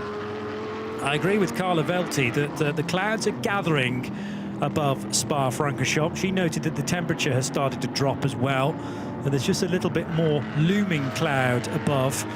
But yeah, with that long straight that essentially starts at La Source, goes through Eau Rouge and Radillon and all the way down the Kemmel Straight then as well. That must be a couple of kilometres, purely that section. And it could easily be raining at La Source and not at Les Combes, for instance. So we may have a phase where it's very, very tricky to make a tyre choice, even though the track might be declared wet at that point. 5 more seconds to go until we reach 2 hours remaining today, with a 5 o'clock finish build. And that is where we will collect the cars under parc fermé conditions, cover them up, give them a good night's rest, and then start again for 6.5 hours. That might be the damaged Audi working its way into pit lane from our drone. Is car number 69 in? It is indeed, for Paul Scheuchner. Also pitting on this lap is Jan-Jaap van Roon, and I was rather suggesting that Jan might have to get out of that car in the not too distant future, because he was right up against the 2.5 hour drive time limit. So Tom Coronel is now perfectly within his limits to be able to get back into the number 40 Come To You Aston Martin and take that to the flag. And I reckon that they could do exactly the same thing tomorrow. Here's the Continental Racing Audi, though, being carefully pushed into the garage on the dolly jacks. And how easy is it to remove those struts, I wonder? Gap first to second between Conrad Levaux and Luc Breukers is down to less than a second now. So Luc Breukers really pressurising Danish racer Conrad Levaux. Mulner to Red Camel, Jordans.nl. Gregory Servet leads the race by half a minute over Steve Jans. And other cars to look out for, the GT3 effectively pro lineup for Harry George at the moment in the Optimum Motorsport McLaren. So Freddie got out last time around and Harry George got back in again. And that McLaren, which I'm guessing will be cycled back to the sharp end fairly soon, once all the cars ahead of it come in for their relevant pit stops. Here's the fight, though, within 992, and there's Luc Breukers darting to the left-hand side. Now the Mulner car is under pressure. Well, it's about to be lapped by the green Aston Martin. So you have one of the Seb Lejeune racing cars, which is about to fall a full lap down compared to the Mulner Motorsport Conrad Levaux car. But Conrad's far more concerned with the presence of Luc Breukers, who is right on the boot lid now of the Danish racer. Luc, goodness knows how many laps he's put in today alone, let alone all weekend, because he's been on Radical duty as well. Radical Cup Europe with 2 races in those very special cars. But 3 Porsche Cup cars together. That's actually, I think, the QMMF car that they have somehow caught. So QMMF by HRT Performance, yes, he's about to go a lap down compared to these two, as again Luc Breukers is having a little bit of a nibble on the back of the blue and white car. Mulner Motorsport, based a stone's throw away from Spa-Francorchamps. They're here at their home race, whereas Red Camel Jordans.nl, the Dutch squad, with family Breukers, joined by Fabian Dans. So Luc looks, if anything, to have a slightly quicker car here as they go down towards Le Fagnes corner. Work feverishly ongoing at Simpson Motorsport and at Continental Racing. I know Carla's very close to that. We're still enjoying on the larger picture of the two the fight at the head of the order for 992. But, well, at least, Carla, they'd found the right bit that they needed to stick on as the new rear wing. The difficulty has been removing that very damaged rear wing from the rattle down the barrier coming out of Blanchimont. Because I listened very carefully to what you guys say, I literally started to stop time. Like, I'm looking exactly at the time, how much minutes and seconds it's taking them to change it. And they did struggle a fair bit with getting the wing actually off. It looks a little bit bent and beaten back there, which is why they are struggling more than they probably hoped to. But 2 guys are sitting on the car, 3 guys are standing next to the car, and 1 guy is handing them screws and whatever tools they need in order to get this wing back on, they do whatever it takes. It is, for the ones who can watch, really quite interesting to see. For the ones who are listening, just imagine 5 guys frantically around the car trying to fix this wing and trying to get that car out as quickly as possible. Thank you, Carla. Yeah, it's something they will have practiced, I'm sure, time and time again, but doing it in the heat of battle in a race is really, really tough. Now, speaking of the heat of battle, 3 Porsches absolutely together again, and as they round the Le Com corner, yeah, that definitely is the 974, trying to preserve the lead lap within the Porsche Cup division, but now through goes Conrad Levaux. It doesn't affect the 992 AM position for Faisal Al Yafei, but Al Yafei has just, well, quite recently done a pit stop. Al Yafei has been at the wheel for 23 odd minutes for QMMF, and this is a great opportunity, therefore, for Luke Breukers to pounce whilst the Müllner Motorsport car is bottled up a little bit behind the Qatari entered car. But now that Levaux is through, might be a different story for Luke Breukers. Can he stick with the Danish racer up ahead? Then nose to tail again into Le Fagnes corner. And we mustn't forget that this is a fight for 5th and 6th overall as well. So, I mean, could it actually affect an overall podium if 1 or 2 within GT3 have their own dramas up ahead? Jörg Dreisoff is now driving the Proton competition car, number 73, in the orange and purple coloured car that was started by Robert de Haan. And Robert, remember, did 2.5, or near enough 2.5 hours. I think it was 2:20 in the end, and then had to get out. Handed the car over to Jörg Dreisoff, and then Jörg won't be able to, or maybe he can push to get 2.5 hours drive time done today. Collectively, the AM bit of that race, they will need to do 3 hours in total, I think I said as well. Let's just look at this bit of paper to make sure I'm right. Yeah, the AM Spirit and the AM drivers have to do combined 4 hours themselves. So that's a little bit of Jörg Dreisoff, that's a little bit of Konstantin Dressler, and their combined drive time has to be 4 hours or more. And on the flip side, Robert de Haan can't be at the wheel of the number 73 Porsche for more than 4 of the 12 hours. Into the forest they go, it looked like they did, staring through the trees between the Müllner Motorsport car and the Red Camel Jordans.nl, and occupying the middle part of the road there, Luke Breukers. But now Levaux is off the road, and surely this is Breukers' opportunity to slice down the inside in the third bit of Le Com. Did Breukers keep it on the road? Yes, he did. But that just shows you how much pressure there is with the car constantly on your tail. Conrad Levaux still getting used to these cars, still quite early on in his racing career, got his braking point marginally out, and I'm probably talking half a metre or so.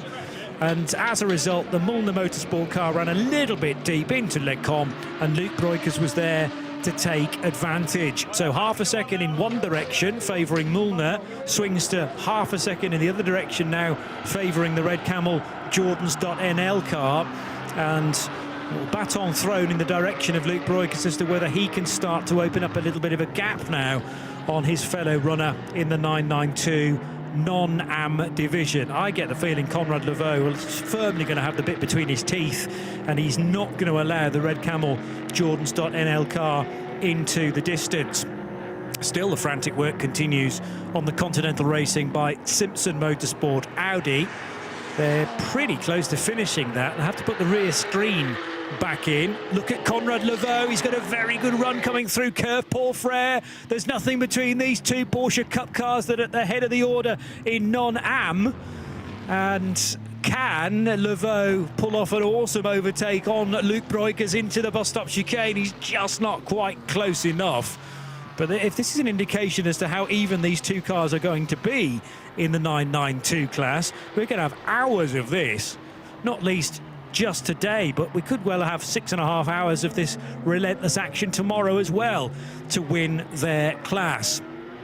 Gregory Servet, who really did impress me in his opening stint in the number 41 car. Back in the Come To You Aston Martin, leading by 36 and a bit seconds, and the Aston ahead of Steve Jantz's chasing Get Speed Team JR286 Mercedes. Peter Gulink's in the Haas-RT Audi R8 is in third position. And the other good thing about GT3 AM is that the top 3 positions in overall, they are all GT3 AM driver combinations. So that is testament to people like Gregory Servet, like Steve Jantz, who I will remind myself in 286 is an AM driver. Servet definitely is. In the 21 car, Gulinks being Peter and Nico, along with Simon Balkan. That's an all-AM lineup. The Ginetta's gone straight on at Le Com corner and done exactly the right thing. That is stipulated in the driver's briefing, that if you outbrake yourself into the Le Com corner, the highest point of the circuit, you have to take to the escape road and thread your way through the tyre bales there, rather than driving across the grass and shortcutting the corner. So those tyres are deliberately in place to temper the speed, and that was Neil Muston. Well, he's certainly been in the wars in the last couple of days. The three-pronged qualifying that took place yesterday for the TCE and the GTX cars, the first session they put Colin White in that car and all went to plan. The second session Neil Muston was put in, the current driver, and the car came to a halt on the long straight, the Kemmel straight between Radeon and Le Com. Brought out flags, and it meant that Ginetta had to be recovered by the track crews here at Spa-Francorchamps. And then in the very next session, because Neil hadn't had that much running, he was allowed to go back into the car for qualifying 3, and that was the point where one of the rear wheels of that Ginetta detached, putting him into a spin down at Campus Corner, and again a red flag had to be thrown in the second of as many qualifying sessions. But weirdly, they both involved Neil Muston, because Neil hadn't really put in I presume a satisfying amount of time. Oh, actually they're only entered with 2 drivers, so that will explain it. Initially on the early entry lists they did actually have drivers for CWS Engineering, but that's why Neil had to attempt 2 qualifying sessions yesterday. A repaired Continental Racing by Simpson Motorsport Audi returns to the racetrack, so the rear wing is now fully intact again, and that is precisely how Audi had designed the back end of that car. Not sure whether they were able to do much about the rear diffuser on the rear right corner. They've sort of tidied up the strakes, and there's the 992 battle now joining. So unfortunately for the current driver in Audi number 69, it's out of the frying pan and into the fire, because Luc Breukers and Conrad Levaux descend on that part of Spa-Francorchamps with only 0.3 of a second between them. They've managed to get by Audi number 69, which did not have a driver change, because Paul Scheusner was only recently put into it. He'd only done about 15 minutes of his stint. Needs, therefore, to do a lot more driving hours. And here, having got safely through the Audi, the problem for these 2 cars, Luc Breukers and the Mulner car, now as Scheusner's off the road again, coming out of Le Fagnes corner. So Scheusner trying to get back in front of the 2 Porsche Cup cars, but unfortunately, as he keeps making some of these wayward lines, then he loses a bit of ground on the 2 Porsche Cup cars. So this is the Scheusner error again, got underneath the Porsche, and it can't carry as much corner speed, doesn't have as much downforce in the Audi R8, and therefore maybe just got a little bit bottled up. Perhaps he had to get off the throttle. That unsettled the car and pitched the rear into the gravel, as Luc Breukers and Conrad Levaux continue to have a great deal of fun at the sharp end. Not quite the full sharp end, but they are certainly the sharp end of their main category, the 992s. That was bubbling nicely as Luc Breukers was catching Conrad Levaux, and eventually he has managed to get past that car as well. But as rather predicted by me, Conrad Levaux has not disappeared down the road. He is still putting the pressure on. Considering, Simon, that the priority is just to stay on the lead lap within your category, these two are doing more than that, but they don't even want probably 6 feet between them by the end of today's race. Yeah, it certainly looks that way, doesn't it? I think, as you quite rightly said, the main thing for them is to be relatively close to each other at the end of the race. Even if, as we said, even if you're half a lap away at the end of today, it all gets reset and you'll start on the grid next to the people you've been fighting, or just immediately behind them, potentially. And that's going to be huge in terms of how the race unfolds. Now we're looking at Harry George on board the Optimum car, up behind the Mercedes, or the Get Speed Mercedes, Steve Jans cars. And certainly that's that battle's going to run and run, I think. There's no doubt about that. Come to you, car still leading. Gregory Cervez now has a lead of 38.4 seconds over Steve Jans, and then Peter Wellings with Jörg Dreyso, Luc Breukers, and then, as we said, Luc Breukers and Conrad Levaux battling hard in the 992 class, and I think there's a reasonably good chance that's going to run and run. Those two cars, those two driver combinations in those cars, if you see what I mean, are so unbelievably strong that there's no doubt that whichever driver's in those cars at any time, the performance is fairly equal. Which is, it's although it's not called a pro category, that's kind of what it is in this instance. They're all very, very good, very experienced drivers, as we see. Combination of battles getting all kind of caught up with each other now as the McLaren all round the outside. Just gently. Oh, cool. Makes me after the two shunts that we've had there today, Johnny. Yes.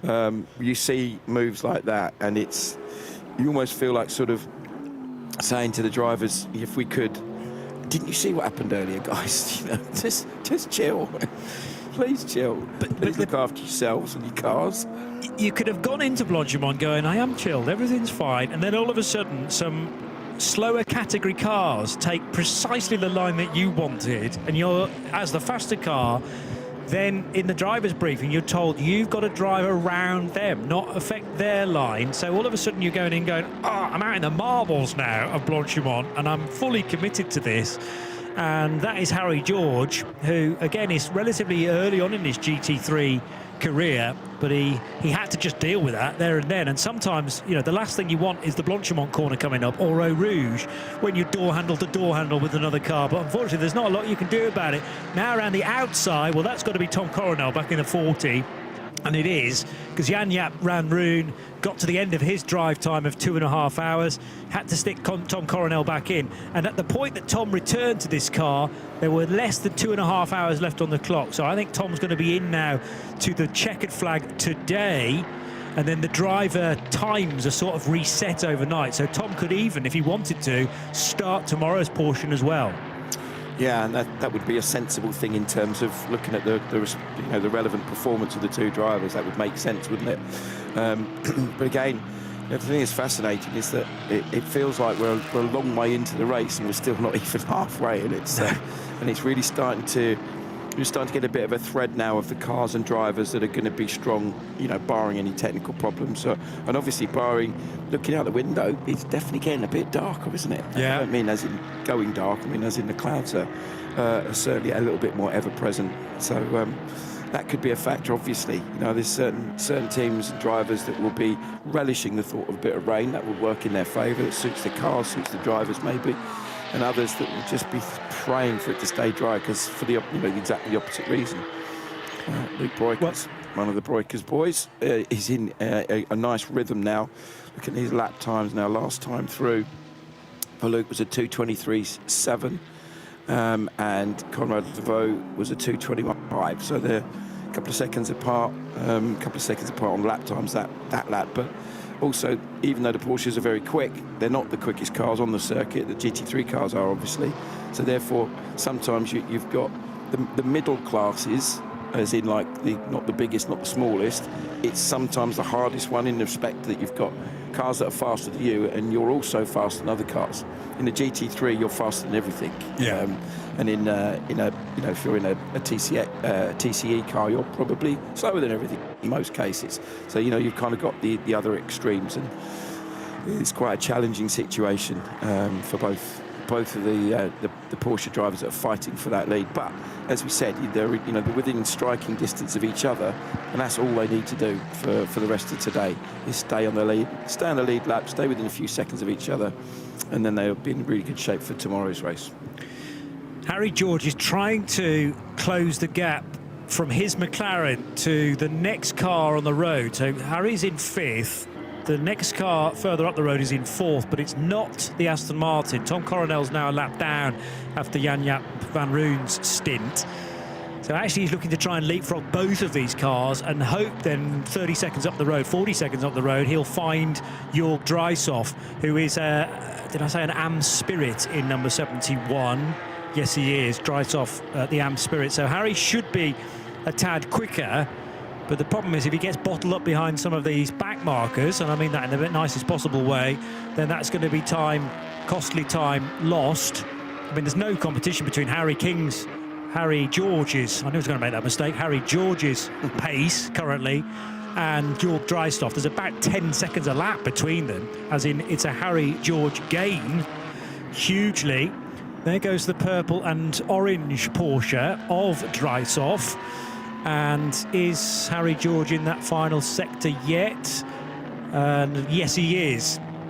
So if he can chisel away another 10 seconds, that 40-second gap is going to disappear within about 4 or 5 laps, actually, as long as he can clear the Tom Coronel Aston Martin, and then that's the Get Speed Mercedes, I reckon, the 286 car of Steve Jantz, which is running in 2nd position.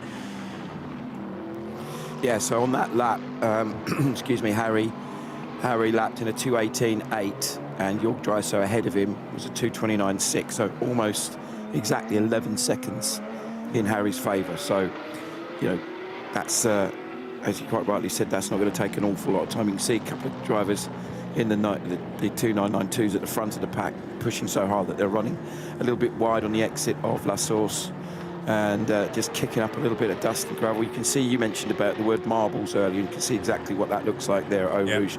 The collection of chunks of rubber that have progressively come off of the cars as the race has unfolded. You can imagine, assuming it stays dry, doesn't get washed away, that's going to be absolutely thick with rubber by the end of tomorrow's race, or tomorrow's second part.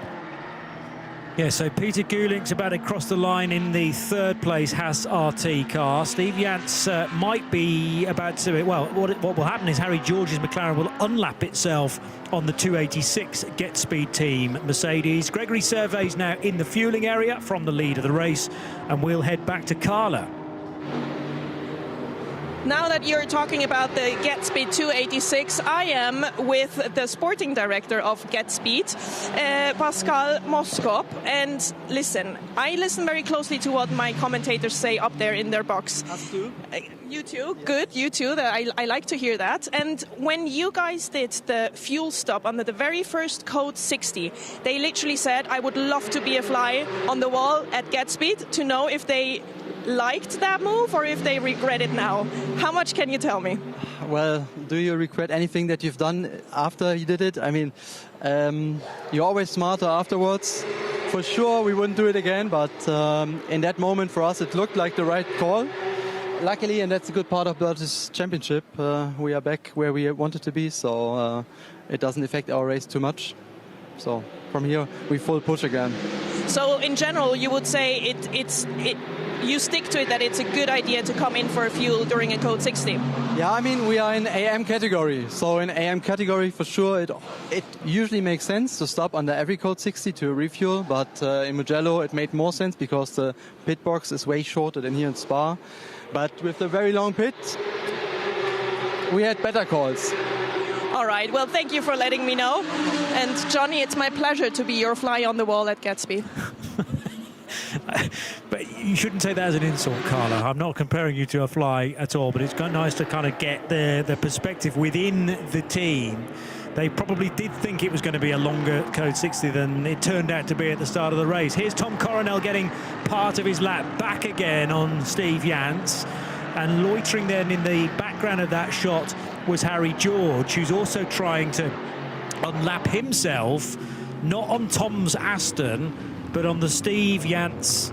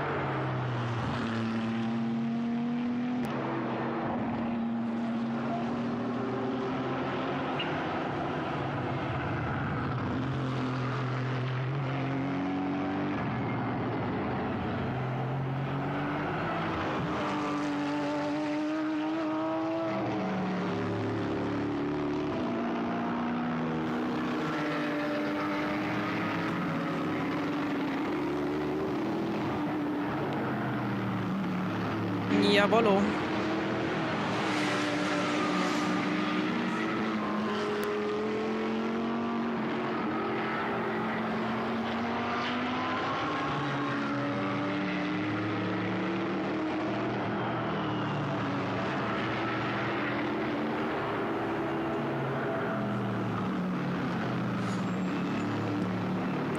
Okay, give me.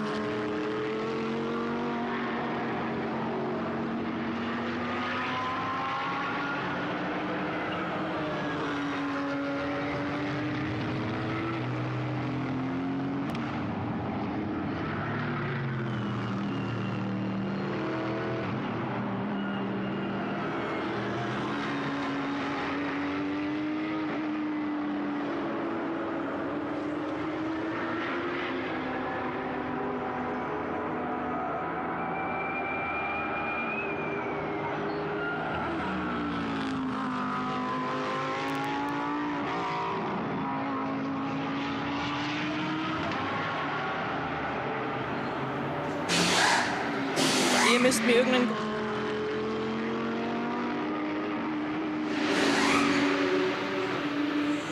We are back for you guys. Please excuse the technical issues that we had. We did everything we could to be back, and I am where I left off with Ajit Kumar. Ajit, this track is so challenging, but I think fascinating at the same time. Give me some insight how it is for you to drive on this track. For someone who's been following motorsports from when I was probably 7, 8 years old, this is a circuit with a lot of history, right? A very historical circuit.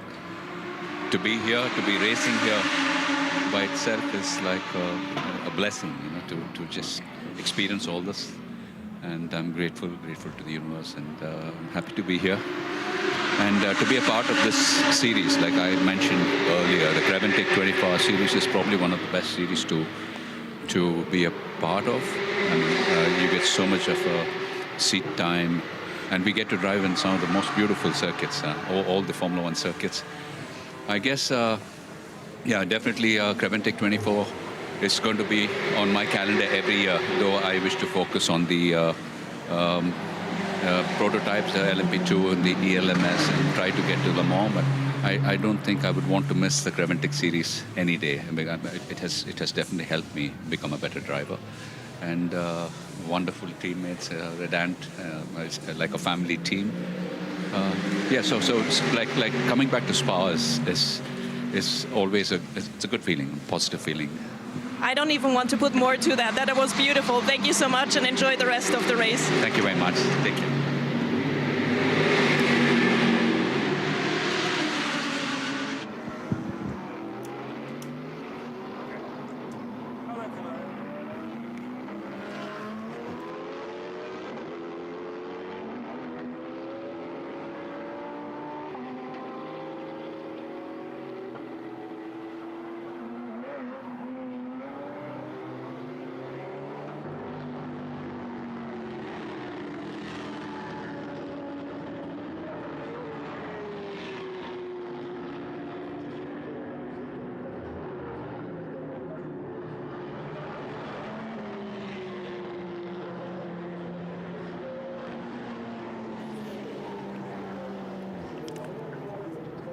Adam Osika is now in the pit lane in the number 286 car.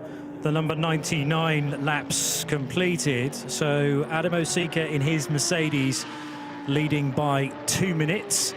And this is a penalty, or there will be a penalty that needs to be served by the 974 QMMF by HRT Performance car. That was after a 6th offence of track limits, and they are stacked up one after another. You get, I think it's 3 chances, maybe 4, and then the penalties start to creep in.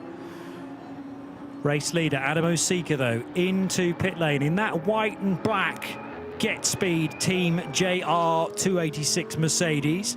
We're on to lap 100, and with the gap between first and second being a couple of minutes at the start of this particular lap, Harry George should be the new race leader. So, MP Racing's Mercedes, nose to tail with one of the Haas RT Audis. I'm trying to work out whether that's Peter Gulink's in the 21. Yes, it is.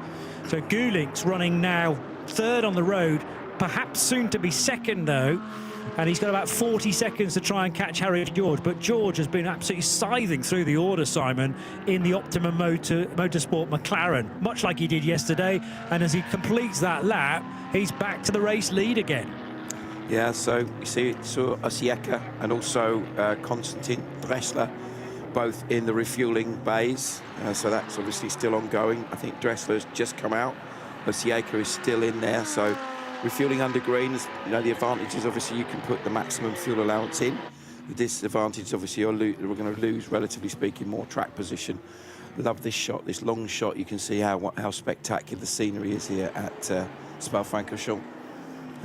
So if you've not had the opportunity to get here, if you ever get a chance, then you need to come here. Now, we've just seen on our timing screen the code 60 is due to appear in 20 seconds. So I'm not sure at this stage where that is. Now we have, it's the Colin White car in the wall. Looks like perhaps a left rear puncher. Looks like there's no tyre on that rim. And it's Neil Muston again in the car. My goodness, Neil has had a weekend to forget. 2 sessions of qualifying he did yesterday, and unfortunately there were 2 red flags that he was involved with. I can't see a tyre on that rear left rim. So has the tyre gone bang, resulting in a spin through Eau Rouge and Raidillon, or is the puncture as a result of his off, as in he's hit something pretty solid? But if the tyre's gone bang, then that leaves you completely helpless going into Eau Rouge and Raidillon. Yeah, and really scary place for it to happen. You know, we talked a little bit about the accident that Luke Breukers had there this morning in the Radical race, where he lost control of the car and just topped and tailed it in terms of, you know, winning backwards, and then did a huge amount of damage to the car. I think he was, you know, most importantly, he was okay. So it looks, don't know if Neil actually made the tyre wall there. Hopefully he didn't, as in he didn't actually hit anything. He's just had a big scary spin, which will be big and scary if a tyre's gone down in the middle of Eau Rouge. You know, you look at historically, there's so quick through there, and there's so much load going through the cars. There's a great camera angle that we've got. You can see the cars really down on their suspension as they go through there. But hopefully, as I said, from a CWS Racing, Colin White Racing, that they'll be able to get the car back to the pits, and whatever the issue was, get it fixed. Hopefully it is just a puncture. It's obviously a relatively easy fix. But as we said, Neil's firstly had a technical problem in the first part of qualifying that he was involved in, which saw the car ground to a halt on the Camel Straight. The car got recovered, and then a little bit later on in the last part of qualifying, lost the wheel and spun again, very fortunately spun without hitting anything, and also whilst was stranded facing the traffic on the exit of a very fast corner, was very fortunate that nobody came around in contact with the car. So yeah, so I think the journey to Spa so far for Neil has not been has been memorable, but for the wrong reasons. Yeah. So he had the moment earlier on today during his stint, as well as you've just detailed, plus the dramas from yesterday. And, well, it's amazing what the difference of a day can make. Just go and ask fellow Aussie Peter Padden in the Radicals when he was getting biffed out of the race from the first corner of a 50-minute race yesterday. And today, this morning, he goes and wins race 2. So Neil Muston might be thinking, the last thing I want to do is go back to Spa for another 6.5 hours of action. But it's amazing how quickly the fortunes within motor racing can swing 180 degrees. Faisal Al Yafei in the first placed 992 Amcar. Actually, he's top of the pile in 992 full stop. I feel like with somewhat of an interruption in the last hour or so in us getting this race to you, I probably should tell you who's at the wheel of all of the relevant cars right now, as we're under another code 60. And let's just work out precisely what number of code 60 this is. Number 9 we're up to now. This kicked in 3 minutes ago. So Harry George doing a splendid job on lap 101 in the McLaren to drive that Optimum Motorsport car to the lead of the race. Under code 60 speeds, it's a 40-second gap back to Peter Gulinks, but that will come down a little bit, obviously, when we get back up to full speed. Peter Gulinks in the 21 Haas RT Audi second, and in fact, it is Belgium squads second, third, and fourth at this Belgian race. And the Come To You sister Aston Martin is there in 6th place. So it just shows you a bit of track knowledge for Peter Gulinks, and Greg Survey and Pierre Castelline is paying dividends. The flatbed clearly winching the Ginetta onto the back of its clever little flatbed, which actually comes down to road level to 45 degrees and then will shunt it onto the level. And that 178 car, not for the first time, will be going back to the pits for some further work. I think we still saw Neil actually in the car where it's been loaded on there. So fingers crossed they'll get it back and hopefully get it sorted. But yeah, from what we can see, I'm pretty sure there is no tyre on that left rear. So that would appear to be the cause of that. And it does. I can't see the other side of the car, so I can't really tell for sure if it actually made contact with anything. Hopefully, it was a spin and nothing more serious than a spin. But again, we'll wait and hopefully see a little bit more from the other side of the car. Got to credit the crews here at as we see the Qatar car in and the driver change. So it'll be interesting to see who jumps in and does the next stage, which I would suggest is the final stage race with 46 minutes left. Whoever's in the car will almost certainly run it to the end. Looking at drive time for various different drivers. Let's have a little look. Stint. Yeah, so there's quite a few drivers that are getting quite up on their mileage. So yeah, hopefully we'll find out if there are going to be any more stops for driver changes and fuel. Harry George is come in, the race leader has come in for fuel. Not sure if there's a driver change going on as well. See one of the vortices, making its way back out. That is the Philippe Bonnell car, 701. Peter Gulinks will be okay to the finish if they want that Haas RT to keep the Audi driver in position there to today's checkered flag, which is not quite the half-distance marker. We'll be 30 minutes short of half-distance by 5 o'clock this evening. That's in 45 minutes' time. The one that's going to struggle, because he's in danger of going over time in this stint is Gregory Servet in his Come To You Racing Aston Martin, because 1 hour and 52 minutes, add 45, will take him over the 2.5 hours. Yeah, so code 60 about to end. Obviously, they've cleared the Ginetta away from Eau Rouge. And as we watch the Haas car coming, the 21 car coming down, going back to your point, is are they going to just purely do a stop? I didn't see if they actually ran straight through without stopping. There is Kevin Clark's BMW.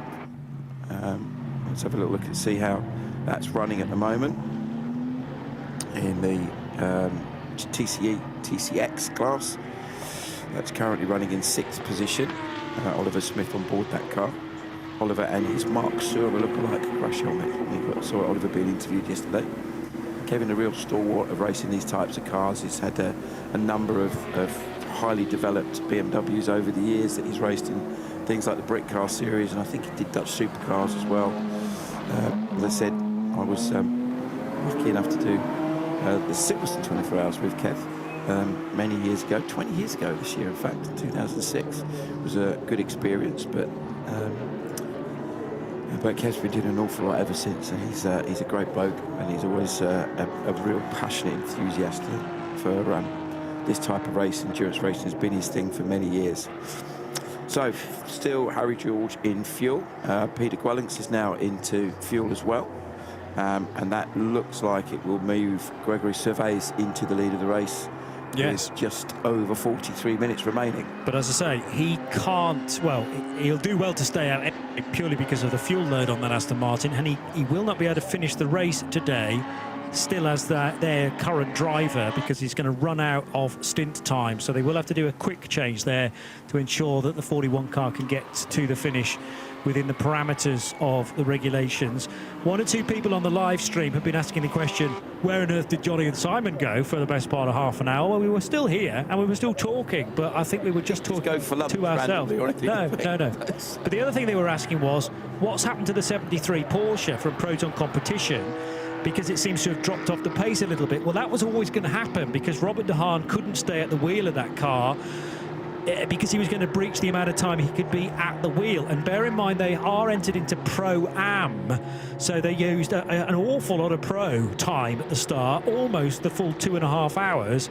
Robert de Haan then got out and handed over to, I think it was Konstantin Dressler. No, it was Jörg Dreishoff, wasn't it? Who's the Am Spirit driver, yes. And then Konstantin Dressler, and remember that Jörg and Konstantin are going to have to do combined 4 hours of the race. Yeah. So they're taking a bit of pain right now. Yes, the 73 car has dropped down to 11th position and it has lost out on the lead lap. But the big question is whether they can get some of those laps back again tomorrow, because they will put, no doubt about it, they will put Robert de Haan back into that car, but he can probably only do a further hour and a half. And then the other secret weapon, who I'm not sure is going to be used at all today, is Manuel Laug, who really did impress in Mugello in the same car. Yeah, unfortunately, Mugello didn't end as planned for that team. They had an issue with, I think it was gearbox electrics or hydraulics or something like that, when they were running very well, where they had for that race, they had another very, very quick pro driver in Dennis Marshall on board that car. Historically, they've always had at least one real superstar driver in there, and obviously it's Robert de Haan this weekend, Dennis last time. Be interesting to see who they use for the balance of the season, whether it's a mixture of those guys or whether there's some other drivers that they've got up their sleeves that they can call them.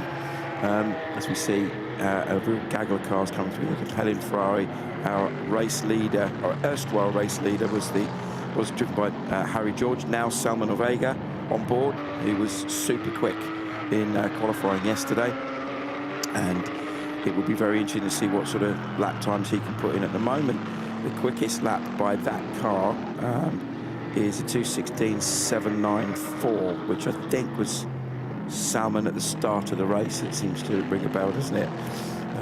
At the moment, you know, most of the cars are lapping in the sort of 2:20 brackets. A few have been a little bit quicker, but obviously we're getting track evolution, which goes both ways. There's more rubber going down, but there's also more marbles, and the track's getting, as you can see, every shot that we have, you can see off the racing line, there's huge amounts of rubber that has just come off these Michelin tyres. you might have heard us say earlier that this weekend it's a different construction of rear tyre that the GT3 cars are using. Michelin have brought, which sounds like it's got a slightly stiffer sidewall. And as a result, a lot of the teams are having to kind of work out how to engineer that. And certainly, it'll be some teams that would have got that better, got their heads around that better than others, as often is the way with all kinds of technical changes. But Michelin, I think most people will agree, certainly most motorsport people I know, that they're absolutely one of the very best tyre manufacturers for motorsport. If you look at their success over the years in all forms of endurance racing, quite often you look at it and say, right, okay, I can see why. When there's obviously been options to run a free tyre choice, you can run whichever manufacturer of tyres you want. Obviously, with a lot of championships now, you have a control tyre. So in this case, the control tyre being the one that you use is Michelin. Whereas in other championships, different brands of tyres are used. We saw it, for example, this morning with the Radicals, we're using Hankook tyres, which is another brand that's got a more and more presence in motorsport, especially when you've seen them do things like DTM and Formula E and those kind of series in the past. So what's going on at the front? Survey now has a 1 minute 16 lead over Pierre Castellan in the Haas RT. So 2 AM cars still at the front of the pack, but it's moved around a little bit now. The Mercedes that we were seeing leading the race with Adam Musieka, that's dropped down to 4th in AM and 7th overall. And then we've got the 269 back on track and now off the road. Max Moritz. So that's the Herbert car that has been repaired, which came to a halt when Alfred Renauer was at the wheel at Speaker's corner, and 269 having lost a significant number of laps, so no longer really in contention today. Still, of course, can cause a Code 60, and that's precisely what it has done. It's the hang on, he's driving final cut. Well, the Code 60's already been announced, I think. 20 seconds. Can they pull that? It's happened at turn 6. And maybe they can. No, we have gone Code 60, so that can often regularly happen that the clerk of the course has got a call to make. Will the car move? Will it not? I'll count to 10, and if the car's still there, we'll neutralise the racetrack, and then, of course, the stranded car gets going again. So Max Moritz is the final car now in the race, the last placed car, as 37th, because those cars behind it, 38th, 39th and 40th, are all retirements. But we're not going to deny further track time for the Herbert Motorsport Porsche, of course. So Max Moritz, the bronze racer, is back at the wheel of that. There's a further time penalty for the Creventic car. That was a track limits infringement, I think, again. I think that's at least the second one that they've had, isn't it, for the same sort of thing? I don't know if it's the same driver, but certainly that's 20 seconds on their race time already. Look at this for a drone shot. It's absolutely superb. I think literally riding on the rear wing of a Porsche Cup car. We go green because obviously in the end we didn't actually need the Code 60 because Max Moritz very considerately managed to get the car out of the gravel under its own steam and back into the race. Just saw, or up to the right of shot, what looked to me like the Hoffa Racing Mercedes coming down the pit lane, heading either back out onto circuit or to fuel. They've had a tough day as well. There's a few drivers and teams have had really challenging days, but it's a great performance so far at the front by the Come To You Racing, Haas RT and Optimum cars.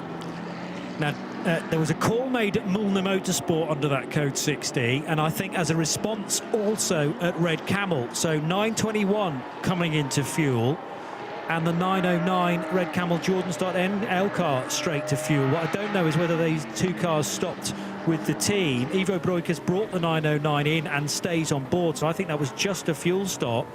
But he's got going again more quickly than the Tim Scheerbart car, which looks like it's taking full fuel. Tim is now on the move, though. And now another time penalty, 10 seconds, because of a 6th offence for the 888 Seb Lejeune racing car. I just wonder whether, because everyone thought that was going to be a longer Code 60 than it turned out to be, i.e. it was actually not needed, but the decision had already been made to plunge the bright orange, bright purple button, I should say, orange because of course that's the Creventic colour, but the bright purple Code 60 button upstairs in race control. They had to say with that commitment, and that meant that the 2992 leaders both pitted, but Ivo Bruyker's got away more quickly than Tim Scheer-Bart. Is there now a lap between those two cars, though? I'm just trying to work that out. There might be. There's nothing to say that you can't abort a fuel stop partway through. So, you know, you start to fill and say, actually, this was a bad idea, pull the hose and just send the car. So they get a little bit of their 15% allocation in, but not all of it. Yeah, I mean, it's a really tricky one. It's a bit like the first Code 60 we had, where we saw the two leading cars come in and almost, you know, almost just got into fuel, and unfortunately Code 60 ended. So that really sort of threw them for what advantage they may have had at that early stage. And I think it's, if you look at it, the two of those cars are still running very competitively, right in the mix. So that's, I think it was Salman Vega, who's now running P3. And it would have been, who was on board? Steve Jans, I think, was on board the Get Speed Merc at the time, wasn't he? So those two drivers brought the cars in. As we see, you can see what we were talking about earlier here about the relative difference in speed between a very quick 992 class car and a GT3 car. Yes, the GT3 is quicker, but it's not massively quicker. It's only a little bit quicker in a straight line, partly because the GT3s have so much aero, yes, which obviously it gives them loads of grip through the corners, but slows them down a little bit on the straight. But even at somewhere like Blanchimont, which is so fast, but that little bit of extra downforce for the Aston meant it could go on the high side, right around the outside of the 921 Porsche, and it was on the racing line. Tim Scheer-Bart had no answer to the pace of Tom Coronel, who moves up to 5th position in the number 40 car. How's the E2P Aston Martin getting on? I don't feel like I've spoken about that car for a little while. Antonio Seinero was last in it, but yeah, they have struggled through the course of today, down in 29th position. But the two Belgian-run Aston Martins are 1st and now 5th, and one is an AM car, although weirdly it's the GT3 AM driver combination that is comfortably ahead. It leads overall compared to the Pro-Am version, but admittedly that's only got two drivers in it.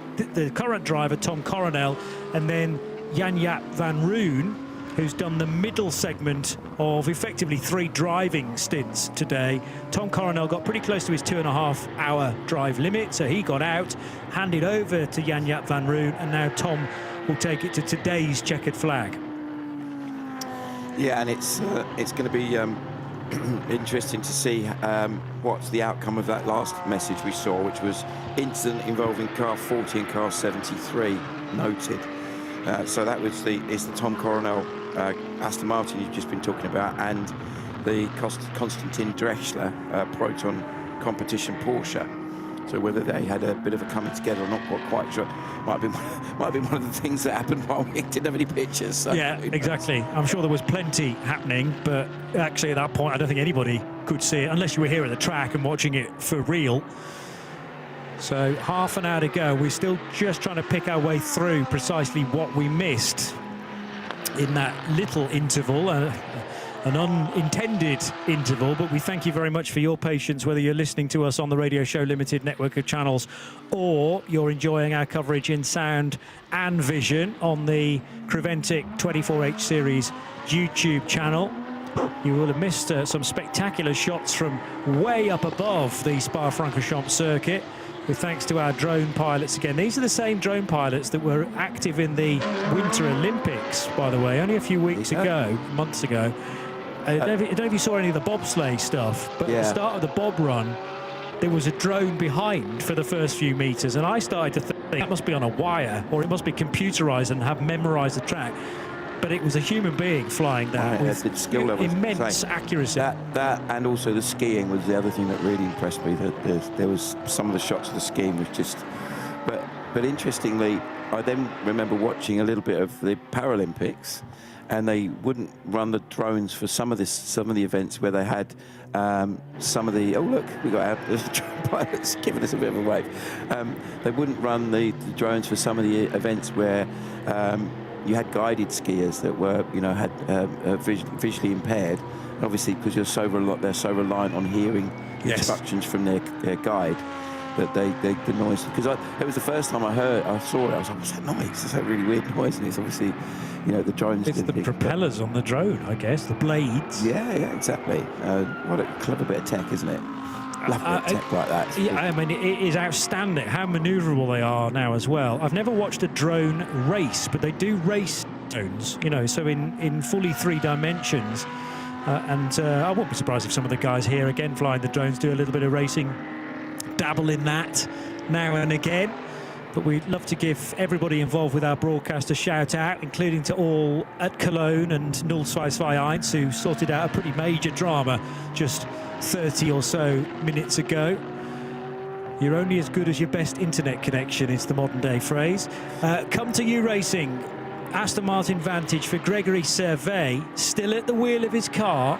The team will be saying, keep going for the moment, but they will have in the back of their mind that Greg cannot do the remaining 29 minutes without breaching the 2.5-hour drive limit. So they're going to have to top that up with potentially Xavier Nauf or maybe Nicolas Bertz, the semi-pro, to just bring it to the flag. And it might be just a handful of laps, actually. Was that an Aston peeling off in the background?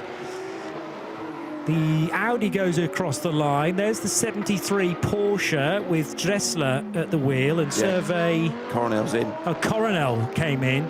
Gregory Servet staying out, but Tom Coronel from 5th position, I'm guessing needing some fuel by this point to get him through the final 30 minutes. And the next question is, they're doing a driver change, just looking out of our window. Tom's in, and Jan Jaap is going to be taking over the car. And then obviously I would suggest that you're probably right, they're going to stick some fuel in it. So yeah, let's have a little catch up with Carla down in the pit lane. Airtime, guys, up in the comms box to catch up on everything that we missed while we were off. But now I'm down here with Julian Hanses at Müllner Motorsport. Julian, tell me exactly what it feels like to go up Eau Rouge.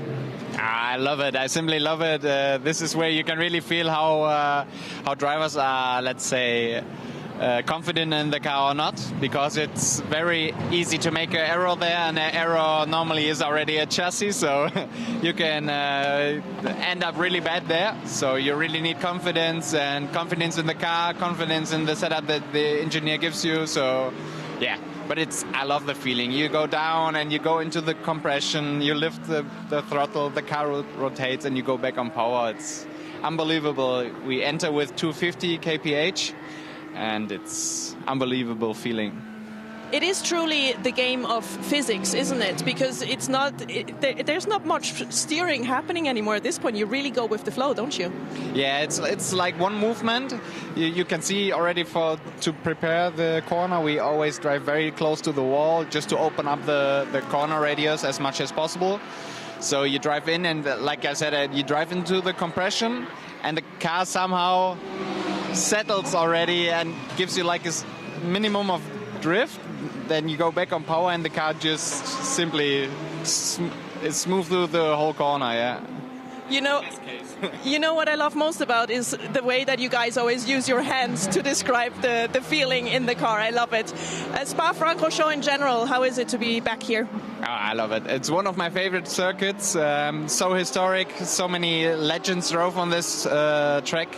And yeah, also my team, Müllner Motorsport, the home race of them, it's like 4 or 5 minutes. The workshop is from here, so we try everything to get the victory home. Fantastic. Let's hope it stays dry, otherwise chaos will break loose. No. Okay, for today maybe it can finish dry, but tomorrow I want to have a wet race. I want to have fun out there. All right, well, then let's hope for some fun for you. Good luck for the last few minutes. Thank you very much, and I'm looking forward. Big grin from Julian Hanses down at Müllner Motorsport. A quick wave as well as he heads off. So he's looking forward to getting quite a bit more track action potentially tomorrow. But when you're in such a strong driver lineup, and he is one of the silvers there, he will freely admit that he's not the quickest driver, but he's still absolutely rapid. Tim Scheerbart, who's mightily experienced within Müllner, looks like he's been given the job to bring this car to the finish today. And this is always a fascinating viewpoint from the teams, is that if you haven't used one of your strongest drivers at the start of the race, they will have been held back probably for this virtual end to the race. It's not the end, but it's nevertheless incredibly valuable to finish in a good position, because tomorrow any gaps that aren't bigger than a lap will disappear as the grid gets condensed ahead of tomorrow's restart. So that's why we're seeing people like Salmon Ovega being put into cars. Tom Coronel, well, he's just got out, hasn't he, to hand over to Jan-Jaap van Roon. Tim Scheerbaert, Adam Osika, looking for a strong finish. So many teams are here to the checkered flag. Yeah, just another penalty we saw there for not respecting the code 60. So basically speeding under the code 60, not slowing down early enough, I think was that I think was the MP car that I saw when he called it. Yeah, 58 MP race, no respecting speed limit of 60 k's at end of countdown. So with 30 seconds, that's a fairly big penalty, isn't it, for that? Yeah. So I suggest that means that they would have come off the limiter too early, by the sounds of it. That's the way I've read that, and got back up to racing speed before they should have done. I think because it's considered such an advantage, you start getting the hammer down. Or either you haven't slowed in time. Is that another one related as well? No, that was overtaking during a code 60, and quite rightly, that's a 4 minutes time now penalty. That is a really significant penalty, because that is the 40 car, which has been right in the mix. It's in the pits at the moment, as we said. Tom Coronel's just got out, and Jan-Jaap van Rooij has jumped in and is fueling at the moment. But that car's been right on it. So a minute is obviously, you know, half a lap effectively. So that's the car that we're talking about, the 40 car that come to you racing Aston, that's now got a minute penalty that it's got to serve, which is going to really hurt its chances. When was that infringement? Because remember that Coronel got the most insane restart in the opening hour of the race, and I said at the time, I hope he hasn't jumped the green flag and got on the loud pedal just a tad too early. So have race control managed to find some video evidence to say that actually, because Tom he overtook 2 cars, not just one, and we said, wow, what a great getaway, then reaction speeds, with the reaction speeds just a bit too fast.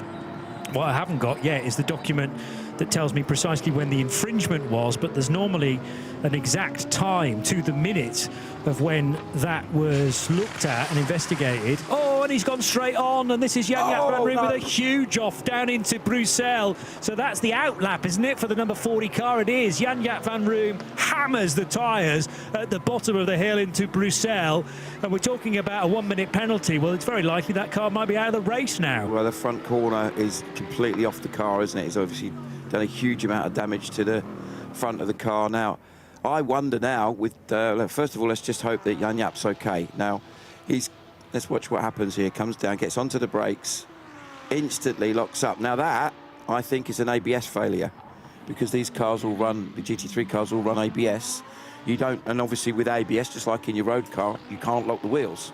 That's how it's designed to work. Now, that looked to me like a sensor failure, and that's caused him to get on the brakes where he normally would. Probably left foot braking, stamping hard on the brakes to get the car stopped and turned into one of the tighter corners on the lap, and then that's locked up. You can see the tyre marks there as it's gone off that. So I'm pretty sure that wasn't driver error, that was a technical problem with the car, which is really scary when it happens, because you're so reliant. You use the systems, you use it both on the brakes and you use it on the power when you've got traction control. So the code 60, I'm surprised it hasn't actually been thrown. It says within 20 seconds. I think, I hope I'm wrong, but I think this may mean that this part of the race finishes under code 60. Yeah. 20 minutes left. That looks like that'll be a 10-15 minute clear up at least, and we might get a couple of racing laps in at the end. What I would expect to see now is a big flurry of pit stops for people getting some fuel in, so that they've got what they need to start the race tomorrow, and it could really shake things up this late code 60. The other question mark is that, as that was an outlap, were all the wheels actually bolted onto the car sufficiently? Because I'm being told by the guys in the truck in 021 that there was a potential front wheel drama. I just wonder whether the tyre is protruding a little bit from the front right-hand corner and it's already loose. Yeah, I mean, that's a good point, actually.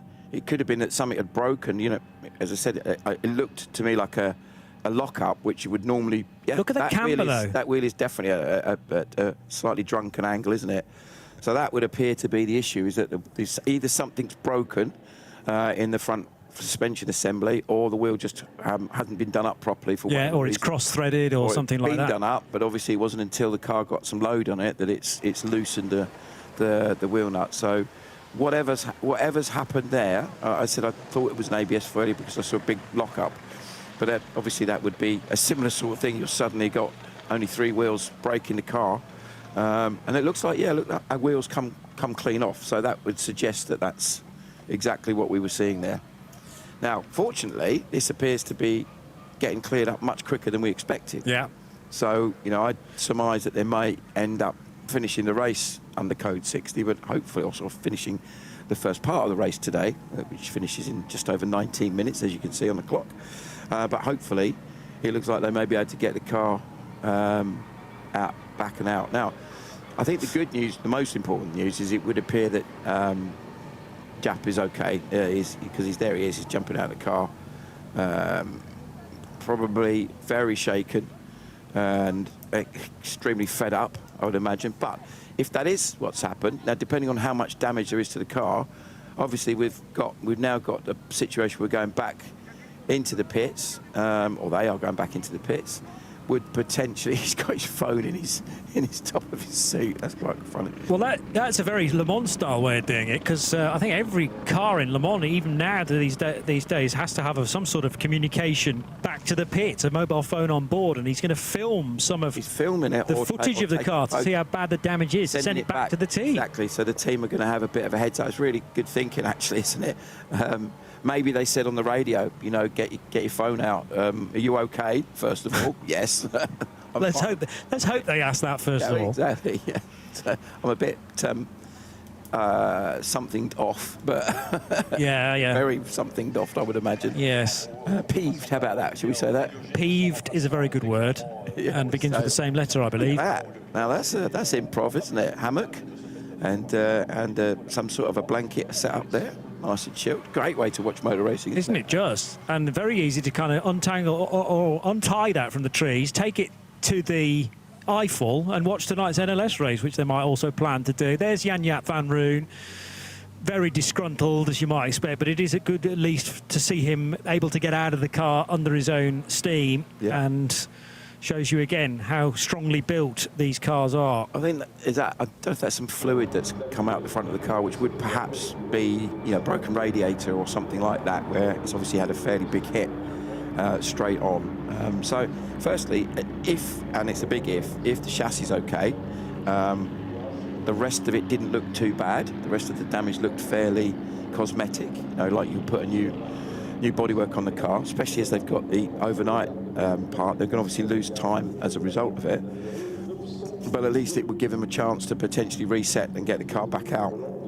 We see the Pellin Ferrari coming down, and the erstwhile leader, Gregory Servet, who has to have got out of that car now, because as I said, he was right up against the drive time, so I don't think that will be Greg anymore. But what I don't know is who's the ingoing driver. It'd be fascinating to see if it's Nicholas Bert, and in fact we can get possibly an answer to that question and others with Carla, who has found Gregory Servet. I have found Gregory. Indeed, he's right out of the car. Said you're a little bit tired, are you? Yes, a bit. I think I drove almost 4 hours of the 6, so but yeah, okay, I'm fine. The car is fantastic to drive. The team has done a tremendous job for the setup. I mean, that's the first time we drive the Aston. That's simply amazing, and so far so good. Leading the race. I mean, for the strategy, I think we still need a bit of fuel, but we're going to be for sure right for tomorrow. I'm going to tell you something now, and you have to not take this personally, but during the race, at some point, the commentators gave down to me, and they said, can you check if it's actually him in the car? He is so fast. How is that possible? Why are you so comfortable in that car? That's a good question, actually. We drove the Audi a few years ago. We drove 24 hours of Dubai with a Porsche. First time with the Aston, and directly Xavier, myself, and Nicolas just felt super comfortable at home, actually. We didn't need to push that much to have a good time. So, yeah, that's fantastic. Basically a match made in heaven. Yeah, well, still almost 6 hours to go for the race for tomorrow. So we'll have a chat tomorrow after the race and see if the heaven still goes on. But so far, so good. So. And who did you give your car to now? Who's finishing with the 41? So Xavier is going to be the last driver for today, and tomorrow Nicolas is going to do much of the job because he didn't drive today at all. So yeah, we're confident for the race of tomorrow. Fantastic. You did a brilliant job. Well done. Thank you. Thank you. So, yeah, not only has he driven brilliantly, as he says, he's also driven many, many hours today as well. That means that because it's Xavier now taking over that Aston for the remaining bit of change as far as the time that is left, 15 minutes, Nico Bert, all his driving can be done tomorrow now, and he's the semi-pro. Yeah, exactly. So we surmised this. The opposite of that was what we saw Proton do with Robert de Haan. He did most of his driving this morning and was very quick, put in a really solid lap. That's now, it's the sort of snakes and ladder effect, isn't it, of your superstar driver will get the car as far up as it'll go, and then your AM drivers or your less experienced drivers will inevitably not be as quick. That's just the way, that's the nature of the beast, isn't it? You can see the Come To You car in the background on the flatbed being recovered. So hopefully we might get a chance overnight to catch up with the team and get a bit of insight as to what the likelihood of the car getting back out for tomorrow is. I would suggest, unless it's got chassis damage, then I'm certain they'll get it back out again. But so let's hope that's the case, as in cases that it's not got chassis damage. So outlap for Xavier Nauf. We just heard from Gregory Survey, who did an absolutely outstanding job. As you were saying, if you look at it, you've got basically Nauf and Survey have done all of the driving today. So there will be a little bit of drive time that one of the AMs needs to do tomorrow, but most of the 6 hours can be done by their quickest driver, Nicolas Bert, and the level of experience. And what's really interesting that we heard there from Gregory was how they obviously are so dialed into the car, that the car's working exactly the way they want it to work.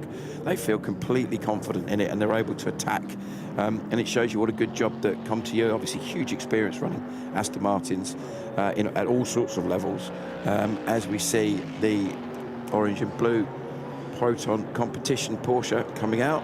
Let's see if that's still Constantine. I think it is still Constantine Dressler. We've just seen on our timing screen that there's a yellow flag at turn 5.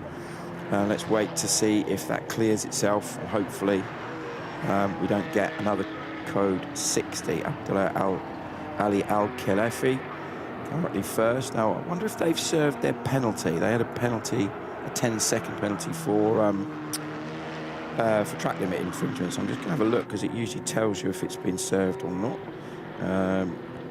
No, they haven't. They still have to serve that. So I wonder if they will do that before the end of this part of the race, or whether they'll do that, in the morning perhaps. But yeah, overall they've done an absolutely outstanding job today, leading both the 992 AM class and leading overall. So it's the QMMF by HRT performance car that we see on screen, leading from Michelin Motorsport and from Chazelle Technology course in third. They've had a much better run in this latter stage. Overall, as you can see, it's now in the Aston ahead of now Salman of Vega, because Castellan has just come in for fuel in the Haas RT car. Peter Quellings and Constantine Dressler, Adam Osieka round out our top 6. The other class leaders, Julien Boyo in the 701 Vortex, is ahead of the Neil Montserrat NM Racing Mercedes-AMG GT2 car, with the third car in that class, the other Vortex, currently running 34th overall. And the leader of TCE is the Italian team Not Only Motorsport. Still don't know what else they do other than motorsport. Plenty of stuff. Plenty of stuff. Yeah, spinning lots of plates within that organisation. Maybe they've got like a market stall or something in downtown Milan or something like that. You'd like to think so, wouldn't you? Quite cool. Yeah. Or like an eBay store, It's not pizzeria, obviously, and that's been two young Italian drivers on board that car. Filippo Tonarchi currently in the car at the moment, ahead of the 2 Asbest Racing entered TCR cars. The Cupra of Samuel Hiei currently in second, and Stephen Turlink in the other Seat Leon in third position at the moment. So there's a bit of dust and gravel being kicked up at this late stage of this first part of the race, with just over 10 minutes remaining. So I think we're probably going to see 4, maybe 5 laps, I reckon, and then we'll probably conclude. So at the moment we're at, what are we at, 113 laps for our race leaders over here now. So I think he's back in the pits, though. He's back in the pits only a couple of laps after they did the driver change. So what is the plan here? He's surely not going to stop with the team. I think this is with an eye to try and set things up for tomorrow's restart. Now, you mentioned many hours ago about the final 10 minutes of, was it every segment of, so final 10 minutes today and the final 10 minutes of tomorrow, that you have to be in the pit lane before that final 10 minutes to get some fuel. There's a thumbs up there from Greg Survey. He did look a little bit concerned, I have to say, but Javier now is in. I think he's just going to go round to the fueling area and they're going to top off the fuel and give up one of their laps advantage just to be in a good position for tomorrow. Pit entry is closed. So you had to be in before that 10-minute mark to be able to make that additional stop. So I think, and I think you're right, is that they're going to metaphorically brim the car, get as much fuel in as they can. So when they start in the morning, probably with Nicolas Baert on board, because you would expect that would be the logical thing to do. But the other thing I was working out was Nico, although he's not driven at all today, he can only do a total of 3 hours of the whole of the race. So that might be a couple of stints tomorrow, but he can't do all 6.5 hours, for example. But looking at the pace of the other 2 drivers who've been spectacularly quick as a group, obviously we haven't seen Nico Baert, but we know what he could do from qualifying, and we know what he's done from the other racing that we've seen him in. Yeah. There's a reasonably good chance that the car's strong enough across the 3 drivers to be genuinely right in the mix. This is the other car that I think we're going to see very much in the fight for the overall win, definitely for the podium. Currently leading the GT3 class as opposed to the GT3 AM or Pro Am. Well, it is about to become the overall leader, though, because that Aston Martin sitting in the fueling area should mean that Salman Ovega and Optimum Motorsport with the McLaren will be the overnight leaders, I reckon, because there's the lead change. One car stopped in the fueling area, the other car at full speed down toward Eau Rouge and over Radion, and with 8 minutes to go, Salman Ovega hasn't been at the wheel of that car for very long, only half an hour, so he'll have plenty of fuel to the finish, and they will therefore have burned about 40 minutes worth of the fuel. That's the downside of leaving overnight, is that McLaren will probably have to pit tomorrow morning after only about 20 minutes of action. Yeah, we saw it at Mugello, where there was a really strong run at the end of the first part of the race by Ryan Dalziel in the Era Motorsport car. Got himself, I think he made 2 places up, or possibly even 3 on the last couple of laps. Absolute superb bit of driving.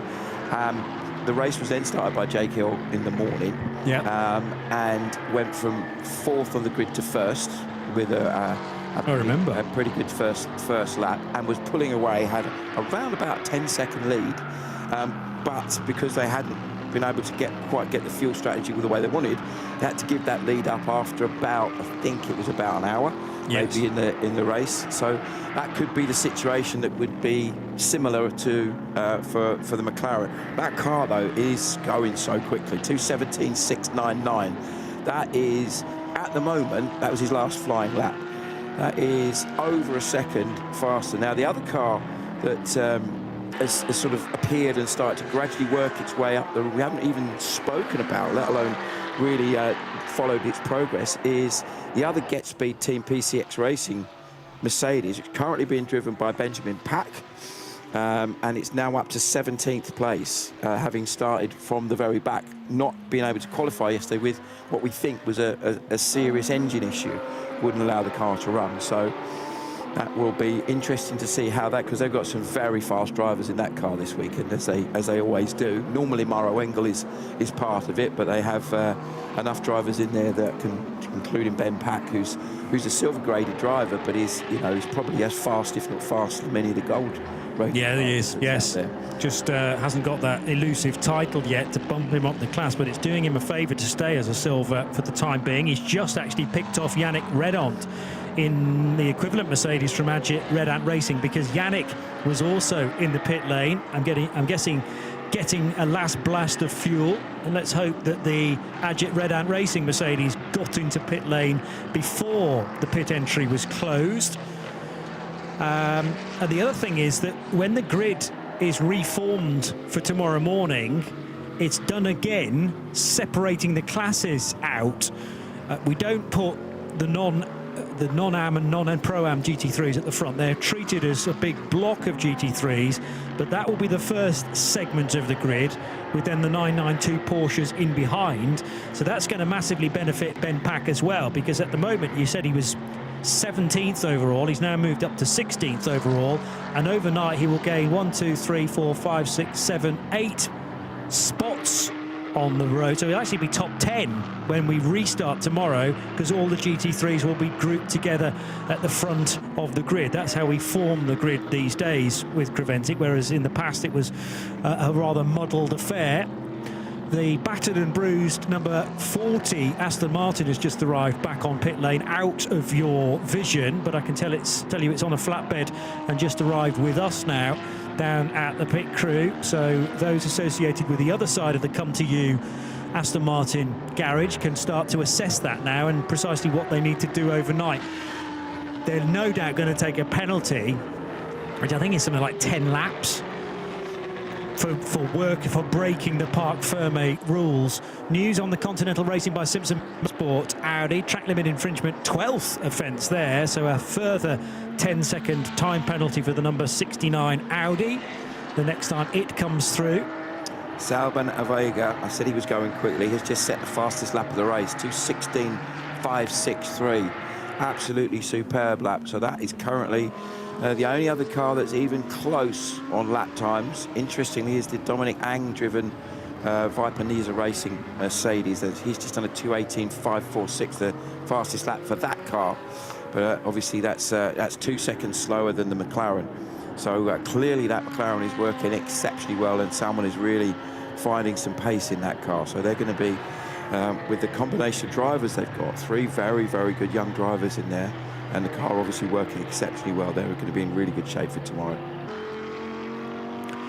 So yes, just speaking of cars that might need to be repaired in order for them to take part in tomorrow's race, it is a significant penalty to make sure that that is firmly sort of not considered as an advantage. However, when you're making a decision of not running or running, then it's probably better to take the penalty, because you've got 6.5 hours of track time to use tomorrow, which could be perfect for preparing the car for a few weeks' time at Le Castellet at the start of June. Plus, you also, you think there might be, commercial reasons why it's important to get the car out. In terms of, there may be some, as it's, 2 Dutch drivers and a Belgian team.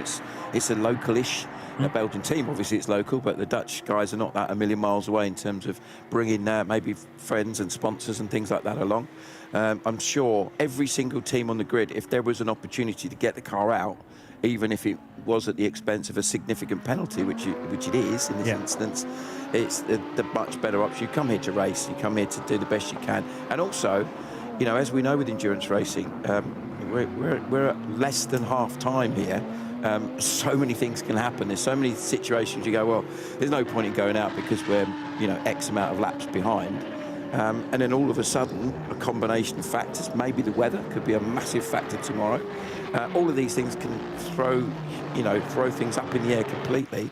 And suddenly we've got a totally different look to the race. Spin for the Vortex. Where's that? Is that coming out of the last chicane? It is. Yeah. I'm just peering forward to see whether we could actually see that with the naked eye, but not quite. The McLaren has just squeaked through that incident of Salmon Vega, so just shows that you never quite know where the next spinner might happen, and it might be right in your path.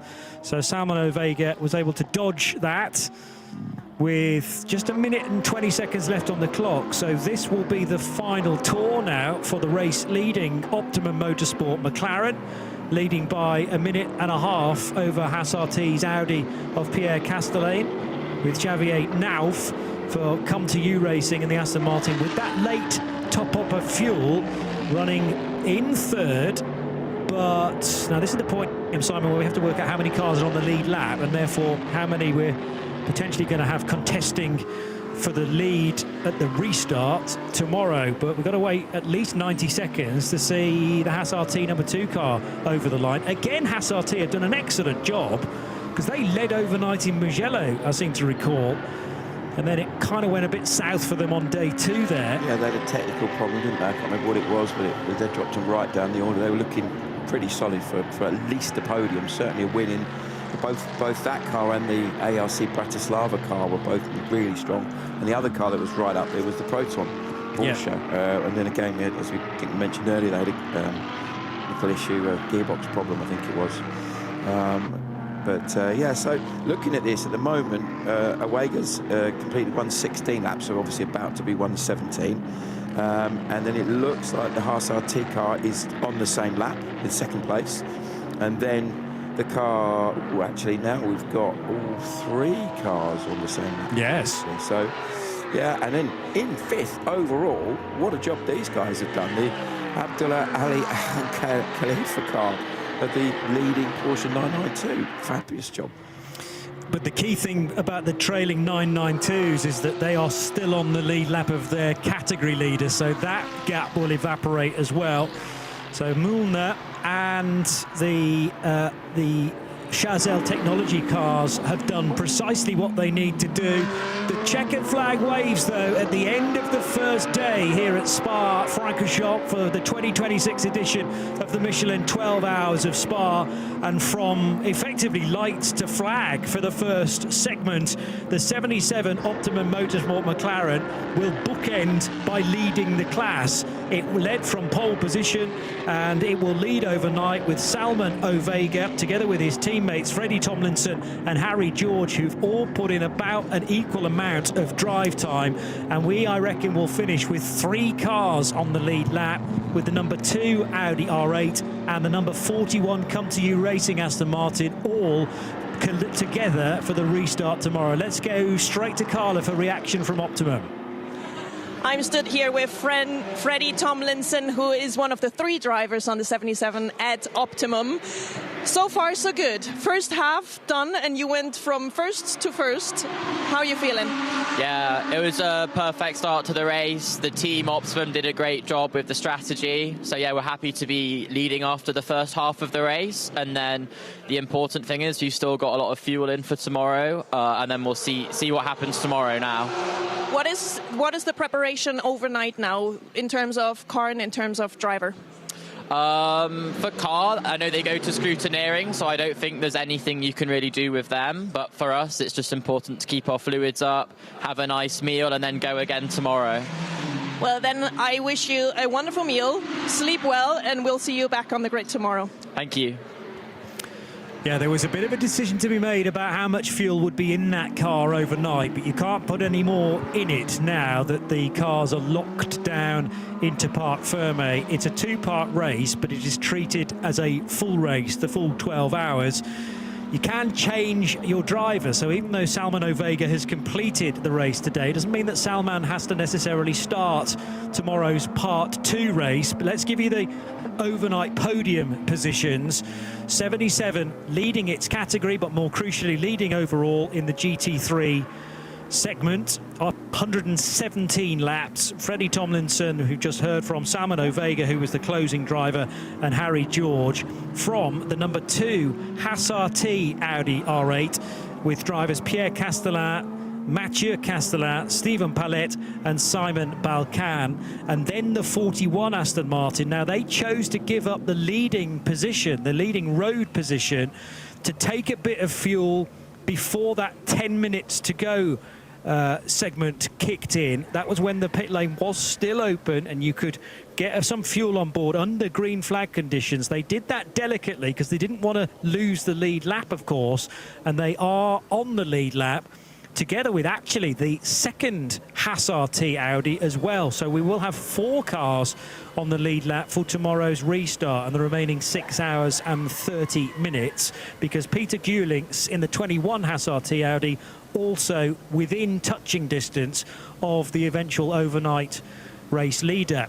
Also, remember that in 992, the 974 car has finished as the best placed car, but as long as each of the other 992s finish within a lap of that car, the 974, then they will all be bunched up together as well, with nothing between them, mere centimetres between them for tomorrow's restart. QMMF by HRT Performance, though, finishes the best placed 992 car, which is an AM driving combination, so every credit to them, finishing ahead of Mühlner Motorsports' Tim Scheerbart, who closed things out, and his rapid teammates as well in 9:21, being Konrad Levaux, Martin Rump and Julian Hanses. Then we're into the GT3s again in the overall finishing order for today's part of the race. The 73 Proton Competition Porsche with Konstantin Dressler. I think they'll be pretty chuffed with that, with plenty more hours of Manuel Lauck to be used tomorrow. Adam Osika and the Get Speed team Mercedes finished in 8th position ahead of 3 more 992s. The Chazelle Technology Course crew, another 992 AM combination, doing very well to finish 3rd of the 992s. Seb Lajou Racing and Jérôme Boulery complete the top 10. Beyond those cars, then we find the Red Camel Jordans.NL Porsche. We know that that car took some late fuel as well, so it could be in a perfect position for tomorrow's resumption. 12th place for the 65 Dominic Ang, most latterly driven Viper Nizza Racing Mercedes, ahead of 3 Porsches from Holmgard Motorsport, the Driving Experiences and RPM Racing. They were 13th, 14th and 15th and 6th, 7th and 8th in class. Then the second Mercedes of Benjamin Pack, he was driving the wheels off that Mercedes late on, and Pack will be one to look out for tomorrow as well. 16th position is his overnight spot, ahead of MM Racing's Porsche for Tim Meurens, the Belgian outfit, as is Agit Redant Racing, another crew from Belgium, with Yannick Redant bringing that car to the finish. The MP Racing Mercedes finished 19th, ahead of the recovering Pellin Racing Ferrari for Lisa Clark.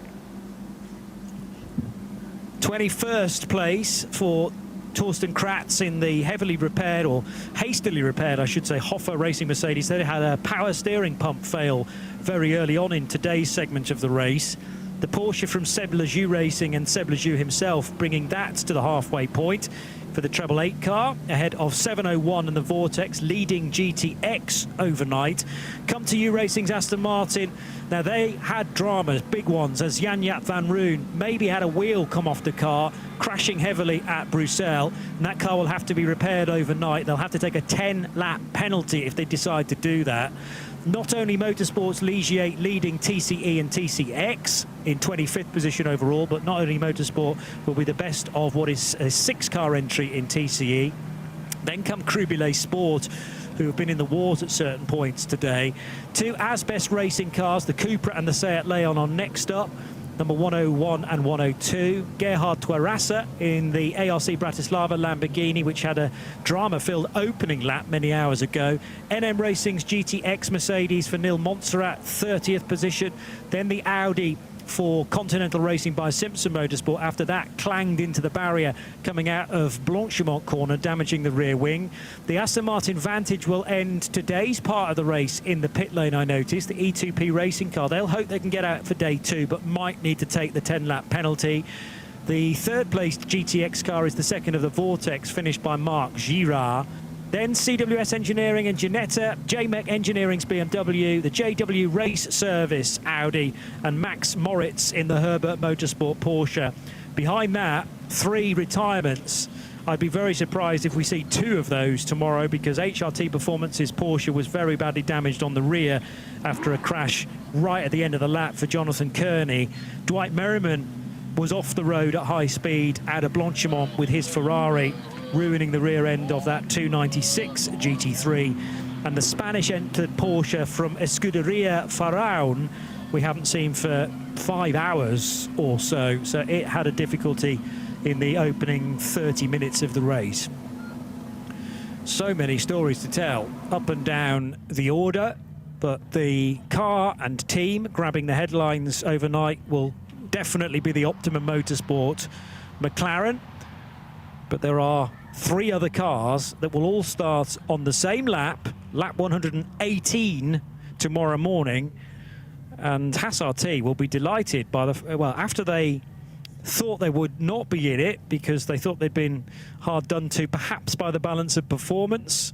Well, rather arguing against that is the fact that both Haas RT Audis are in the top 4 positions as the rest of the cars work their way into the Parc Fermé area, and then they will be closely guarded to make sure that nobody is changing the setup of those cars changing the tyres, putting any fuel in secretly.